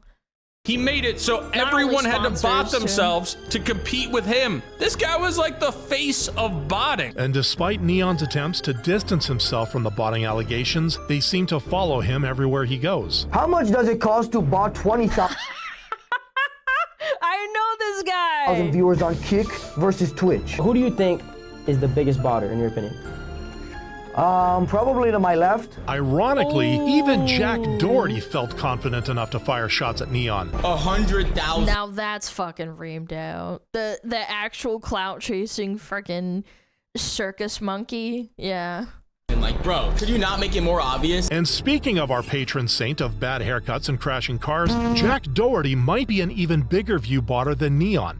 Okay, Jack Doherty with the views. Look at robot views. Okay, let's see stable Ronaldo. Okay, let's see. Look at that fucking chat moving. My chat's faster. I don't have 6K viewers. Yeah, what is this guy doing? Not straight Ronaldo, the other guy. With Jack fans Doherty. catching on to Jack's view botting during his wedding stream in November 2024. But for some reason, Jack Doherty has 2,000 more people in the chat, and his chat is moving slower than molasses. That is pretty fishy. To which Jack responded by claiming there was a misunderstanding. And then everyone saying I don't have a lot of chatters in my Twitch thing. It's because I have a deal with party.com, so everyone knows not to look at the Twitch chat and go to the party chat. But I got married today. Fudge all the haters. You guys are broke at the end of the day. Despite the excuses, people just couldn't believe that Jack could have that many viewers because they'd never seen a Jack fan ever. And upon That's what I'm saying. Who the fuck watches this fucking clown's content, unironically? I swear, the only time I ever see people talking about this guy is like, just shit talking him. further investigation, Stable Ronaldo found out how fake Jack's numbers actually are. Why did I open up my Twitch and I see Jack Doherty with 17,000 viewers? He's got 24,000 followers. So every single one of his viewers... Yeah, that's another really good point. Rule of thumb, if you have low followership and then you have insane viewership, if you have 17K live, you probably need over 1 million followers, I want to say. Yeah, like, you just need that much. So even though everyone and their mom knows that Jack is a serial view botter, he continues to remain active on Kick. However, the same wasn't the case for streamer Queen Gloria RP, who got caught in the act on camera. It happens. Wait, I remember Hi, this. Chief. Hello. Wait a minute. Wait. Oh no! Huh? During her live stream, Gloria accidentally showed her view botting application, resulting in immediate panic. My OBS was asking me to reset something. I remember this went viral on Twitter. And I needed to stop streaming. Viewers, however, were quick to point out that the funniest part is how stressed she's getting about her viewers seeing the bot, but all her viewers were bots. This slip-up gained more traction when ex-user Wiz pointed out how Gloria had immediately deleted her VOD and gone offline after getting caught. Gloria responded by saying that she was trying to show how easy it actually was to viewbot, but this explanation... Guys, I wasn't buying drugs. I was just like, I was just checking how easy it would be to buy drugs. No, officer, I wasn't buying drugs. I swear to God. That wasn't me. I was doing your job. I was finding it out. I was doing investigation, don't you know? Raised quite a few eyebrows. Exactly. A 7-year-old could come up with a better cover story. Should have just left that part out because it just further confirms that she's guilty as ish. Regardless, Gloria took to YouTube to continue her defense. I take full responsibility for it. I messed up. It's pretty funny that the only time that I've actually tried to do it, I got caught. Even if it was her first time, Twitch didn't buy the excuse and banned Gloria's account. This fate was shared by streamer Heel Mike, whose viewership declined by more than 70% after his view bot was removed on Kick. I'm gonna be real about it. I don't know how though. We just went from 17K to 2.7. This was his reaction. Dude, Number Andy's just pissed me the fuck off. I hate it so fucking much. It's like my biggest pet peeve. It's the same shit about people that care about a gear level. I don't know how it is about in other games, but in MMOs specifically, like if you don't have a certain gear level, people won't invite you to groups, even if you have the achievements. or like you can prove that you're a good player. I don't know what else you can liken it to. I don't know, like, I guess, like, in Dota or League, it's like, oh, well, you only got, like, high elo back in, like, Season 2. It's like, yeah, but you used to be a good player. Doesn't mean you're a bad fucking player now. Like, you might be a little bit rusty. Doesn't mean you're bad. It's like, I hate that fucking logic. Like, we fell off. Like, who fucking gives a fuck? In December 2023, as his viewership dropped like a stone while he was streaming. Yeah, that too. It's like a more basic. Scott, I don't know what's worse. What? The f***ing Zionist making my channel look bad right now. What? So it says 2,700 Zionist? views. However, viewers were confused as to why Mike thought he was that relevant. I was wondering how What? such a bland personality could retain that many viewers. And Mike's viewbotting allegations were all but confirmed when he started streaming on Twitch in 2024 while barely averaging 2,000 viewers per stream, which made people wonder, why would 2,000 people... I mean, again, that's really good, but why do we feel the need to viewbot so much? Like, why can't you just be happy 2,000 people watch you? Jesus Christ. Even watch this, You let alone clown? 16K. Mike would eventually be removed from never Kick and enough. Twitch, but for a more sinister reason. Mike, I'm just looking out for you. We don't like teenage girls. I do. Oh, I remember this. Yeah, for being a fucking predator. So leave. I do. So leave. Guys, it was just... So get the f*** out of here. This led to his It was even too edgy for fucking Kick, bro. permanent termination from both streaming platforms, much like Tectone, whose botting was exposed by his former OTK group member, Mizkip. Okay, hold on. We have to take... Wait! Said he likes lolly VTuber gacha games and said I called him a pedo on his stream. Why Tectone hates me? Okay, we're gonna have to take this with a grain of salt. I'm not gonna lie. This is John Robertson. There's Tectone's picture on August 24th, paying $1,000, claiming it's the house when it really was for bots. Ms. Kiff's I don't know what the fuck that means. John Robertson paid you. allegations came after Tectone targeted him with a similar accusation during a 2025 live stream. What I heard was when the org found out that Mizkif was botting 14,000, they had an intervention saying, you gotta stop this because that looks terrible. Despite Tectone's deflection, the numbers didn't lie. After Twitch cracked down on bots, his viewership indeed dropped by nearly half. As a result, Tectone was forced to come out with the truth. I would like But you can't prove that he was the one view botting. Like, again, I can't help but, like, okay, you can have your opinion on a fucking Mizkif and Tectone, but, like, that's not solid proof to it. It's like he said, she said bullshit. go on record saying They don't like each other. That's already, like, a given. And they also were in the same org. It's not like XQC just saying, like, oh, Rakai's view botting. They don't have any relation to each other. They both view botting. That's what I'm saying. It's a he said, she said. They're pointing fingers at each other. OTK has never view botted me. And also, Asmongold was also, like, one of the people that said, like, oh yeah, there are people that probably view bot me, but I can't do anything about me. I just have to not acknowledge it, and usually it goes away. The problem is that people acknowledge that they, like, you know, give the people attention that are doing it to them. Now, I will say, when Progressive and AT&T botted me, they asked. It wasn't long before fellow big-time streamers were on his case. Your bots should count as fraud. I don't give a what anybody says. I mean, you're fraudulating. You're defrauding. But you can't prove who's doing it. That's the reason why everybody does it. Because I understand what he's saying with the fraud thing, because sponsorships, how sponsorships are based on... The payout of your sponsorship is based on your viewership, and if your viewership is like... Let's say for me, I have around about, 1,800 to 1,900 average viewers every stream. If I view bot it to 3K, the payout would be higher and I would be getting money out of it. And obviously, view botting would probably be less money than what I gain from the sponsorship. Yeah, like, so you don't know. It's hard to say unless they literally explicitly say for it. His sponsor asked to bot his stream for their segment. He said, go for it. Who did? I don't know who. Where? Tectone?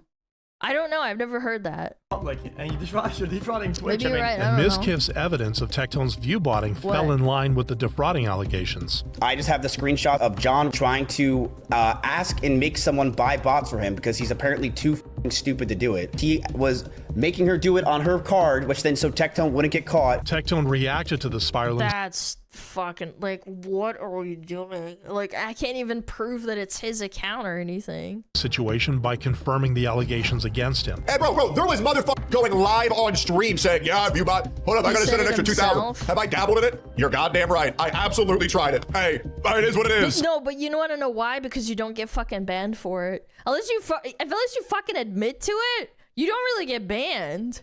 But what really angered viewers was the double standard. I remember when Tectone threw jabs at other content creators for viewbotting. Now, he just openly admits to doing it. That's the problem with these hypocritical right-wing grifting streamers. The grift hasn't lasted. I mean, it's a streamer, bro. I don't know what to tell you. Long though, and due to recent controversies involving his ex-girlfriend and a civil lawsuit, Tectone announced in March 2026 that he would be leaving YouTube and Twitch and stream on Rumble instead, making him probably a better business investment. Yet another streamer who suffered the consequences of viewbotting. I don't think it's because of that. I don't know. It's hard to say. I don't know anything about Tectone, to be completely honest with you. I don't know all his drama. I just know a lot of people don't like him. And he's always starting shit on Twitter, so a lot of people just fucking think, oh boy, did they think only right-wing people bought ViewBot? No, Hassan does it too, fucking, well, not Hassan himself, but like, when that crackdown happened, his viewership went down too. Everybody's viewership went down. Yeah, I don't know. He did say it goes, so I guess it's fair. Yeah, I mean, he did say it out loud, so I don't know. Tectone's doing well on Rumble. Yeah, well, that's what I'm saying. He's probably under contract and he's doing just fine. I mean, good for him. It was probably just a better business decision. He's probably not making that much money off of Twitch. Hard to say. I don't know.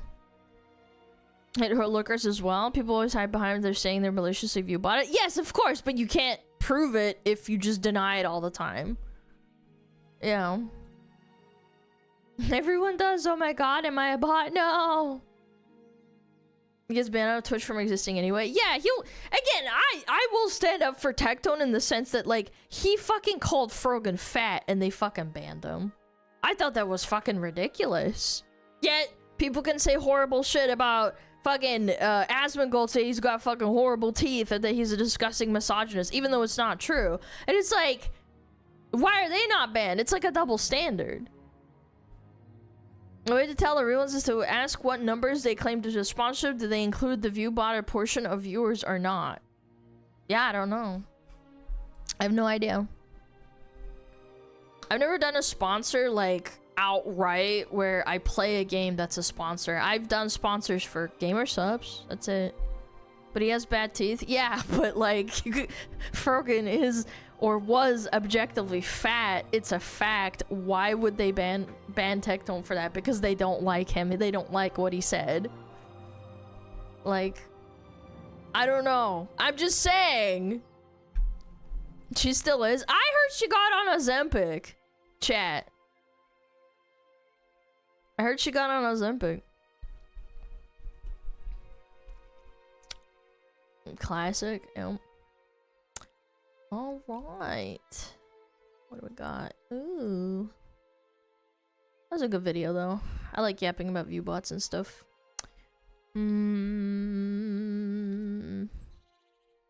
Ooh, gaming is now for the rich. Oh, shit.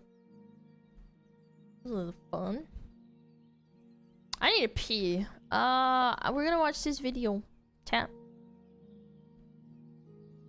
Chat paid for Ozempic. It's funny that she can afford Ozempic, but she was complaining about not being able to pay rent in LA. Because Ozempic is very, very expensive. Even in my opinion, even if you're insured, I think it's still expensive. Because you know what's cheaper than Ozempic? Is not eating and going outside for a walk. I'm just saying, like, doing a fucking shot in your leg that costs, like, hypothetically, let me look it up. How much does Ozempic cost insured? I know this is a couple of $1,000s, but 0 to 150 a month. Okay, that's still expensive, right? That's still like a fucking, like a payment, right? Yeah. What is it? It's a diabetic drug that's being resold and rebranded as a what is it called? As a dietary, like it's supposed to make you lose weight a lot, and it's like I don't like it. I don't like anything that's like it's a quick scheme. Like you can lose a lot of weight. Like fucking just stop eating. Just stop eating. It's I mean it's not easy, but like it's not that fucking hard. You're not gonna die. Yeah, and then there's people that are like, oh yeah, I'm gonna pay $150 a month to like not eat. It's like if you're not eating, you're also saving money on food, so like it's kind of a win, to be honest. If you're complaining about being fucking poor. Not gonna lie. Food is so good. It is, I agree, it is, but like, I don't know. Just don't. Fat vaccine, hell yeah. Let's go. Alright, I'm gonna be right back, I really need to pee.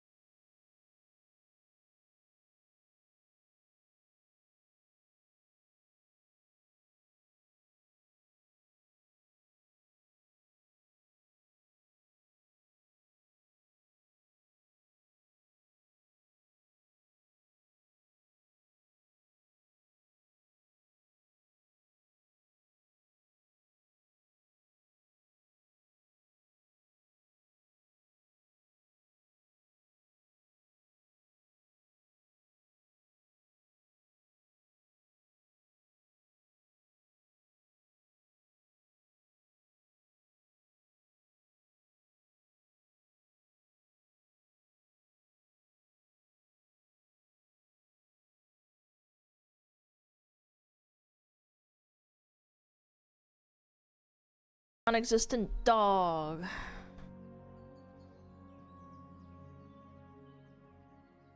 It's me. My fake dog from Google. Ah, okay.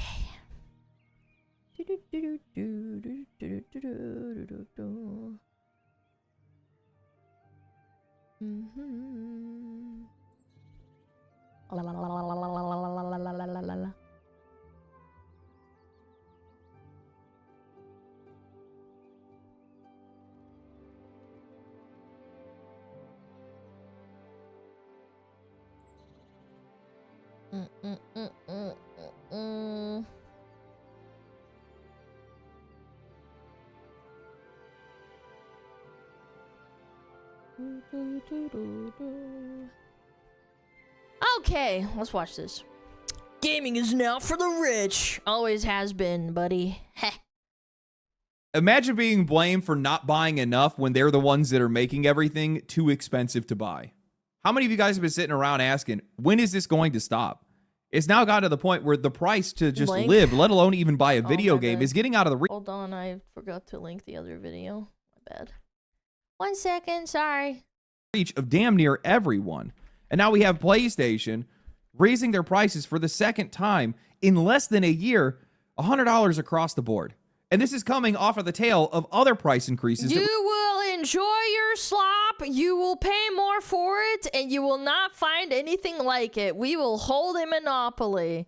We've seen already throughout the entire industry. Nintendo, Xbox, PC gaming hardware. It just feels like it won't stop. All these guys are sitting around, these executives, talking about how all these price increases are supposed to feel inevitable. People like it's are just so a bridge that impulsive. we have to cross, but that bridge is now turned into an escalator that the vast majority of people cannot afford to get on. None of this is necessary. They're all lying to you. Every single one of them. They can cry. It is necessary if I want to buy my second yacht with a third bathroom installed. AI, they can talk about market headwinds, they can talk about shortages or inflation or whatever they want, but at the end of the day, all this is these are companies that do not want to take any accountability. They would much rather hand over and pass down their mistakes to you, the customer, and make you pay the cost of it. They have taken our dedication, they have taken our loyalty, they have taken our money, and they have done nothing but churn out garbage games. Now they want to blame us for it. And they get jealous of indie or AA games for doing what they're supposed to be fucking doing. No, you can't take our audience. Dude, I swear, if there was an answer to Nintendo, people would immediately switch. Nintendo used to be such like a wholesome, like, oh, for family. At least it wasn't super obvious that it was just completely corporatized. Like, now it's so fucking bad. Like, oh, you want to play Old Heart and Gold? Oh, I guess you gotta shell out on eBay for like, you have to buy the old Nintendo, the Nintendo console to play it. You can't play the old one. Go fuck yourself. You have to buy a refurbished one and then buy the fucking cartridge for fucking $400, idiot. This entire industry is just going to eat itself alive. Today, what I want to do is I want to talk about where these prices are coming from. How apparently now video games are being made for the rich. Yeah. What that's going to do for society. And I realized that when I saw a bunch of friends. I had people on my friends list on World of Warcraft that were from the Brazilian servers. And I remember being like, hey, are you going to be playing? Oh, do you want to like tank for us or whatever the fuck? And they said, no, sorry, I can't afford the early access. So I'm going to have to wait 3 days to play with you guys. And I was like, wait, early access? So like that's actually a ways to like bully people out of playing with you because they can't fucking afford to. Like those games are so expensive already for people that don't use the American dollar. Like I even have Australian friends that run into the same issue, but again, Australia is considered a first world country. But I had Brazilian friends that were like, yeah, I just have to wait. Like, sorry, I'm gonna have to wait 3 days for the early access to finish. Also, how all of this is just going to end up in flames. Before that, a word from today's sponsor, Boot.dev, longtime partner of the channel and one of the best websites if you want to learn to code, instead of just vibing out to a YouTube video in the background that you then close afterwards. If you guys actually want to learn how to do it, this is the site to use. I hop on the site in my free time because it doesn't feel like I'm actually studying. I'm earning XP, completing quests, fighting bosses, and the whole time I'm actually learning back-end development. Python, SQL, Go, real skills. The kind of stuff that would land you a job with a median salary of 100 grand or probably more, and you're doing it probably from the comfort of your own couch. James, the GOAT. There's a bear wizard named Boots that acts as your tutor. He doesn't just hand you the answers. Instead, it tries to push you towards figuring it out yourself. And then they also just drop the training grounds, which is basically infinite challenge grind, so you can really lock something in before moving on. It's the kind of thing that really respects your time without just padding out the entire course. All the content is free to read and watch, which means you could just go and teach yourself if you wanted to. Paid tiers just unlock the interactive stuff, the hands-on coding, AI help, and the full RPG experience. Go to boot.dev if you're interested and use my code LegendaryDrops at checkout. That's going to give you 25% off your first entire year on an annual plan. Link is in the description. Guys, 6 years. That's all it took for the price of video games, something that used to be one of the most accessible forms of entertainment to get pushed damn near out of the reach of most normal people. First came the price increase up to $70 back in 2020, right when people were locked into their homes with yeah, and then people didn't really have a choice because it's like, oh, I really want to play a video game. I'm really bored. I guess $70 is fine. Now people don't want to. They're like, fuck that shit. I'm not paying $80 for GTA. a lot of other options, and people just kind of fork the money over. Fast forward to today, and well, the last couple a lot of companies got away with price hikes because of the circumstances of the customers. Of years have been nothing but constant headlines about prices going up again and again. Games hitting $80, even $100. Nintendo being the first to break the second of the 66 Nintendo. seals. Sorry, I've been watching a lot of Supernatural lately. Then came AI. Then came the global trade tariffs. Then it was just a bunch of other convenient excuses that just made the prices go even further up. I think World of Warcraft, for the first time in history, if I remember correctly, last week they increased the prices in the UK, Kazakhstan, Azerbaijan, or some other random countries that I can't remember. But one of them was the UK, which is crazy, man. Yo, we got a raid. Yo, 2. Thank you so much. 2 and 1. Thank you so much for the raid. I appreciate it. First, it was Xbox with Game Pass. Then it was Xbox hardware went up, not once, but twice. Yeah. Then PlayStation raised their hardware prices last fall. And now here we are, just 8 months later, again, with PlayStation increasing the price of the PlayStation Pro to $899, which is basically brushing up against $1,000. If it was justifiable, like if people really did love like PlayStation, Sony games, and they thought that the exclusives were worth the price, people wouldn't complain. I don't know why these corpos are like, we have to justify it with how much money, inflation, workers' salaries. Okay, then stop giving your CEOs the ability to buy like 3 yachts. How about that? No, they really need those. They're really important. Okay, bro. $1,000 after Ain't no tax. one buying their paperweights. PlayStation Yeah, excused this. I think that's probably what it is. There's not enough people buying it, so they have to increase the price, otherwise they're gonna go under. On their website saying, with continued pressures in the global economic landscape, we have made the decision to increase the prices of PS5, PS5 Pro, and the PlayStation Portal Remote Player globally. We know that these price changes impact our community, and after careful evaluation... But we don't really care, because you're gonna probably fork over the money, because you're hyper invested into Sony products. You've been sucked into them for years. You getting pushed out, someone will take your place anyway to make up for the loss. We've accounted for that. Don't worry. We found that this was a necessary step to ensure that we can continue delivering innovative, high-quality gaming experiences to players worldwide. High-quality gaming experiences is crazy. Man, guys, I don't know what to tell you. This is just global pressure. It's market headwinds. We just can't avoid it. I don't know what to do. It's AI taking over the world. It's tariffs. It couldn't possibly have anything to do with Sony funding over 12 live service games only to cancel half of them, burning hundreds of millions of dollars. Yeah, it couldn't possibly because of Concord costing like, what is it, like $4 million to make, and then they had to literally shut it down? You don't think it's because of that, Mr. Sony? 400 million. Sorry, I misspoke. I literally meant to say 400 million. I said 4 million. Process, it couldn't possibly have anything to do with the critical lack of first-party output. The 8 studios they've shut down over the past couple of years, the estimated $400 million they burned on Concord, or the fact that their biggest bet, Marathon, which allegedly was around $250 million budgeted before marketing, which means it's probably... It is... How many people are playing right now? Probably like a couple of thousand.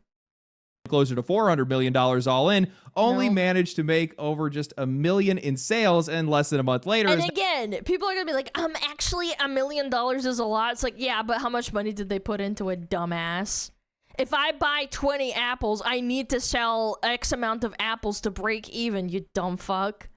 Now averaging 36,000 players on Steam, a platform that makes up roughly 70% of their audience. Now, yes, I know that Marathon is some divine success that we just can't see and that the developers are in it for the long haul, but I would also like to remind everybody that... I mean, they might be in it for the long haul, but Sony's not. They want instant gratification. They wanted a good game. They didn't get it, and now they're like, well, shit, we're gonna have to lay everyone off. Highguard had a 1-year roadmap, so maybe let's just come back down to earth for a second. Surely it is global headwinds and not the fact that their live service future is now hanging on a morbidly obese Amazon that lost a foot. Dude, the morbidly obese post-apocalyptic woman, man.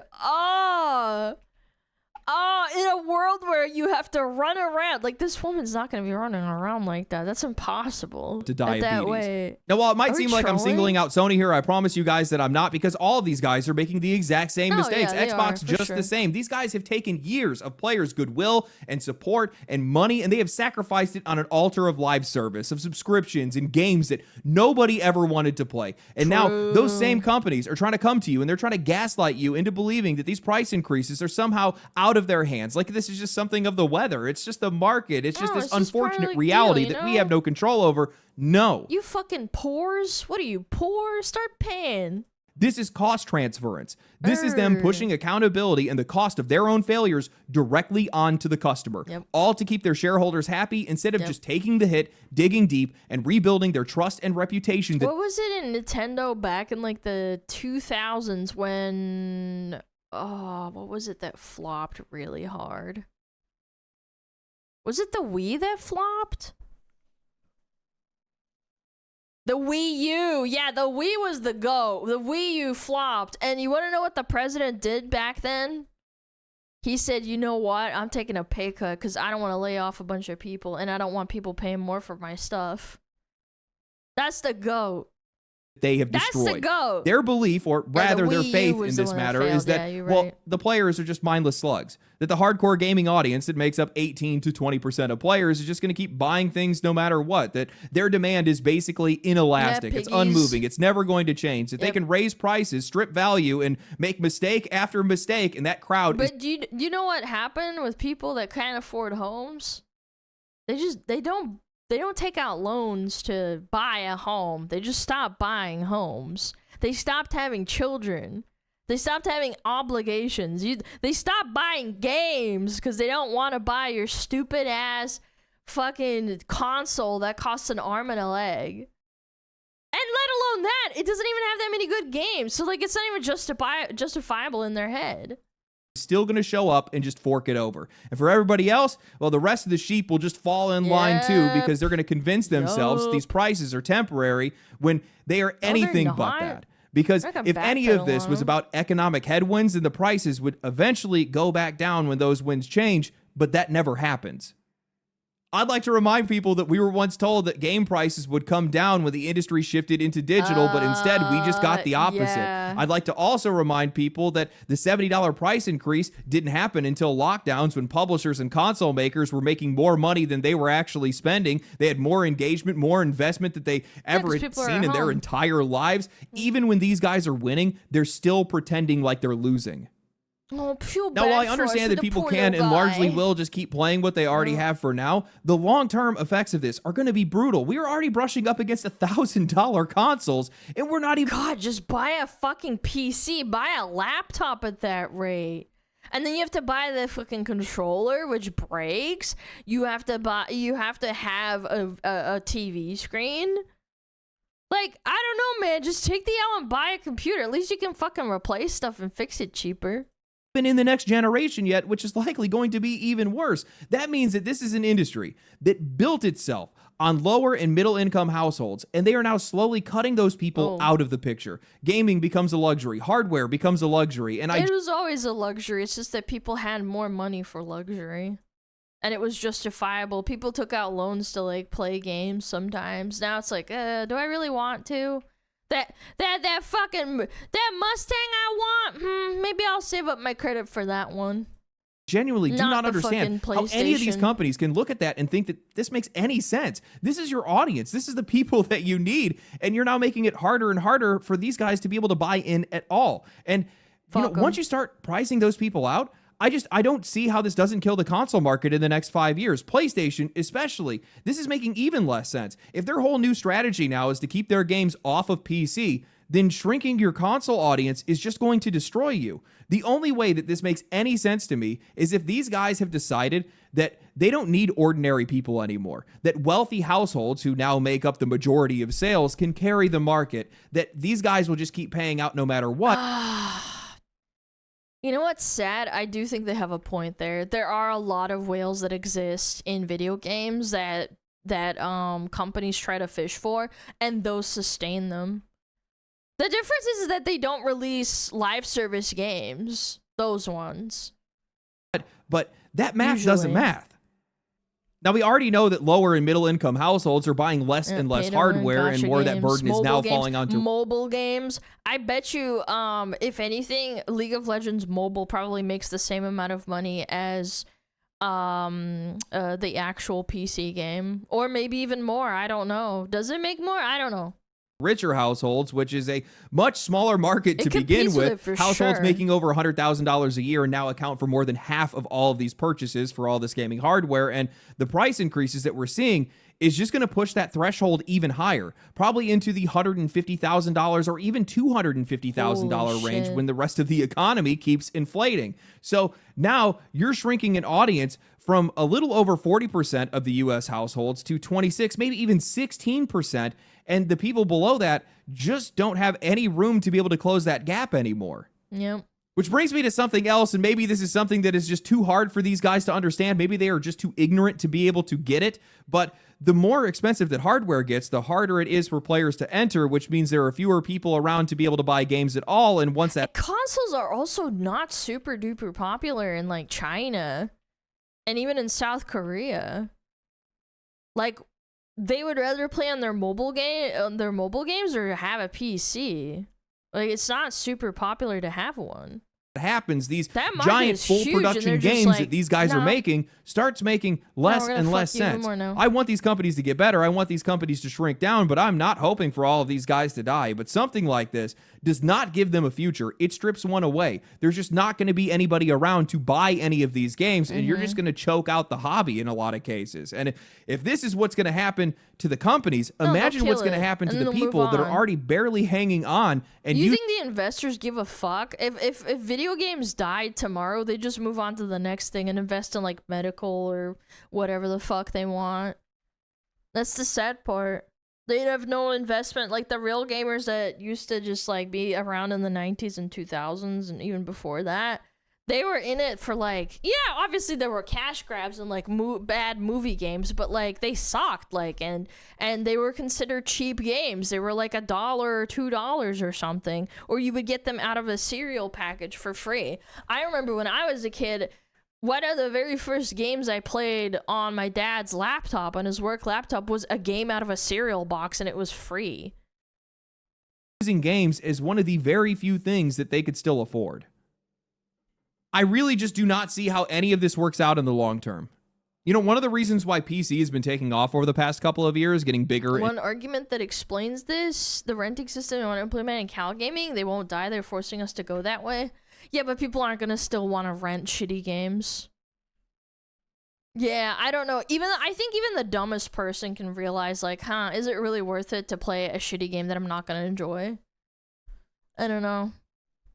It costs money to rent, so they're going to charge you for that. Like, it costs money to have a cloud gaming service. Sorry, I misspoke. It costs money to have a cloud gaming service. It's not going to be free. Bigger is largely because people have been able to stretch older hardware a lot further than I think the industry thought that they would be able to. Yeah, because there's a fucking cap to it. Yeah, there's a cap to realistic graphics. I just seen recently that over 50% of players on PC are still playing games at 1080p, which looks fantastic, by the way. I can attest to this. I was playing on 1080p not even all that long ago. Because your fucking eyeballs don't need more than that, really, like realistically. But most of these guys are not chasing the highest end hardware. They're just chasing something that's going to last as long as possible. And also, they're probably not playing a lot. Actually, this brings me to, like, I'm kind of like a photography enthusiast, and I was really into it when I was in high school. And I had some friends that were really into it. At a certain point, even back then when I was in school, people were talking about like the new lenses coming out and like, oh, it's like this many megapixels or it's this many megapixels. At a certain point, you can't fucking tell the difference. You really can't. Like, the only reason you would want to have more resolution is for editing or like filming and stuff. And that's like not a hobby anymore. That's not even like casual hobbyism or like I'm a serious like photographer, but it's like a side hobby for me. Yeah, you need that, but you don't really need that much. Out of these AAA games anyway, but console's an entirely different beast. These guys don't have a choice. They're gonna get drugged forward whether they like it or not. The games start running like garbage, looking like garbage, or the console makers or the game makers just stop making games for them entirely. it's planned obsolescence, but it used to not be that bad because it was over a long period of time, and it was still a relatively inexpensive transition to be able to get into, a more exciting transition to be able to make. But no wonder PlayStation has been having such a hard time getting people off of the PS4. People can't afford it. Even more so now. That's why none of this, that's why I'm struggling to understand what the broader strategy is here. Honestly, I don't even think there is one, because all this is doing is shrinking your console base, which is also then cutting off new buyers. And by extension of that, it's crashing your hardware appeal, it's killing game sales, and it's just dragging the rest of the games industry down with it. These studios are effectively like stores in a mall, and the console is the mall, but the mall just locked the doors. Now, I know a lot of people are going to hear this and they're going to be like, yeah, whatever. Okay, I'm just going to, keep getting by. I'm going to coast by on the games that I already have or the hardware that I already have. That's true, but I think that it dodges out on a much larger issue, which is who these guys are locking out. Thinking about the new players, the new people, the young people, the students, the families that no longer can justify. Or other countries that don't have a strong value to their currency, like that pushes them out too. Buying into this hobby anymore. I think we should probably talk about the people that they're locking out. I try to be a champion of fair pricing because honestly, it is just my biggest concern, not only as a content creator, but just as a person. I did not come from money, and no matter how much success I find or how old I get, I'm always going to be worried about how much something costs because it's just baked into my DNA at this point. Even more so with video games because they were so instrumental in keeping me out of trouble and helping me make friends and keeping me sane. And you want that for your future too. That's what gets me depressed about like thinking about how games have gotten worse over time. I literally had this thought when I was a kid growing up. I'd be like, wow, Diablo 2 is so awesome. I can't wait to play Diablo 3. I can't wait to play Diablo 4. I hope they never stop making Diablo games. Wow, this expansion was so awesome for World of Warcraft. I hope they never stop making World of Warcraft expansions. Oh, I love Dota. Oh man, I can't wait for Dota 2. I mean, Dota 2 is still pretty great, but like, you know what I mean? Like, it's gotten different over time, and it's gotten worse in a lot of respects, and people do realize that over time. Was this game on screen? It's Deadlock. It's Valve's kind of like MOBA shooter. It's really fun. Most importantly, helping me save money. Like a lot of millennials, I graduated high school, immediately went to college for something that I was not cut out for, maxed out my credit cards, built up college debt, dropped out, and then found myself stuck working dead-end jobs, trying to survive, and just trying to figure out who the hell I even was. Years and years of living paycheck to paycheck. Years of feeling stuck. And through all of that, the one thing that I always had was video games. The one affordable thing. The one thing that I could hold on to. The one escape that I had. And now I'm watching entire generations and entire households get locked out of it entirely. The first people getting hit by all of this are low-income households, which is exactly what is making this so disgusting to me. And middle the class. People who need the middle class doesn't exist. It basically widened from middle class to upper middle class, and above that, high class. And then the lower class got even bigger, and then middle class just doesn't exist. And that's, I think, man, I'm getting ahead of myself. I think lower class people still played games back in the day. It's just that people saw that it was worth it. Access to cheaper entertainment the most are the ones that are being cut off from it, especially depending on what kind of living conditions you grew up in. I got a bunch of friends of mine that would straight up tell you that if it wasn't for video games, they probably would have ended up on drugs or had a kid before they were 16. That's not me being dramatic. That's just real life in this situation. Gen Z, Gen A, students, casual gamers, low-income households, all of these groups are just getting pushed further and further out of the market because either these guys just flat out don't have the money for this, or they can't justify spending that kind of money on something that they just don't have enough free time to be. I relate to this so hard. 18 years I've struggled to get the job that I have now, making over 100K, and it still feels like I'm as helpless as I was in 2008. I genuinely don't know how people are surviving anymore. Yeah, and you're struggling, and that's so sad. Like, it's crazy. Obviously, it depends where you live, but, like, at the end of the day, that's so bad. Able to make worth it, especially at these prices. Someone recalculated the poverty threshold using actual metrics and came up with 130K a year. Holy fuck. What do you mean? The poverty threshold is 130K? Yeah, assuming you want a house, I guess, yeah. No, that actually makes sense. If you want to have a house, you need to make probably 130K a year. That's insane. And man, that's just so sad to me because gaming has always had a relatively low barrier of entry. People like to shrug this entire thing off and pull the whole pull yourself up by your bootstraps routine or start parroting some TikTok life coach about how you should be spending all of your time making That's just not true. If you live in certain states or in certain counties in certain states, I don't think that's ridiculous. I don't. I'm not talking like, oh, you live in like some little cute little county in Alabama where the average income is like 40K. I'm talking like you live in a city. You have to live there to make that money. But people need joy in their lives or they start to lose their damn minds. Back when I was stuck working at a gas station, back when I had no money to go out, I couldn't go out to concerts or anything like that with my friends, and I felt like I was going nowhere, video games were still there for me. Instead of me blowing my money on drinking or some other dumb shit, I could buy 1 or 2 games a year, and I could stretch those games forever. Night after night, I'd be playing online hockey leagues with NHL, or I'd be talking shit in FPS lobby. Dude, I miss when you'd fucking want to just sit down and get back home and play video games. Like, yeah, obviously I still get the same feeling when I have to take care of my family and stuff and I have to go out and do stuff. And I want to get back home and play video games. But, like, that desire used to be so much stronger. Like, at least 10 to 15 times stronger.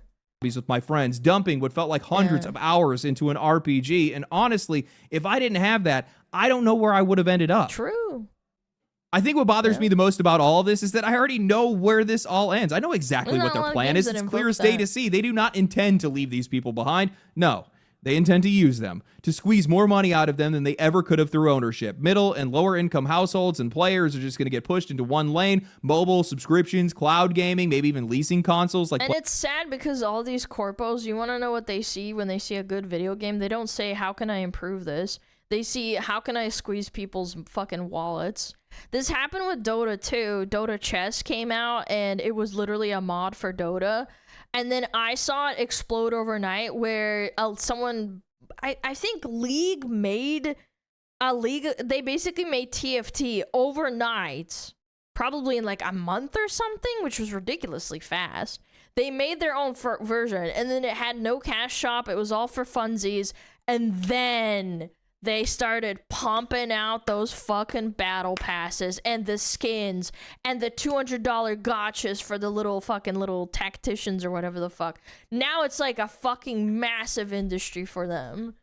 And yeah, like they didn't see it. Oh, it's a fun game. It's like, oh shit, how do I monetize the fuck out of this? They haven't really like improved a lot on the fucking game itself. Like, yeah, TFT was fun when it started, when they started like introducing new stuff that Dota Chess didn't have. But then it's like, now it's like been the same thing forever, in my opinion. 200, you mean 500? I don't fucking know. I'm exaggerating. I don't know how much you fucking spent on those stupid gacha pulls, but yeah. PlayStation has already floated in the past. All of it sold as access. All of it sold as convenience. All of it's going to be predatory as hell. This is a direct attack on the middle and lower class. It's a way to keep people exactly where they are, stuck in a cycle of smaller payments while owning absolutely nothing at all, paying way more in the long run because the price is broken up just enough to feel manageable while they're able to keep them on the hook forever. And the worst part is that this already works, which is exactly why these guys are going to keep doing it. Earlier, I showed a graphic breaking down where the paid audience is actually. Casual puzzle core gamer. Hardcore gamer, open world action, first person shooters, casual gamers. Wait, 42 hours per week. 60% paid, 40% free to play. 8.5 genres a week, 42 hours per week. Hardcore gamer, 28.6 million. So we're just the elite, chat. Who plays puzzles? Moms. Casuals are no longer FPS? Yeah, apparently not. No, chat, the more accessibility you give to people, like like they literally have a console on their phone. Your phone is technically a console. You can play games on it. You can play Hearthstone, you can play Teamfight Tactics. You can play all sorts of fucking games on there. You can play Genshin. Yeah. Coming from, and what stood out to me is how obvious. Did you notice Card Casino there? Oh shit! Core Gamer Card Casino. Wait, it's even big. Wait. 20%, 20%. Oh, but the proportion. Oh my god, dude. The top 3 is card, casino, puzzles, and casual. What is casual, I wonder? 42% prefer to play older games. I don't believe that. I don't know. Some of these look fucking strange to me.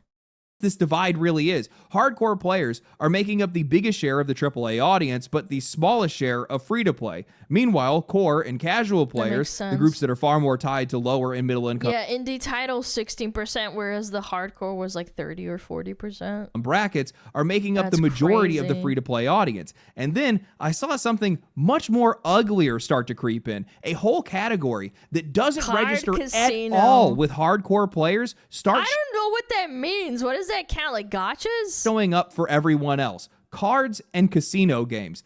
5th most for core gamers and 3rd most for casual gamers. So when these companies are trying to push out ownership out of reach, they're not just trying to change the way that people play. They are trying to train these people, like actual gambling, to operate within a worse ecosystem, more exploitative ones. The exact kind of ecosystems that are built to bleed the most. But that makes sense though, because how heavy they're pushing gambling in America and everywhere else in the world. That makes sense. Vulnerable people dry. This is why I try to warn people. Kind of. Luckily, I don't think they're talking about that though. They're talking about like literal gambling, like either slot machines or like, oh, I'm betting, I'm playing poker. Is a bright side to all of this. The more inaccessible, predatory, and disgusting that these people continue to make video games, well, the more they just keep shoving players into the arms of somebody else. And in doing that, not only are they making their own problems worse, but they're also strengthening the very competition that is eating their market share. Competition that respects their time a lot more, competition that respects these players' freedom a lot more. And right now, that means indie games and Valve. It wasn't all that long ago that we were talking about the pricing crash on Steam, where AAA games were not only losing market share, but getting outsold by indie games, but also that the average price of games being sold on the platform had fell with it. The median price had dropped from around $20 to just over $14. And that matters because, well, it shows that there's still an enormous demand for games. People have not lost interest in gaming. They're just being forced to be a lot smarter with their money. And when given the choice between bloated, overpriced slop and cheaper, better, more focused games, well, more and more people are starting to choose the latter. And Valve, well, they're going to take that a step further. Valve updated its regional pricing tools to help. Casual gamers like moms and dads that play, fucking Candy Crush on their phone, they're gonna always pick the slop. Yeah, they're gonna get the one that gives them the best fix. Developers automate their pricing based on local purchasing power, not just flat currency conversion. And that's a huge difference. I don't think people really understand this because instead of just... what does it say? Finally, just a huge disparity in original prices. Oh, yeah. I remember this. Conversion. That's nice. And that's a huge difference. I don't think people really understand this because instead of just charging somebody what the equivalent of $20 USD is in another currency and then pretending like that's somehow fair, instead, this system is trying to reflect what $20 actually means inside that economy. In some places, $20 is not casual spending. It is a big chunk of somebody's week. So, dude, I had people from Russia that I played video games with sometimes, like a couple of years ago. And I'd be like, oh, yeah, I can pay you $20. I don't really give a fuck. Like, $20 to me was like, it was a good money, but like, to them, it was like, wow, Alana, are you really sure? Like, I can just wait. Like, you don't have to buy me the game. I'm like, that's $20. I mean, it's not that big of a deal. And, and then I realized, I was like, I kind of forgot, like, $20 American is a lot of money for fucking, like, someone in Russia or, like, I don't fucking know, in Brazil. It's a lot. Valve is effectively making it easier for developers to price their games in a way that real people can actually afford. Americans are now, in combination with this, and honestly, the timing couldn't be any better, but we're probably about to see another wave of even stronger indie titles because making them just got a hell of a lot more accessible and a hell of a lot more cheaper. Valve just signed a deal with the makers of Garry's Mod to build Sandbox, a version of Source 2 with simplified creation tools and features that are brought over from Unreal and Unity, while also That's going to be huge. Maintaining the kind of optimization and performance that Source is known for, making it easier to not only build great-looking games, but also games for lower-end hardware, which is a pretty big deal. An even bigger deal, though, is that it's all royalty free. And Gary Newman, the maker of Gary's Mod and Sandbox, explained exactly why when he said, Valve gave me a chance. I'm already rich. I don't want. Oh my god. Unfathomably based. I'm already rich. I don't want to fuck anyone over. I want to give opportunities to next year like Valve did to me because they didn't fuck him over for making this it.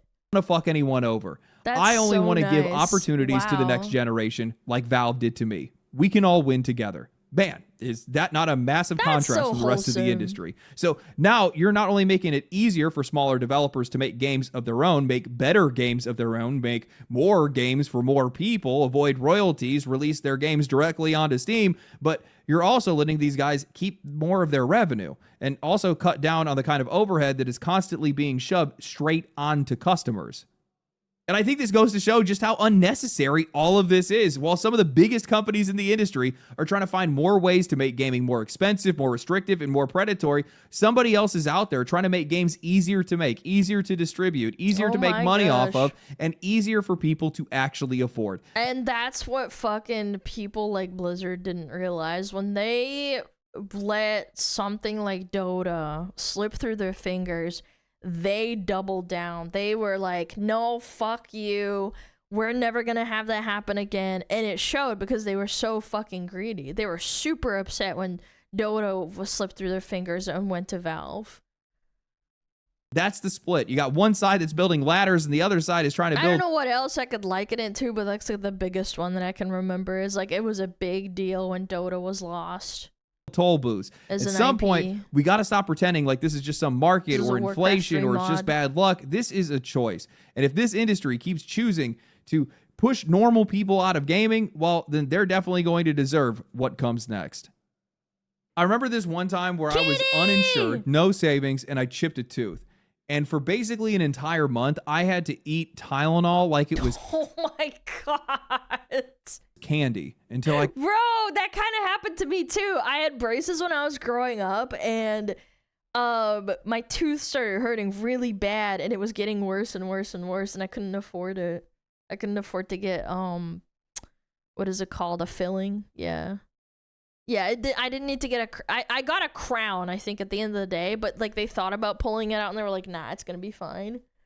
Could save up money. And then I finally got the crown, and when I did, I still had to make payments on it. But the entire time that that's the trick, you don't make payments on it. Fuck them. Was going through all of that. What am I gonna do? Oh no, they dinged your credit. Oh no, what am I gonna do? Like, if you have a car, like, who gives a fuck about credit? The one thing that I had was that I had a crippling addiction to playing EA NHL, where I was doing these online hockey leagues on a website where you get with a group and you guys play through like whole tournament brackets and stuff. And while it was the only game that I had time for while I was working that much, it saved me a lot of money, and it also saved me a lot of pain. It got me through it. I'll never forget that. And that's why I take all this so seriously. This is why I want people to have fair access to entertainment, because I know how important it is. And also, going through everything, I also know how predatory the world has become over the years. And I'm going to keep calling it out. I should keep calling it out. Anybody that has the opportunity should, every single chance they get. And, you know, when you're coming from low income, everything is chip damage. Everything is built against you. You know, I had to take a job where I worked across the country, working 14 to 16-hour days, 7 days a week, just to be able to crawl my way out over 4 years to find security. Then I stumbled into this job. Thank you, guys. No That's idea. Crazy. Thank you, guys. What? But, you know, the entire time I just learned how everything is built against you. And here you now have these game companies that want to come in and they want to add another layer on top of that. No, don't let it do it. Don't let them do it. Yuck. Walk away. Find something else. Find other games to support. Find other platforms to support. Figure out your hardware situation. Buy a PC. Buy a small PC. Buy a fucking shitty laptop. I played on the shittiest laptop up until I think it was like 2020. Yeah, I bought my first like proper gaming PC in 2019, I think, or 2020. Yeah, I stood in line for my graphics card at Best Buy. It was ass. Yeah, or you could buy yourself a Steam Deck. That's also a nice fucking compromise. Tiny build. You don't need anything crazy, man. You know, even if it's an older gaming laptop, play indie games and do that Laptop instead. started smoking. This is not going me to work out too. for these guys. I eventually had to Abandoning the just lower and not middle use class it is anymore. essentially just going to dry up all of your earnings. If these guys actually think, Oh, the GameCube. Yeah, they're actually making an answer for people that don't want to buy a gaming PC. They want to have the GameCube. they're actually going to be able to support everything using the upper class, it's not going to happen just because by their nature, the upper class typically does not spend that much time playing these kind of games or spending money on this kind of entertainment. They have other forms of entertainment that they spend money on. And you're just not going to get the same level of income or the same level of loyalty that you would normally see from people that are somewhere in the middle. These guys are just going to continue to lose money at an ever-increasing rate, and it's going to get to the point where it's just going to collapse these companies entirely. Maybe that's what has to happen. Maybe that's the only way for any of this to be able to fix, is for some of these guys to just straight up go out of business, or to just have their... That's the problem, though. They're not going to. Ugh. Investors are so backed by fucking economy and, like, borrowed money and hedge funds and shit. Like, bro, it's insane once you look into it. I don't know, man. Until I see it happen, obviously, like, I don't want to be, like, a pessimist or anything, but, like, I would love to see that happen, but I don't know if it will. Stock cut in half. Their staff's cut in half, and their presence cut in half, and then just lose to somebody else. I don't know. Anyway, I hope you guys enjoyed the video. If you guys did enjoy the video, like the video, subscribe to the channel, share it with your friends, share it on social media. Follow me on Twitch, follow me on Twitter. I always actually really like seeing you guys posting stuff on social media. I always get a notification or a tag because of it, and it's always like, that's nice. Anyway, yeah. Thank you guys for watching. Stay cool, stay righteous, stay safe. Family. Catch you in the next one. Family. Peace. Family. Family. Family. Family. Family. What a nice video. Yeah. Overtime? Yeah, a little bit. I am starving. Holy fuck. I didn't eat all day. So fucking hungry. Shit. Yeah. All right. Chat. It's about that time. It is. It is. I know. It's crazy. I know. We're gonna raid. Oh my god. We're gonna raid.